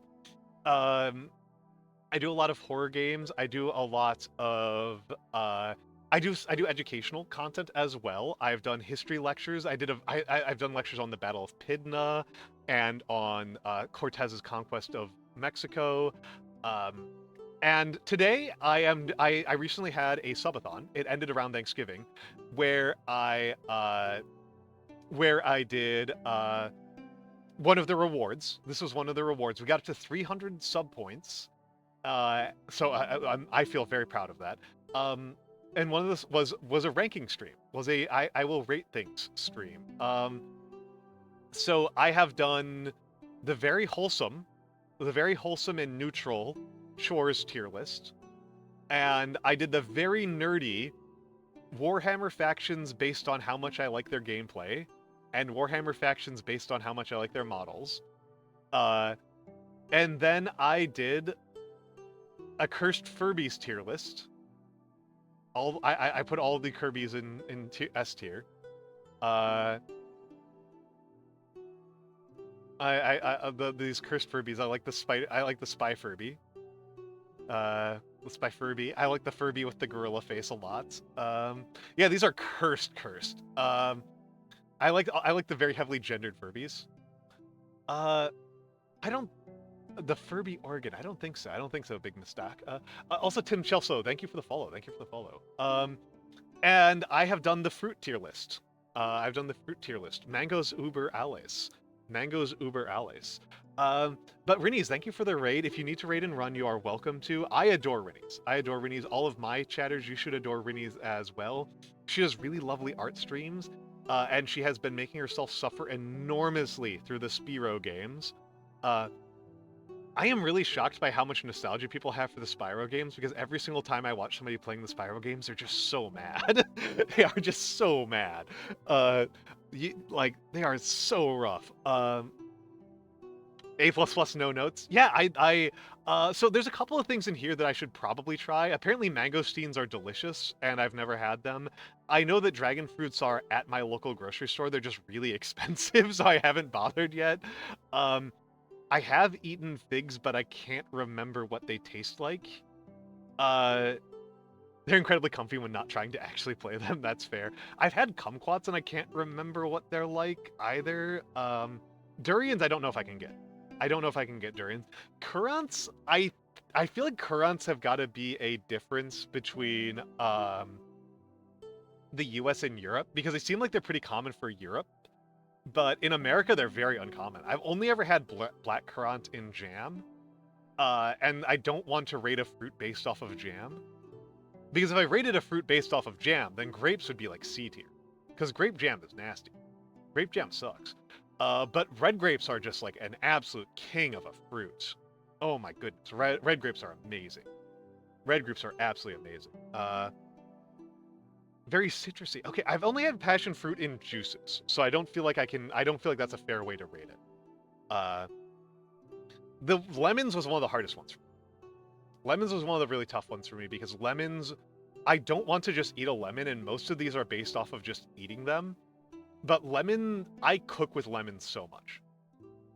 I cook with lemon like almost every day. I buy lemon juice by the liter. Yeah, that's like the thing. I don't even have particularly strong feelings about it as a juice. The juices that I have really strong feelings about are guava and mango. Guava and mango juice are like absolute kings. Absolute kings. And apple cider. Apple cider, I love apple cider.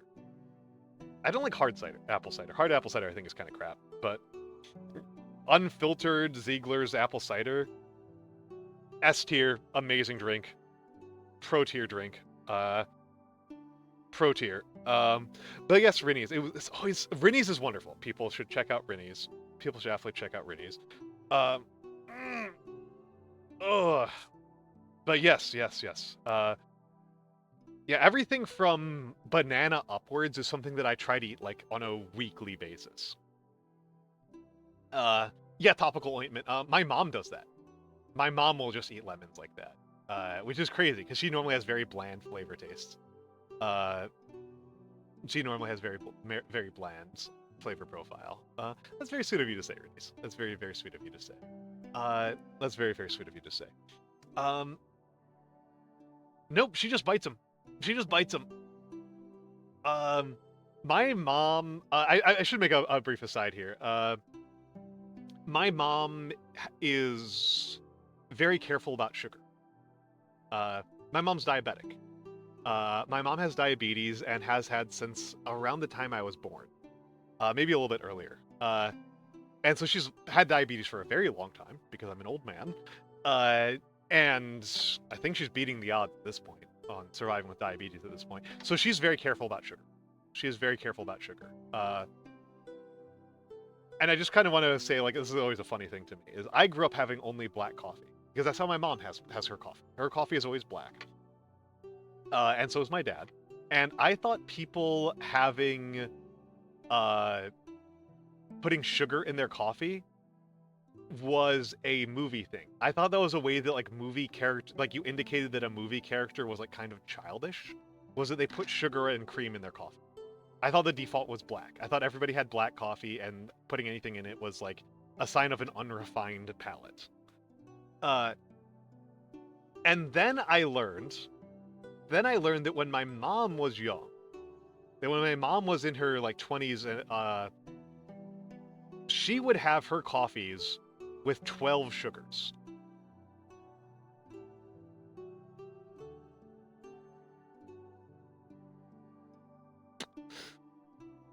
And then she got diabetes. And those things might be connected. Those things might be connected. There might be a connection between my mom's coffee order, and she was a nurse. She was a nurse, so she was having like 10 of those a day. like, uh, like, so there might be a connection between the way my mom drank her coffee and her developing diabetes. So like, I spent a lot of my life really worried about developing diabetes, and then I learned that, and I was like, I can probably relax a little bit on this one. I can probably relax. I'm probably not that predisposed to it if only one person in my family has diabetes, and it's the person who had so much sugar in her coffee that it was like chunky. So, yeah, and yeah, degenerative. I like raisins. I like raisins. I don't. Raisins are being pulled up from B into A tier by cooking. Like cooking with raisins is delightful. If you ever do like some ancient Sumerian cooking, raisins and dates are like the ways that you're adding sweetness to your ancient Sumerian dishes. And so yeah, they're very wonderful for that. They're very wonderful for that. I particularly when I make royal palace cakes of lots of dates and lots of raisins in those. Wonderful recipe. Wonderful recipe. Absolutely, I absolutely can recommend palace cakes of but yeah, raisins are definitely elevated by cooking. That happened with a couple of things in here, particularly with the A tiers. A lot of the A tier stuff got elevated by cooking. Coconut, I'd never want to have just coconut by itself, but coconut's place in curries, easy to get it up here. Easy to get it up here to the top of A tier by that standard. Apricots also elevated by cooking with them, and green apples. Green apples, I don't think I like ever really eat green apples on their own, but making an applesauce, making a savory applesauce with green apple, very good use of your time. Very good use of your time. But yes, Rinnies, if you need to raid and run, please feel free to do so. Please feel free to do so. You are under no obligation to be here. I love having you here. Rinnies is a dear. But yeah, lime juice also, I cook a lot with lime juice, and it's so good. Lime juice is so good in your curries. Folks, if you have made a curry and you are not sure why your curry doesn't taste as good as you think it could, try adding lime juice at the end of the heating steps. Like when you turn off the heat at the end, add lime juice right around that. Yeah, raisins are just dried grapes, but they taste different. I was surprised, I will be honest, degenerative, I was surprised that they were on the tier list. Because they also don't have dried pineapple. And dried pineapple is like way worse than regular pineapple. Banana chips are actually pretty good. It's about to be 3 a.m. That is cock of the day. You could just go to bed. You could just go to bed. Oh, fruit leathers are wonderful. I don't know if I've ever had a fruit leather I didn't enjoy. But I also have probably not had like really inventive fruit leathers. I'm sure that there are some really nasty fruit leathers out there that I despise. But every fruit leather I've had, I've loved. I am just a fruit guy. I just like fruits. I'm just into fruit. I just love fruit. Fruit is tasty. Fruit is delicious. Fruit is a delight, and people should eat more fruit. You should have more fruit in your life. Even I should have more fruit in my life. I don't eat as much fruit as I probably should because of the shelf stability of it all. The shelf stability is definitely a problem. But I love fruit. Fruit is amazing. Fruit is absolutely amazing. Have more fruit, people. Have more fruit. Eat the fruit. Love the fruit. Get fruited on. Get fruited on. I don't know that I'm going to do another one. Actually, wait, hold on. This one's another dumb one. Could I take a U.S. president in a fight? Could I take them in a fight? The actual answer is I could take. I do think I could take almost all of them in a fight, because most of them are dead. The majority of them are dead, and the ones that are alive, I think only Obama could beat me up. And when was this list from? 45 images. So it's missing. Oh, there's Trump. So it does, yeah. I think that I could beat up. Yeah, I think that since all of them are dead, I think all of them but Obama would just crumble into dust. They're already actually dead. Like Jimmy Carter is Jimmy Carter's not in good health. Jimmy Carter's not in good health. And like Donald Trump's a big guy, but like Donald Trump is really not all there. I don't know. Obama's actually in like fairly good health. Jimmy Carter is 100 years old. Admittedly, Jimmy Carter might actually be the scariest of the ones who is alive because Jimmy Carter is like bottomless energy. Bottomless energy. Jimmy Carter is absolutely bottomless energy. I think I'm going to need to use a cheat sheet to tell list of US presidents. We're gonna want to do this one kind of fast. I say this all the time that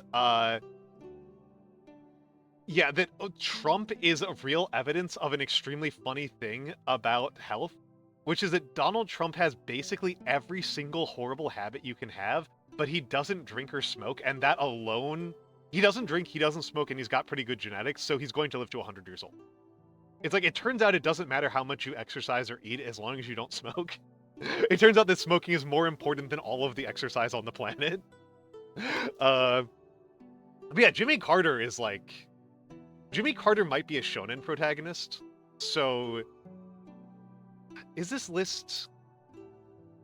What is this list? Hold on, what is going on with this list?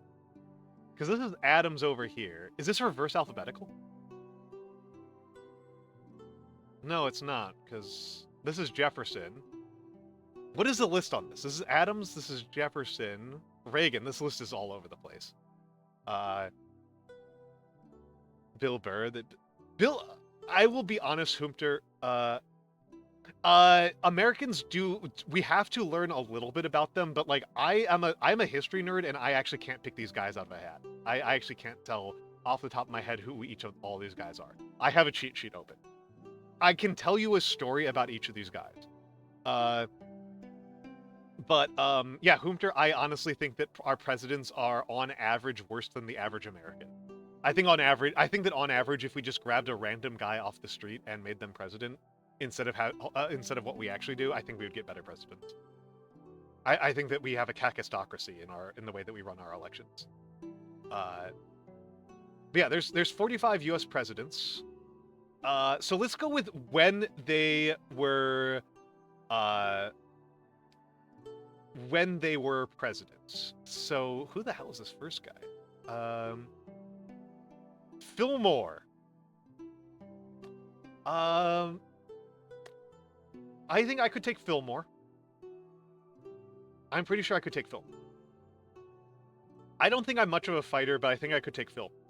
I think that basic 19th century health is going to be working really hard against him. I think he's a bit of a coward.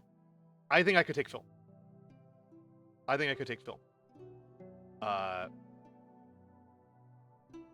Taylor, easy. Taylor, easy. I could absolutely kick Taylor's ass when he was president. When he was president, I could kick his ass. Before he was president, probably not. Before he was president, probably not. But once he was president, I could absolutely kick his ass.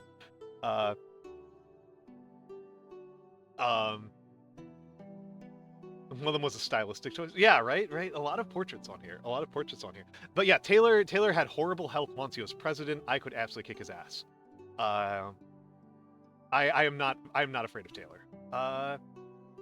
This, I guess I'll be sure. I think this is Truman. Yeah, Taylor was 5'8", pretty decent. I think that before he was president, I would not want to fight him. I think that a young Taylor I would not want to fight, because Taylor was like a high-tier war criminal. Like, Taylor wasn't like a normal president level of war criminal. Taylor was like an actual psycho war criminal. Taylor's election campaign slogan was bragging about war crimes. Dude was a fucking psycho. I think he would give me a lot of trouble when he was young. But once he was president, like he did not. He was in terrible health once he was president. So like I think I could beat his ass.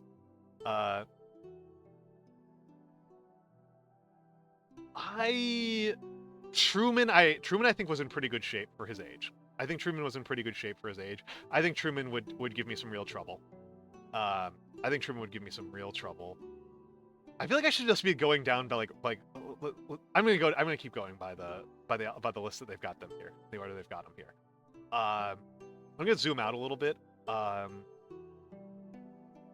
gonna zoom out a little bit so that we can see it a little bit better. Van Buren, I think that's Van Buren. That's a weird portrait of Van Buren. That's I think they're using the Wikipedia portrait, so I don't think that's actually. Is that Van Buren? Oh, interesting. They went against the Wikipedia portraits because Van Buren Wikipedia uses the painting for Van Buren. That's either Van Buren or Quincy Adams. I think that's Van Buren because that's Quincy Adams, right? Like, is somebody want to check me on this? I'm pretty sure that's Quincy Adams. No, this is Quincy Adams. This is Quincy Adams. This is Quincy Adams. This is Quincy Adams. Who the fuck is this? This is Quincy Adams. I think I stand a pretty good chance against Quincy. No, wait, hold on. No. I think Quincy Adams would kick my ass. No, actually, no. Let's go stronger. Quincy Adams, when he was president, could absolutely kick my ass. John Quincy Adams,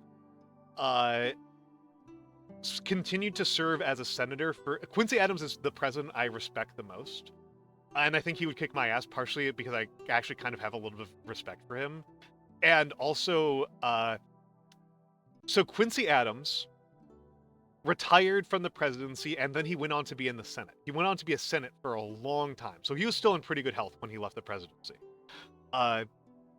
Quincy Adams, the way that he died was he opposed the Mexican-American War, right? And then there was a bill put forward after the war, well after the war, to increase the stipend for officers who served in the Mexican-American War. And he hated this bill so much that it was only for the wealthy who served in it, that it was for the veterans of a war that he thought was unjust and evil, that he thought it was rewarding people for partaking in violence against their neighbors in an ungentlemanly and unchristian faction. He hated it so much that his opposition to the bill, his statement of the opposition of the bill was so vigorous, he gave himself a rage aneurysm. That's how John Quincy Adams died, was opposing imperialism on his fucking feet on the Senate floor. Incredible. He could kick my ass. Certainly when he was younger. Yeah, he could absolutely kick my ass. I do not think I could take on John Quincy Adams. I'm not that good in a fight. Of course this guy could kick my ass. Of course this guy could kick my ass. Jackson wasn't in his old age infirmity when he was the president. He was actually good in a fight. We know he was good in a fight. He was the other high-tier war criminal of our presidents. An absolute sociopath, and he was in pretty good health. I think he could kick my ass. I don't think I'd stand much of a chance. TR also could kick my ass. I don't think that that's very controversial. That TR could take on most people. I don't think this is very controversial at all.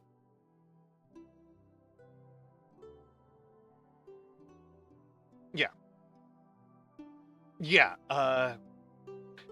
TR and I think TR and Jackson are the two most dangerous men in a fight when they were president. I think TR and Jackson are like the top two. I think there's a couple of others I'm going to rate pretty highly. LBJ, I'm going to rate very highly. LBJ, Lincoln, I'll rate pretty highly. but I think these are the two most obvious ones. These are the two that are the most obvious. I think I'm gonna put Ford in the maybe. Ford's a big dude. He was relatively young when he was president. He was a big dude. I think he doesn't have a lot to lose. I don't see him as a gentle soul. So I think Ford could do it. I'm sorry, JFK. I'm sorry, pretty boy JFK, but I don't think it's much of a competition. I feel bad about it. The people who are getting in here, I'm mostly putting in because they were in bad health. No, JFK was in terrible health, Hoomter. JFK had terrible health. His basic physical fitness was awful. His basic rudimentary physical fitness was terrible. JFK was on like 50 different types of drugs just to keep him like standing upright. JFK's basic health was terrible. I can run a 5K casually. I can run a 10K pretty easily. I could kill JFK like very easily. Yeah, JFK had terrible health. No, the makeup department did an amazing job with JFK. Maybe 20, 30 years earlier. No, JFK had bad health from when he was a kid. It's a miracle that he managed to serve in the Navy in World War II. But when he was president, he was in terrible health. So I am confident I could take him. I feel bad. Pretty much everybody who I'm putting in, I could kick their asses mostly because I'm like, I know that this person would like one solid punch and like their bones would crumble. Like it's not like fair. It's not like a justified one. I mean, yeah, and it's not like the guy who killed him was particularly strong.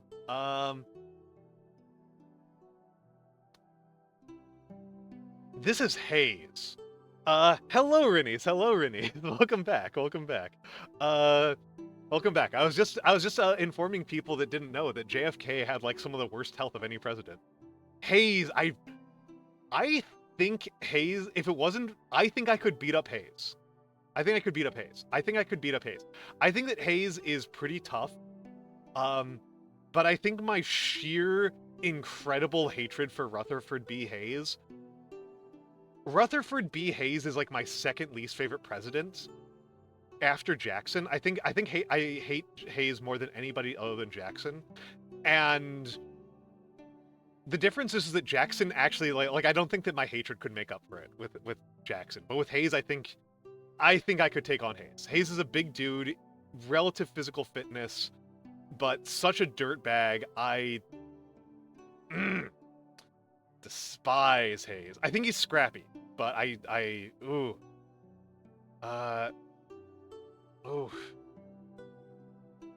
This one's just mean. I'm sorry, but I could. I think most of us could. I think almost everybody in this chat could. I think that it's pretty rare that somebody couldn't. It's mean, but like, let's be realistic about things here. Let's just be realistic about things here. I wouldn't want to. It's just sad. I am hoping that I'd be able to just like force a submission that doesn't hurt him too badly. Like that just feels bad. It's even like worse than JFK.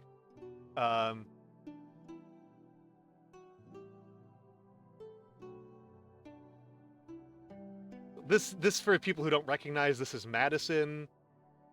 This is James Madison. James Madison was like 5'4" and was like 70, and like his diet was like whiskey. He's a turbo nerd. He's a turbo nerd. He has pickled not just his liver, but his kidneys, his brains. I do too, Hoopter. Yeah. All of the first 5 presidents, every president who fought in the War of Independence, which he did, was pickled 7 ways to Sunday. Madison was one of the last ones. He was in relatively good health out of them, but he's also 5'4", and I think that makes up a lot of the difference. Actually, no, Monroe was later. I'm sorry, I forgot about Monroe. I mix up Monroe and Madison all the time. Now, who the fuck is this? Because I really thought this was JQA. Is this... This isn't Van Buren, right? Is this Van Buren? Somebody help me out here. This looks like Van Buren.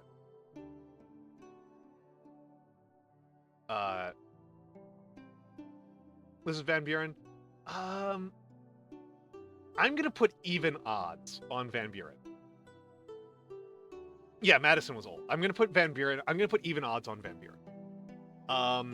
Van Buren was old, but Van Buren was scrappy and a survivalist. A lot of our presidents grew up in the lap of luxury.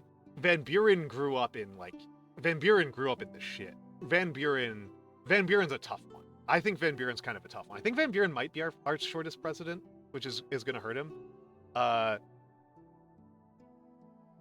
He's 5'6". He's 5'6". That's not that. But I think Van Buren's a scrappy one.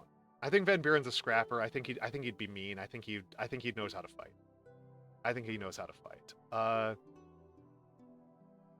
I think he knows how to fight. Johnson's going in the Hayes tier, where I think he's in relatively good shape for a 19th century guy, but I think the 19th versus 20th century advantage, I think the superior nutrition of being a 20th century man is going to make up a difference. And I think that my profound, I think that the combination of drinking too much and, I think that the drinking too much and the horrible access to food is going to make up a big difference. I think like all these guys are going to have like bad tummy hurt syndrome. They're going to have like way worse tummy hurt syndrome than like any 20th century person. My hatred for Andrew Johnson is really going to escalate this one. I would put Andrew Johnson probably at a tie if I wasn't just so mad at him all the time. Andrew Johnson's a nightmare. Yeah, I don't hate Johnson as much as I hate Hayes. Hayes is Hayes is the one who I will collapse on like a mountain.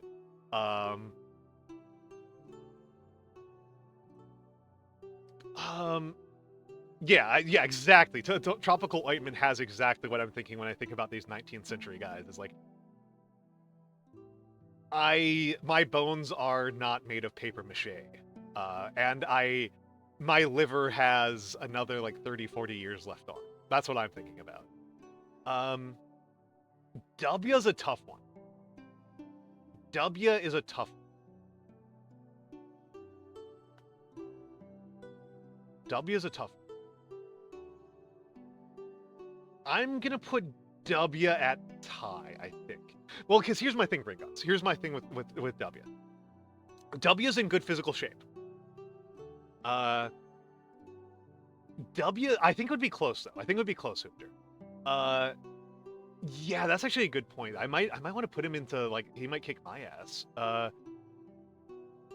W is a pretty physically fit man. He was a relatively young president.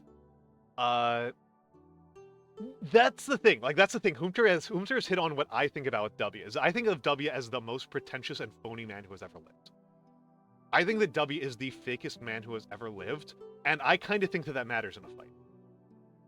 I think that being an inauthentic, phony piece of shit, it really hurts you in a fight.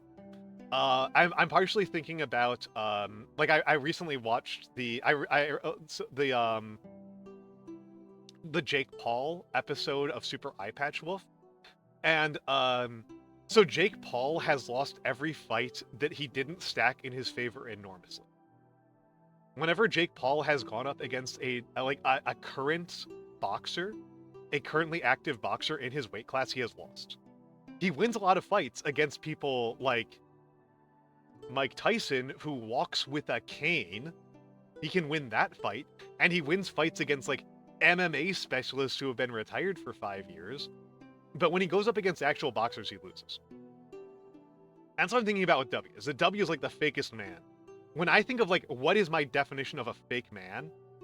What is my definition of a fake, empty, hollow, dishonest man? It is George W. Bush. He's who I think is a fake. I think he's a coward and a faker. but he's also physically fit. He's also very physically fit, and I'm not that good of a fighter myself. I think I'm gonna put it into tie. He's a big guy. He's physically fit. He's got the 20th century advantage. He did do a bunch of drugs when he was younger, but he cleaned up his act and by the time he was president. He was relatively young. I think that my combination of anger and not being a phony is going to make it closer, but I think this is actually like, I think it's like borderline on these two. Is this Harding? I think this is Harding, right? Yeah, this is Harding. Harding is also incredibly fake. And he died in office of old age. So,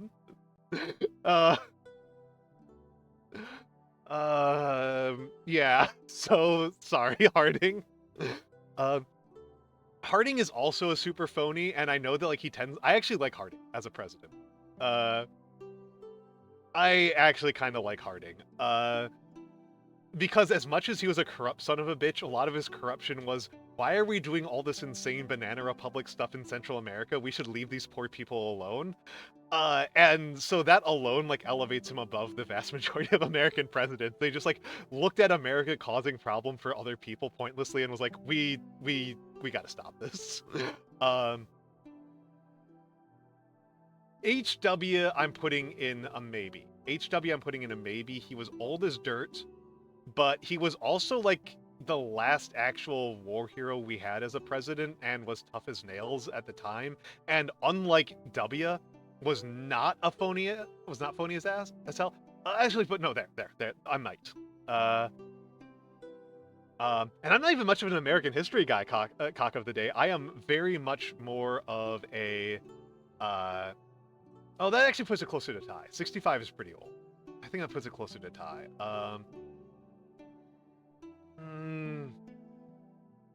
I should probably cut it closer to tie, for the old man debuff.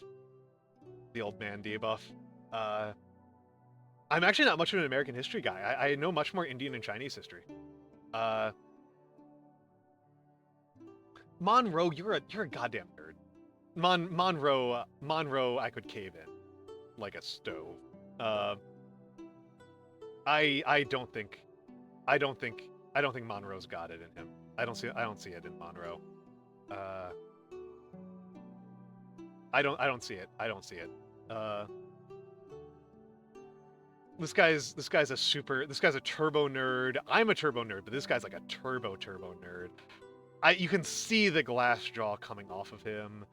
And I actually really like that the Monroe Doctrine is very kind of interesting in that, like, the Monroe Doctrine is less useful in history as a piece of American imperialism than it is as a piece of British imperialism, because it functionally turned the U.S. into an enforcer of British interests in the in the New World. Because, like, the only real fight that could happen in the New World was, like, France taking British possessions in the New World. That was, like, the only real option. And the U.S. basically put a stop to them. There was kind of, like, nothing else that could happen. So, like, the U.S. basically became, like, a little... Like, the Monroe turned the U.S. into a subsidiary of British interests with the Monroe Doctrine. And I think that's interesting. I think that's kind of interesting, though. Like, that was actually a moment of being incredibly outmaneuvered. Garfield, I'm putting in maybe. Garfield, I am putting in maybe. Relatively young. He was in his 40s when he was president. Oh, yeah. No, I'm counting it before he got shot. I am counting it before he got shot. Yeah, I think that's reasonable. I think he could kick my ass. I think he'd stand a pretty good chance.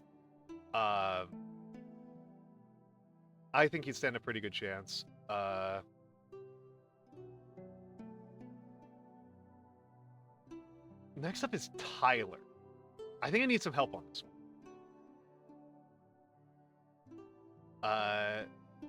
Tyler is a disgusting worm of a man, and if I was given the chance to beat him to death with a rubber hose, I would almost certainly take it. But like, he's relatively young. Like, he lives another like 20 years after he leaves the presidency. Like, he's got a lot of energy left in him when he's president, and he's evil. And like, usually I've been using evil as a debuff. Usually evil has been coming up as a debuff.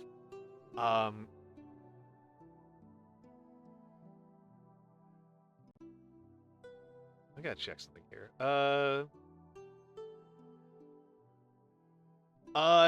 Tyler succeeded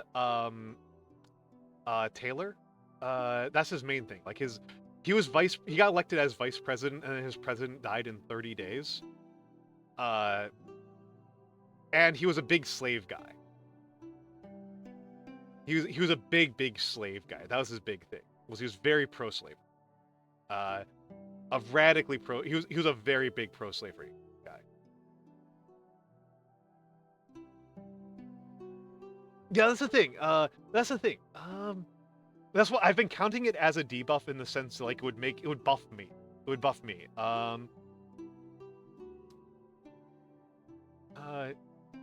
That's how I've been counting. And like he was on the Confederacy. Like,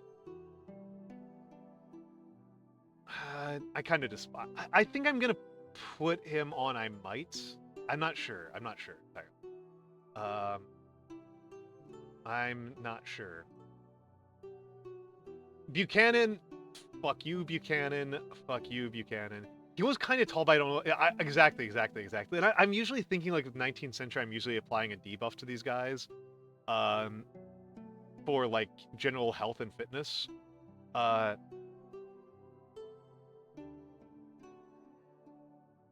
I think that, like evil seems to make people healthier, unfortunately. Evil does seem to make people healthier. I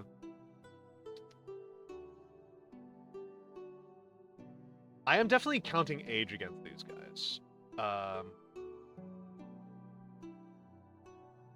That's true. Tyler would pull a knife, I think. I'm putting Buchanan in a... I'm putting Buchanan... Because, like, I totally kick their asses, I'm, like, very confident about. These ones I'm all, like, really confident about. I might downgrade Fillmore. I might downgrade Fillmore. Cleveland, I don't think I could take. I don't think I could take Cleveland. I'm not confident about my ability to take on Cleveland. I'm like pretty low on my ability to take on Cleveland. Cleveland's a big dude. This is Cleveland. This is Grover Cleveland. Noted weird creep, Grover Cleveland. I think, yeah, Cleveland was big. Cleveland was patient. Cleveland was ambitious. I think Cleveland would stand a really good chance. I think Cleveland might be in Totally Kick My Ass. Cleveland's one I have to think about. He might be in Totally Kick My Ass. Degenerative having an interesting point, but I think it would help me in dealing with problems where I don't have that good of technique. I'm not that good of a fighter, so like I don't have good technique. So I think like anger as opposed to technique is going to help me out here. Washington, I think would be Washington would be a tough. Washington would be a tough. He is a Ponzi aristocrat, but his military credentials are in fact no joke. Like, his abilities as a field commander leave a lot to be desired, but his abilities as a marshal is like quite good. And he was in the shit, and he did work very hard, and he was pretty tough. So I'm gonna give it to Washington. Washington, 6 foot 6, weighs a motherfucking ton. I think Washington's got a good chance. Yeah, I could not put him lower than Ty. He wasn't that old when he was president. His health was bad in a lot of ways, and enough ways that I'm not going to put him in Totally Kick My Ass. But I think it would be pretty close. Same with Ike. Ike has a lot of credentials. Ike was pretty old when he was president. Ike was pretty old when he was president. Yeah, but he was, I think it was a healthy 60s. And remember, tropical ailment, I'm pretty old too. I'm not particularly young myself. I think Ike would have technique. I think Ike would have experience on me. Actually, I might put him to tie. I might put Ike to tie. If it was army versus army, Ike would kick my ass. If it was like a fist fight, I think it's kind of closer. If it was army versus army, Eisenhower is probably the best military commander on here. Yeah, more modern 60s. Like this is not like he's not a 19th century 60s. He's a 20th century 60s, which is still like not great. Lincoln, of course. Like there's no way. There's no way. I would stand no chance against Lincoln. There's absolutely no way in hell I could take on Lincoln. Yeah, Eisenhower's pretty athletic, right? Like Eisenhower was like in pretty good shape, but he was also older. I think I probably have a physical fitness edge on him, but it's not as pronounced. Hello, Mara Mara. Hello, Mara Mara. I'm being incredibly American. No, Humter. Eisenhower was like a fist fighter. Eisenhower was like the only. Eisenhower and Jackson were the two. Not Eisenhower. Lincoln. Lincoln and Jackson are the only two people we know regularly participated in fist fights, and won. Lincoln was like. Lincoln kicked the shit out of people all the time. Lincoln almost in the Black Hawk War, his troops nearly had a mutiny against him, and he resolved a mutiny by beating the shit out of the mutineers. Like, no, Lincoln was tough as balls. Lincoln could absolutely kick my ass. Lincoln is actually probably the most kick my ass out of these. I think I would not stand a chance against Lincoln. Lincoln would win me. No way. Lincoln's definitely the strongest one here. I'm pretty sure Lincoln would win against everybody on this list. I think he would beat Teddy. I think he would beat Jackson. I think he would kick everybody's ass.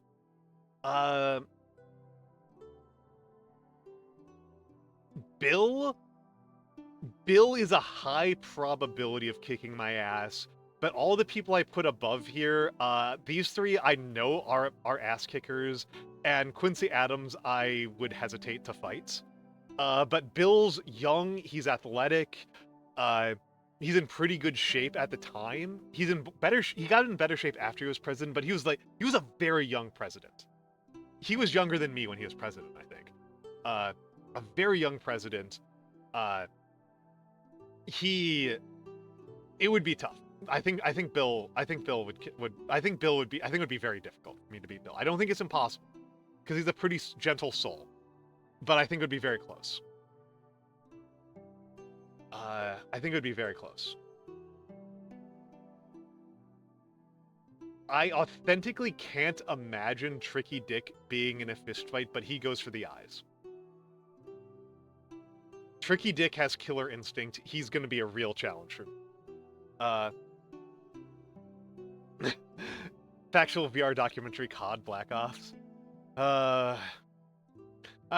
You know, if you're going to have Kennedy fighting off zombies in COD Black Ops, you should have Mecha FDR fighting zombies. You should give FDR a mech suit in COD. You should give FDR a mech. Yeah. Dick is going to be brutal. The fact that Dick is like a little bit older, kind of doughy, not very athletic, and easily distracted. Tricky Dick is very easily distracted, but he has total killer instinct. He would also call me anti-Semitic slurs. So there is that for him as well. I think Nixon would be a tough.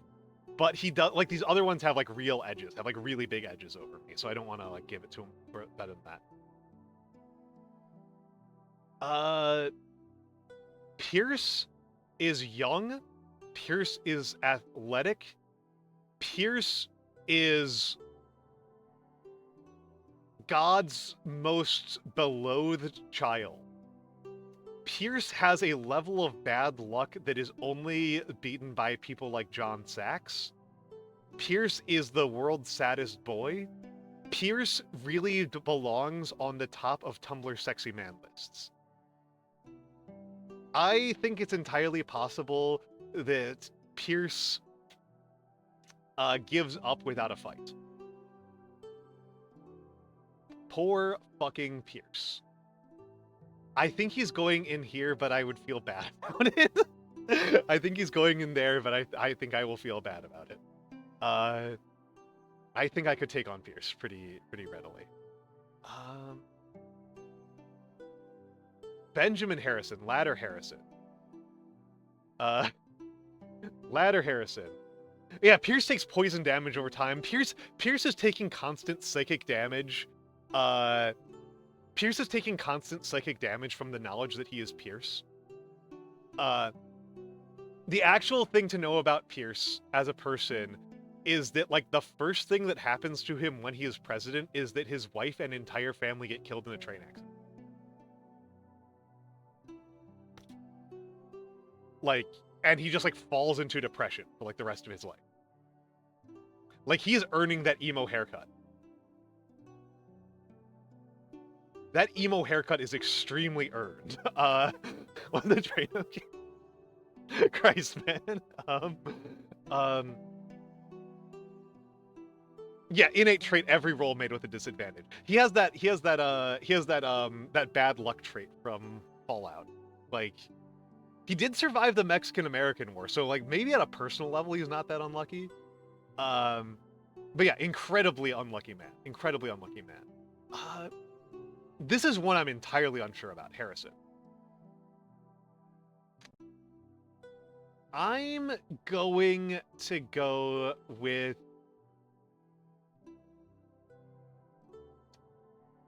I don't know what to say about Harrison's, like, physical fitness. Like... He fought with Sherman, so I have a lot of respect for him. I think I might put him... He's old, though. I think he's old. So I'm like he's very borderline here. He's like 65, but he's like a pretty tough 65.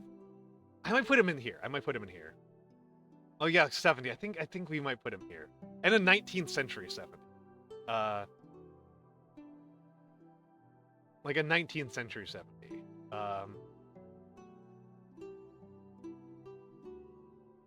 He's got some things that I respect, and he was pro civil rights. Like he's there's definitely good things about him, but like he's old. I think I could probably do it. I think I can beat up Trump.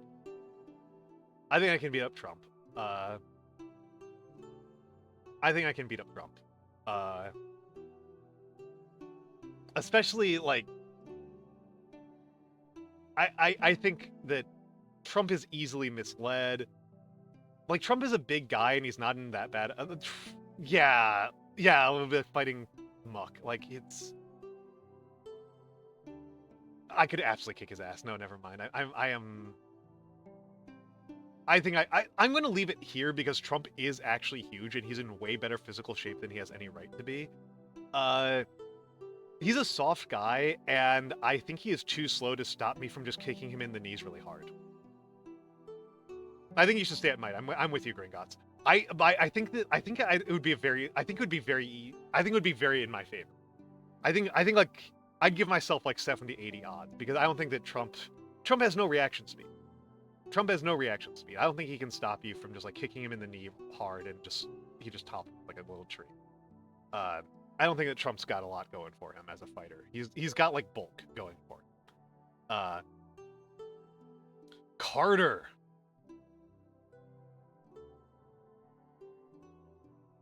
Carter's a maybe. Carter's very much a maybe.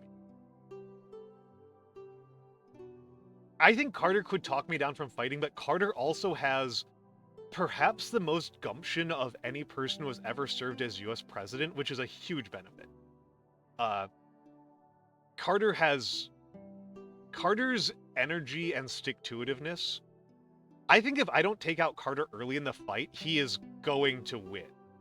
Like, I think I think this is the opposite of Trump, where Trump is like a might, but it's like a very borderline. Like, I think it's a very likely I could beat the shit out of Trump. I think Carter, it's like really. Carter is young.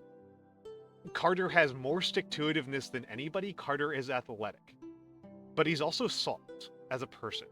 I think it's he doesn't have. I don't have a specific thing about why he could kick my ass, so I don't think it's like. I think it's like a 90% chance he wins. I think Carter's like a 90% chance that he wins. But it's not like close to 100%. Whereas like Lincoln's like 100%. Like with Lincoln, it's a question of like, do I even make it out the first 5 seconds? Yeah, like it's. Who the fuck is this? Oh, this is Wilson. This is Wilson. Easy. Easy. Come on. Easy. Yeah, that's a walk. Beating up Wilson, that's a fucking walk. Come on. Wilson's an FDR tier. Wilson's an FDR tier. Like, this is like borderline guilty. I think Woodrow Wilson would be too busy being in a coma. I think Woodrow Wilson would be too busy being in a coma and losing his mind about I think he might die of a rage aneurysm over me being Irish American. I think Wilson might be one of the easiest ones. Wilson's like an FDR tier easy one. Like, this is nothing. Like I think he might be the second. I think he might be like number 2 easiest in the entire list.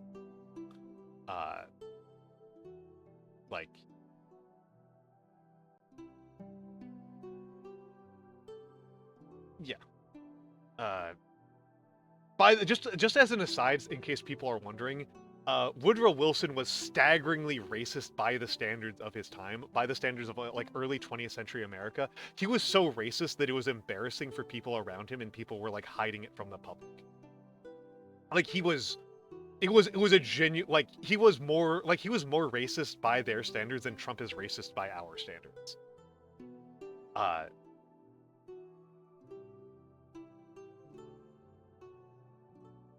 Joe is getting the same treatment as Trump. It's the same damn rules. He's just so goddamn old. He's big, he's imposing, he's mean, but he's so goddamn old. I think the chance of me losing is very low against Biden. I think it's very good. Joe's old and has bird bones. Yeah. Joe is old, he has bird bones. He's huge. Like, he's huge, and that is an advantage. Like, I'm not in the same weight class as him. But like,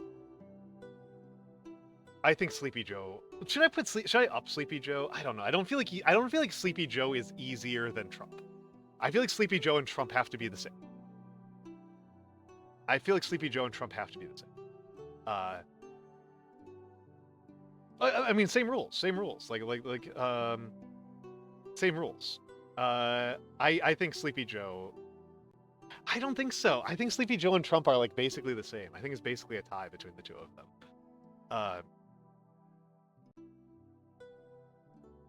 I think that Trump is actually considerably easier to mislead than Trump. I think that as addled as Joe is, I think he's actually like less easy to trick. I think Joe could actually get in some good punches. I think it's. I don't think these guys, I think, generally have like really major. I think should I put both of them into totally kick their ass? I think actually, yeah, I think I'm putting both of them to totally kick their asses. Yeah, I think I put both in. I can run 5 kilometers without like stopping. I'm not even sure they can make it up a flight of stairs. Polk would be tough. Polk would be a toughie. Polk's a tough.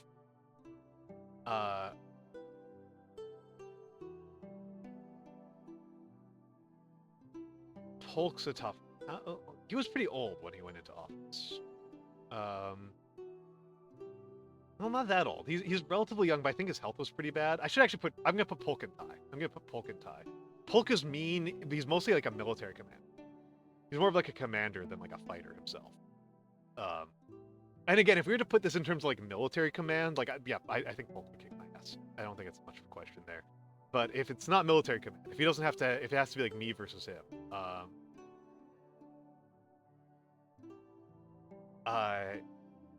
and like particularly like he's like withering. This is James K. Polk.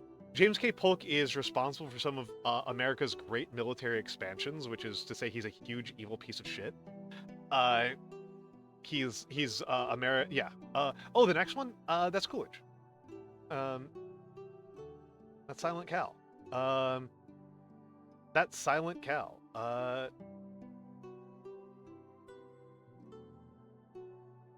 Polk's a mean piece of shit. I don't know. I think he's him. I'm not sure about.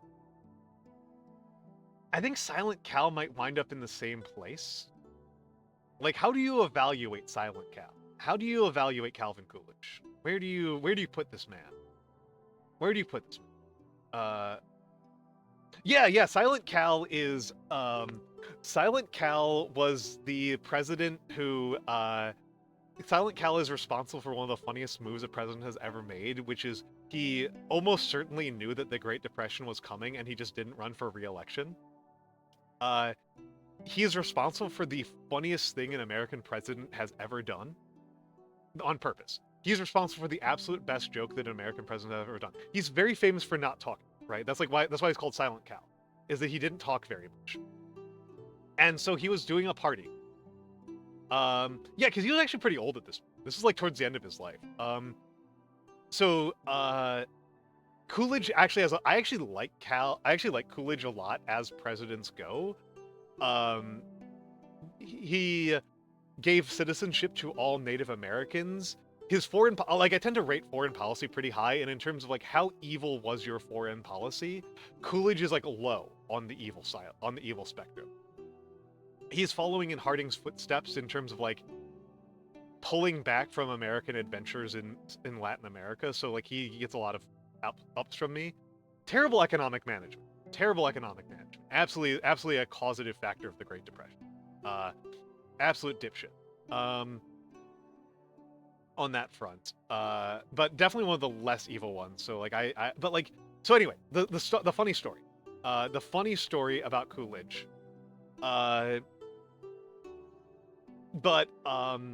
The funny story about Coolidge is that he, again, was famous for, like, not talking a lot. And so they're holding a party, right? They're holding a presidential party, as they do, right? Like, this is an important part of being president, is that you have to be seen among the aristocracy, among the plutocracy, as doing presidential things. You have to be seen and perform presidentialness.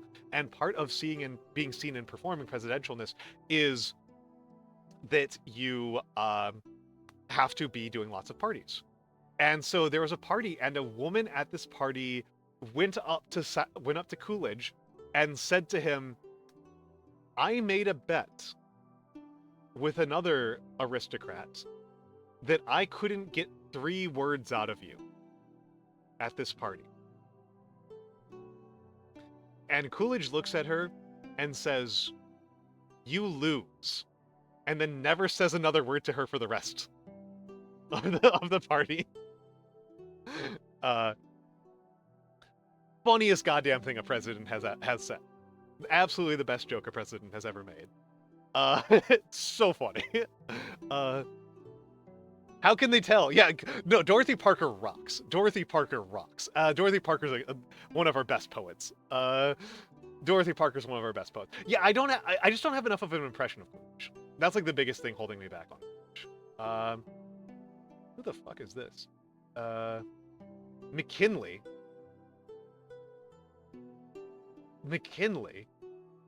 I mean, getting shot doesn't count against you. I have made the decision that getting shot doesn't count against you. So that doesn't count against McKinley.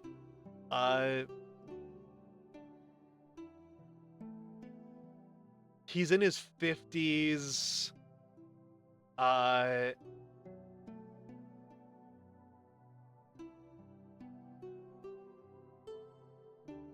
I don't know. I don't got shit to say about this guy.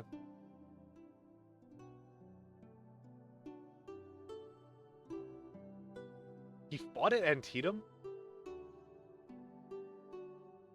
I think I'm gonna put this guy in a firm maybe. Like he's kind of like he fought at Antietam. Like he's a veteran of like a badass war.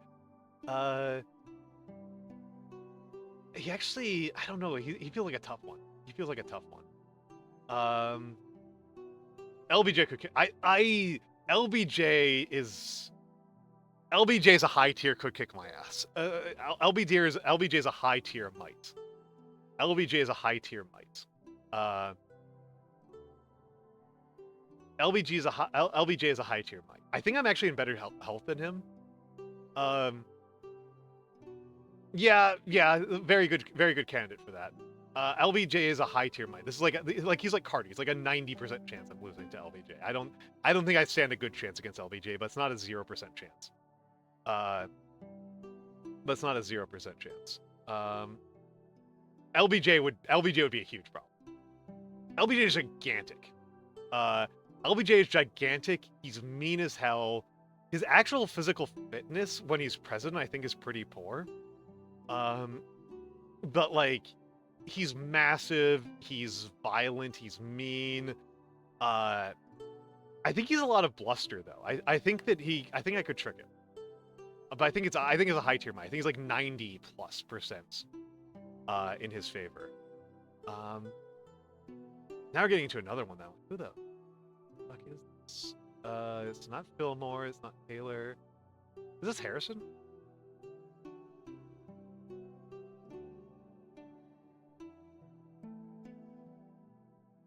I gotta take a look around. Is this Harrison? Yeah, this is Harrison. Harrison, easiest fight in the entire setting. Easiest fight under these rules. Absolutely the easiest fight. Even easier. The only person who I'm confident is easier than FDR. Absolutely the easiest one, no question in my mind. No, like absolutely the easiest one. Harrison, it's Harrison. Easiest president to beat up of them all. If he wasn't like in like a high tier evil piece of shit, I'd feel pretty bad about it. But I wouldn't even feel bad. I think it's the Harrison J. The Harrison. I mean, like, God. For people who don't know, for people who aren't familiar with American history, Harrison was president for 30 days. Yes, like Harrison dies like immediately. Yeah, like Harrison gives a speech, gets pneumonia, enters a coma, and dies. That's Harrison's presidency. Harrison gave a speech in the middle of winter without wearing a coat to prove how tough he is, and then immediately gets a pneumonia and dies. It's like the funniest, like, it's the funniest, like, fuck around and find out that, like, has ever happened. Like, the most clear example of a man trying to be so manly it literally gets him killed. Yeah,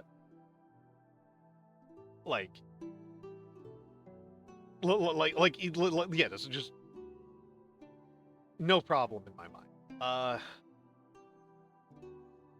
Taft is another very unlikely I could win. Taft is another very, very unlikely for me to win. I'm not. Taft would be really difficult. For people who don't know about Taft, Taft weighed like 300 pounds. Taft is without a doubt the biggest president we've had.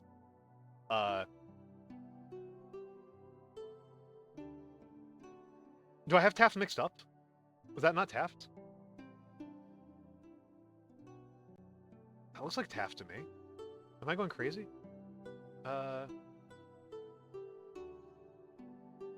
You think that's Arthur?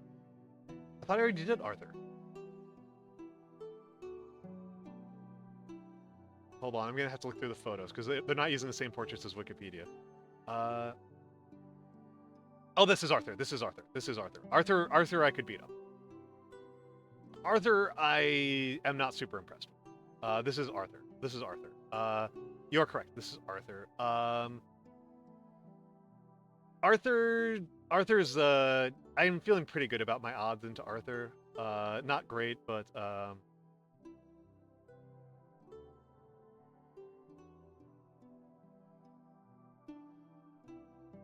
I think, Grant's very likely to kick my ass. Grant is very likely to kick my ass. I think I'll put Arthur in knight. I think Grant is very likely to kick my ass when he's president.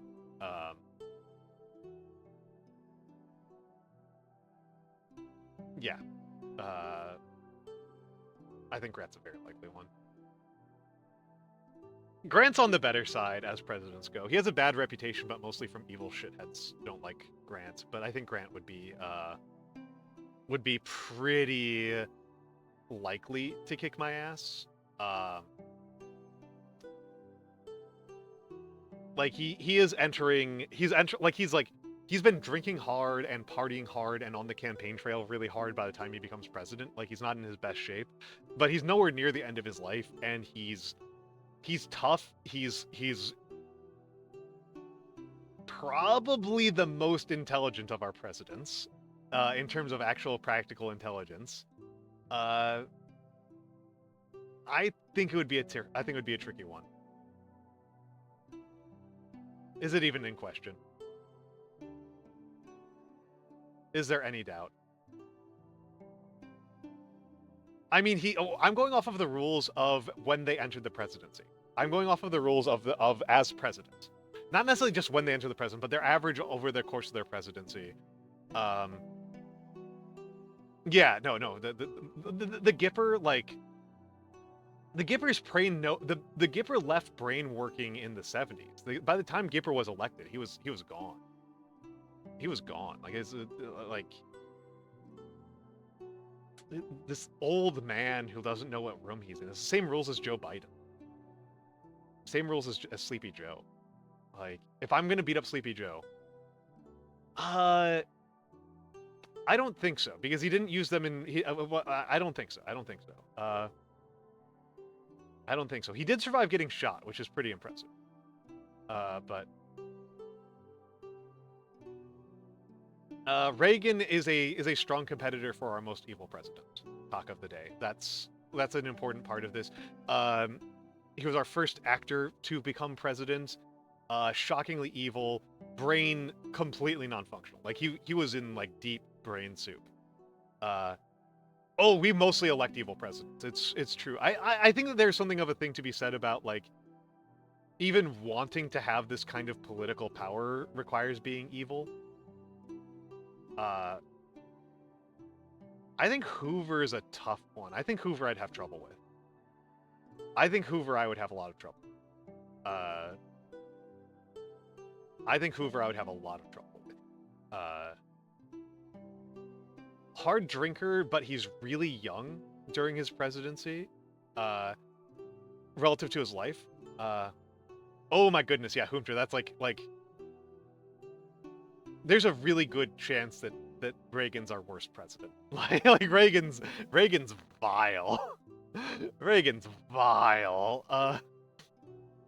Reagan's not even good for like the things that people tend to rate American presidents for being good at, which is like being like exercising power and like manipulating other people. Those are what people tend to rate presidents highly for. We need to speed up on this one. I think Obama kicks my ass. I think Obama's very likely to kick my ass. I think Obama is very likely to kick my ass. Yeah, Reagan is a significant percentage of all of AIDS deaths ever are because of Ronald Reagan. Like it's not great. Yeah, Obama's in great shape. Obama's in good shape today. Obama would be a real problem. Obama's fast, he's big, he's athletic. I think it would be a real problem. I think Obama would be a real challenge. Taft, I think, is also going to be a real problem, just on sheer size, sheer mass. Sheer mass is going to make Taft a real problem. And come on, these guys are bird bones, man. I think I might actually put Jefferson ahead of JFK on fightability.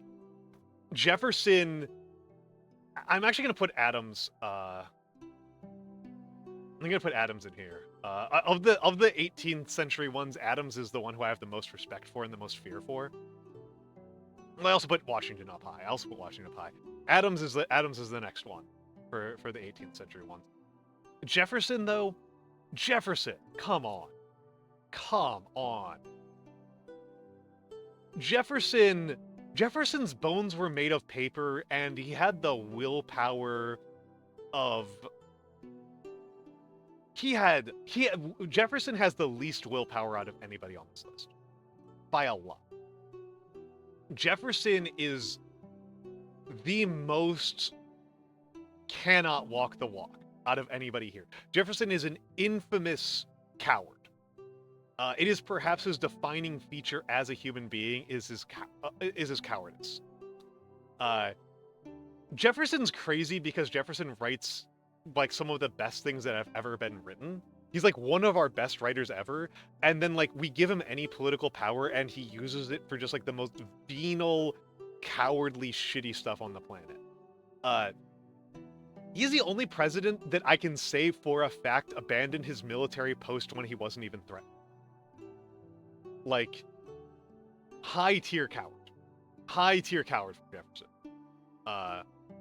I do think that insecurity leads for evil, but when I think of like a person being insecure causes them to be evil, the person I think of is Robert E. Lee. That's the one who I think of. I don't think of particularly these guys. Jefferson's just a fucking coward. He's just yellow. He's just yellow-bellied. He's just yellow-bellied.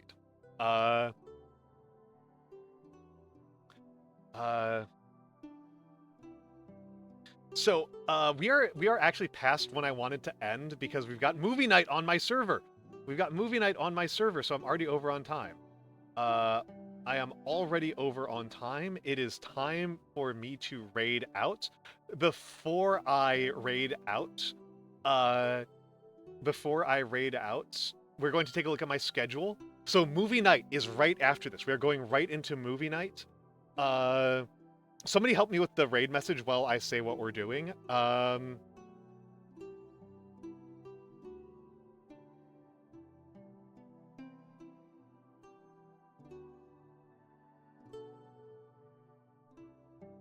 Is that one that you get that the subs can use? Is that one that subs can use?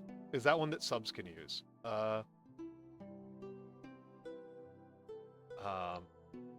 Is that one that subs can use, or is that a bit emote?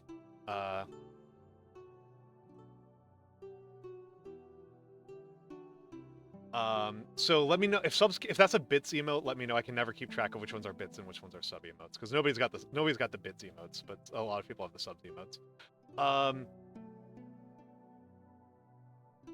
So those are our raid messages. So tonight, after this, we're going to watch The Simpsons Roasting on an Open Fire, then Tokyo Godfathers, then Muppet Christmas.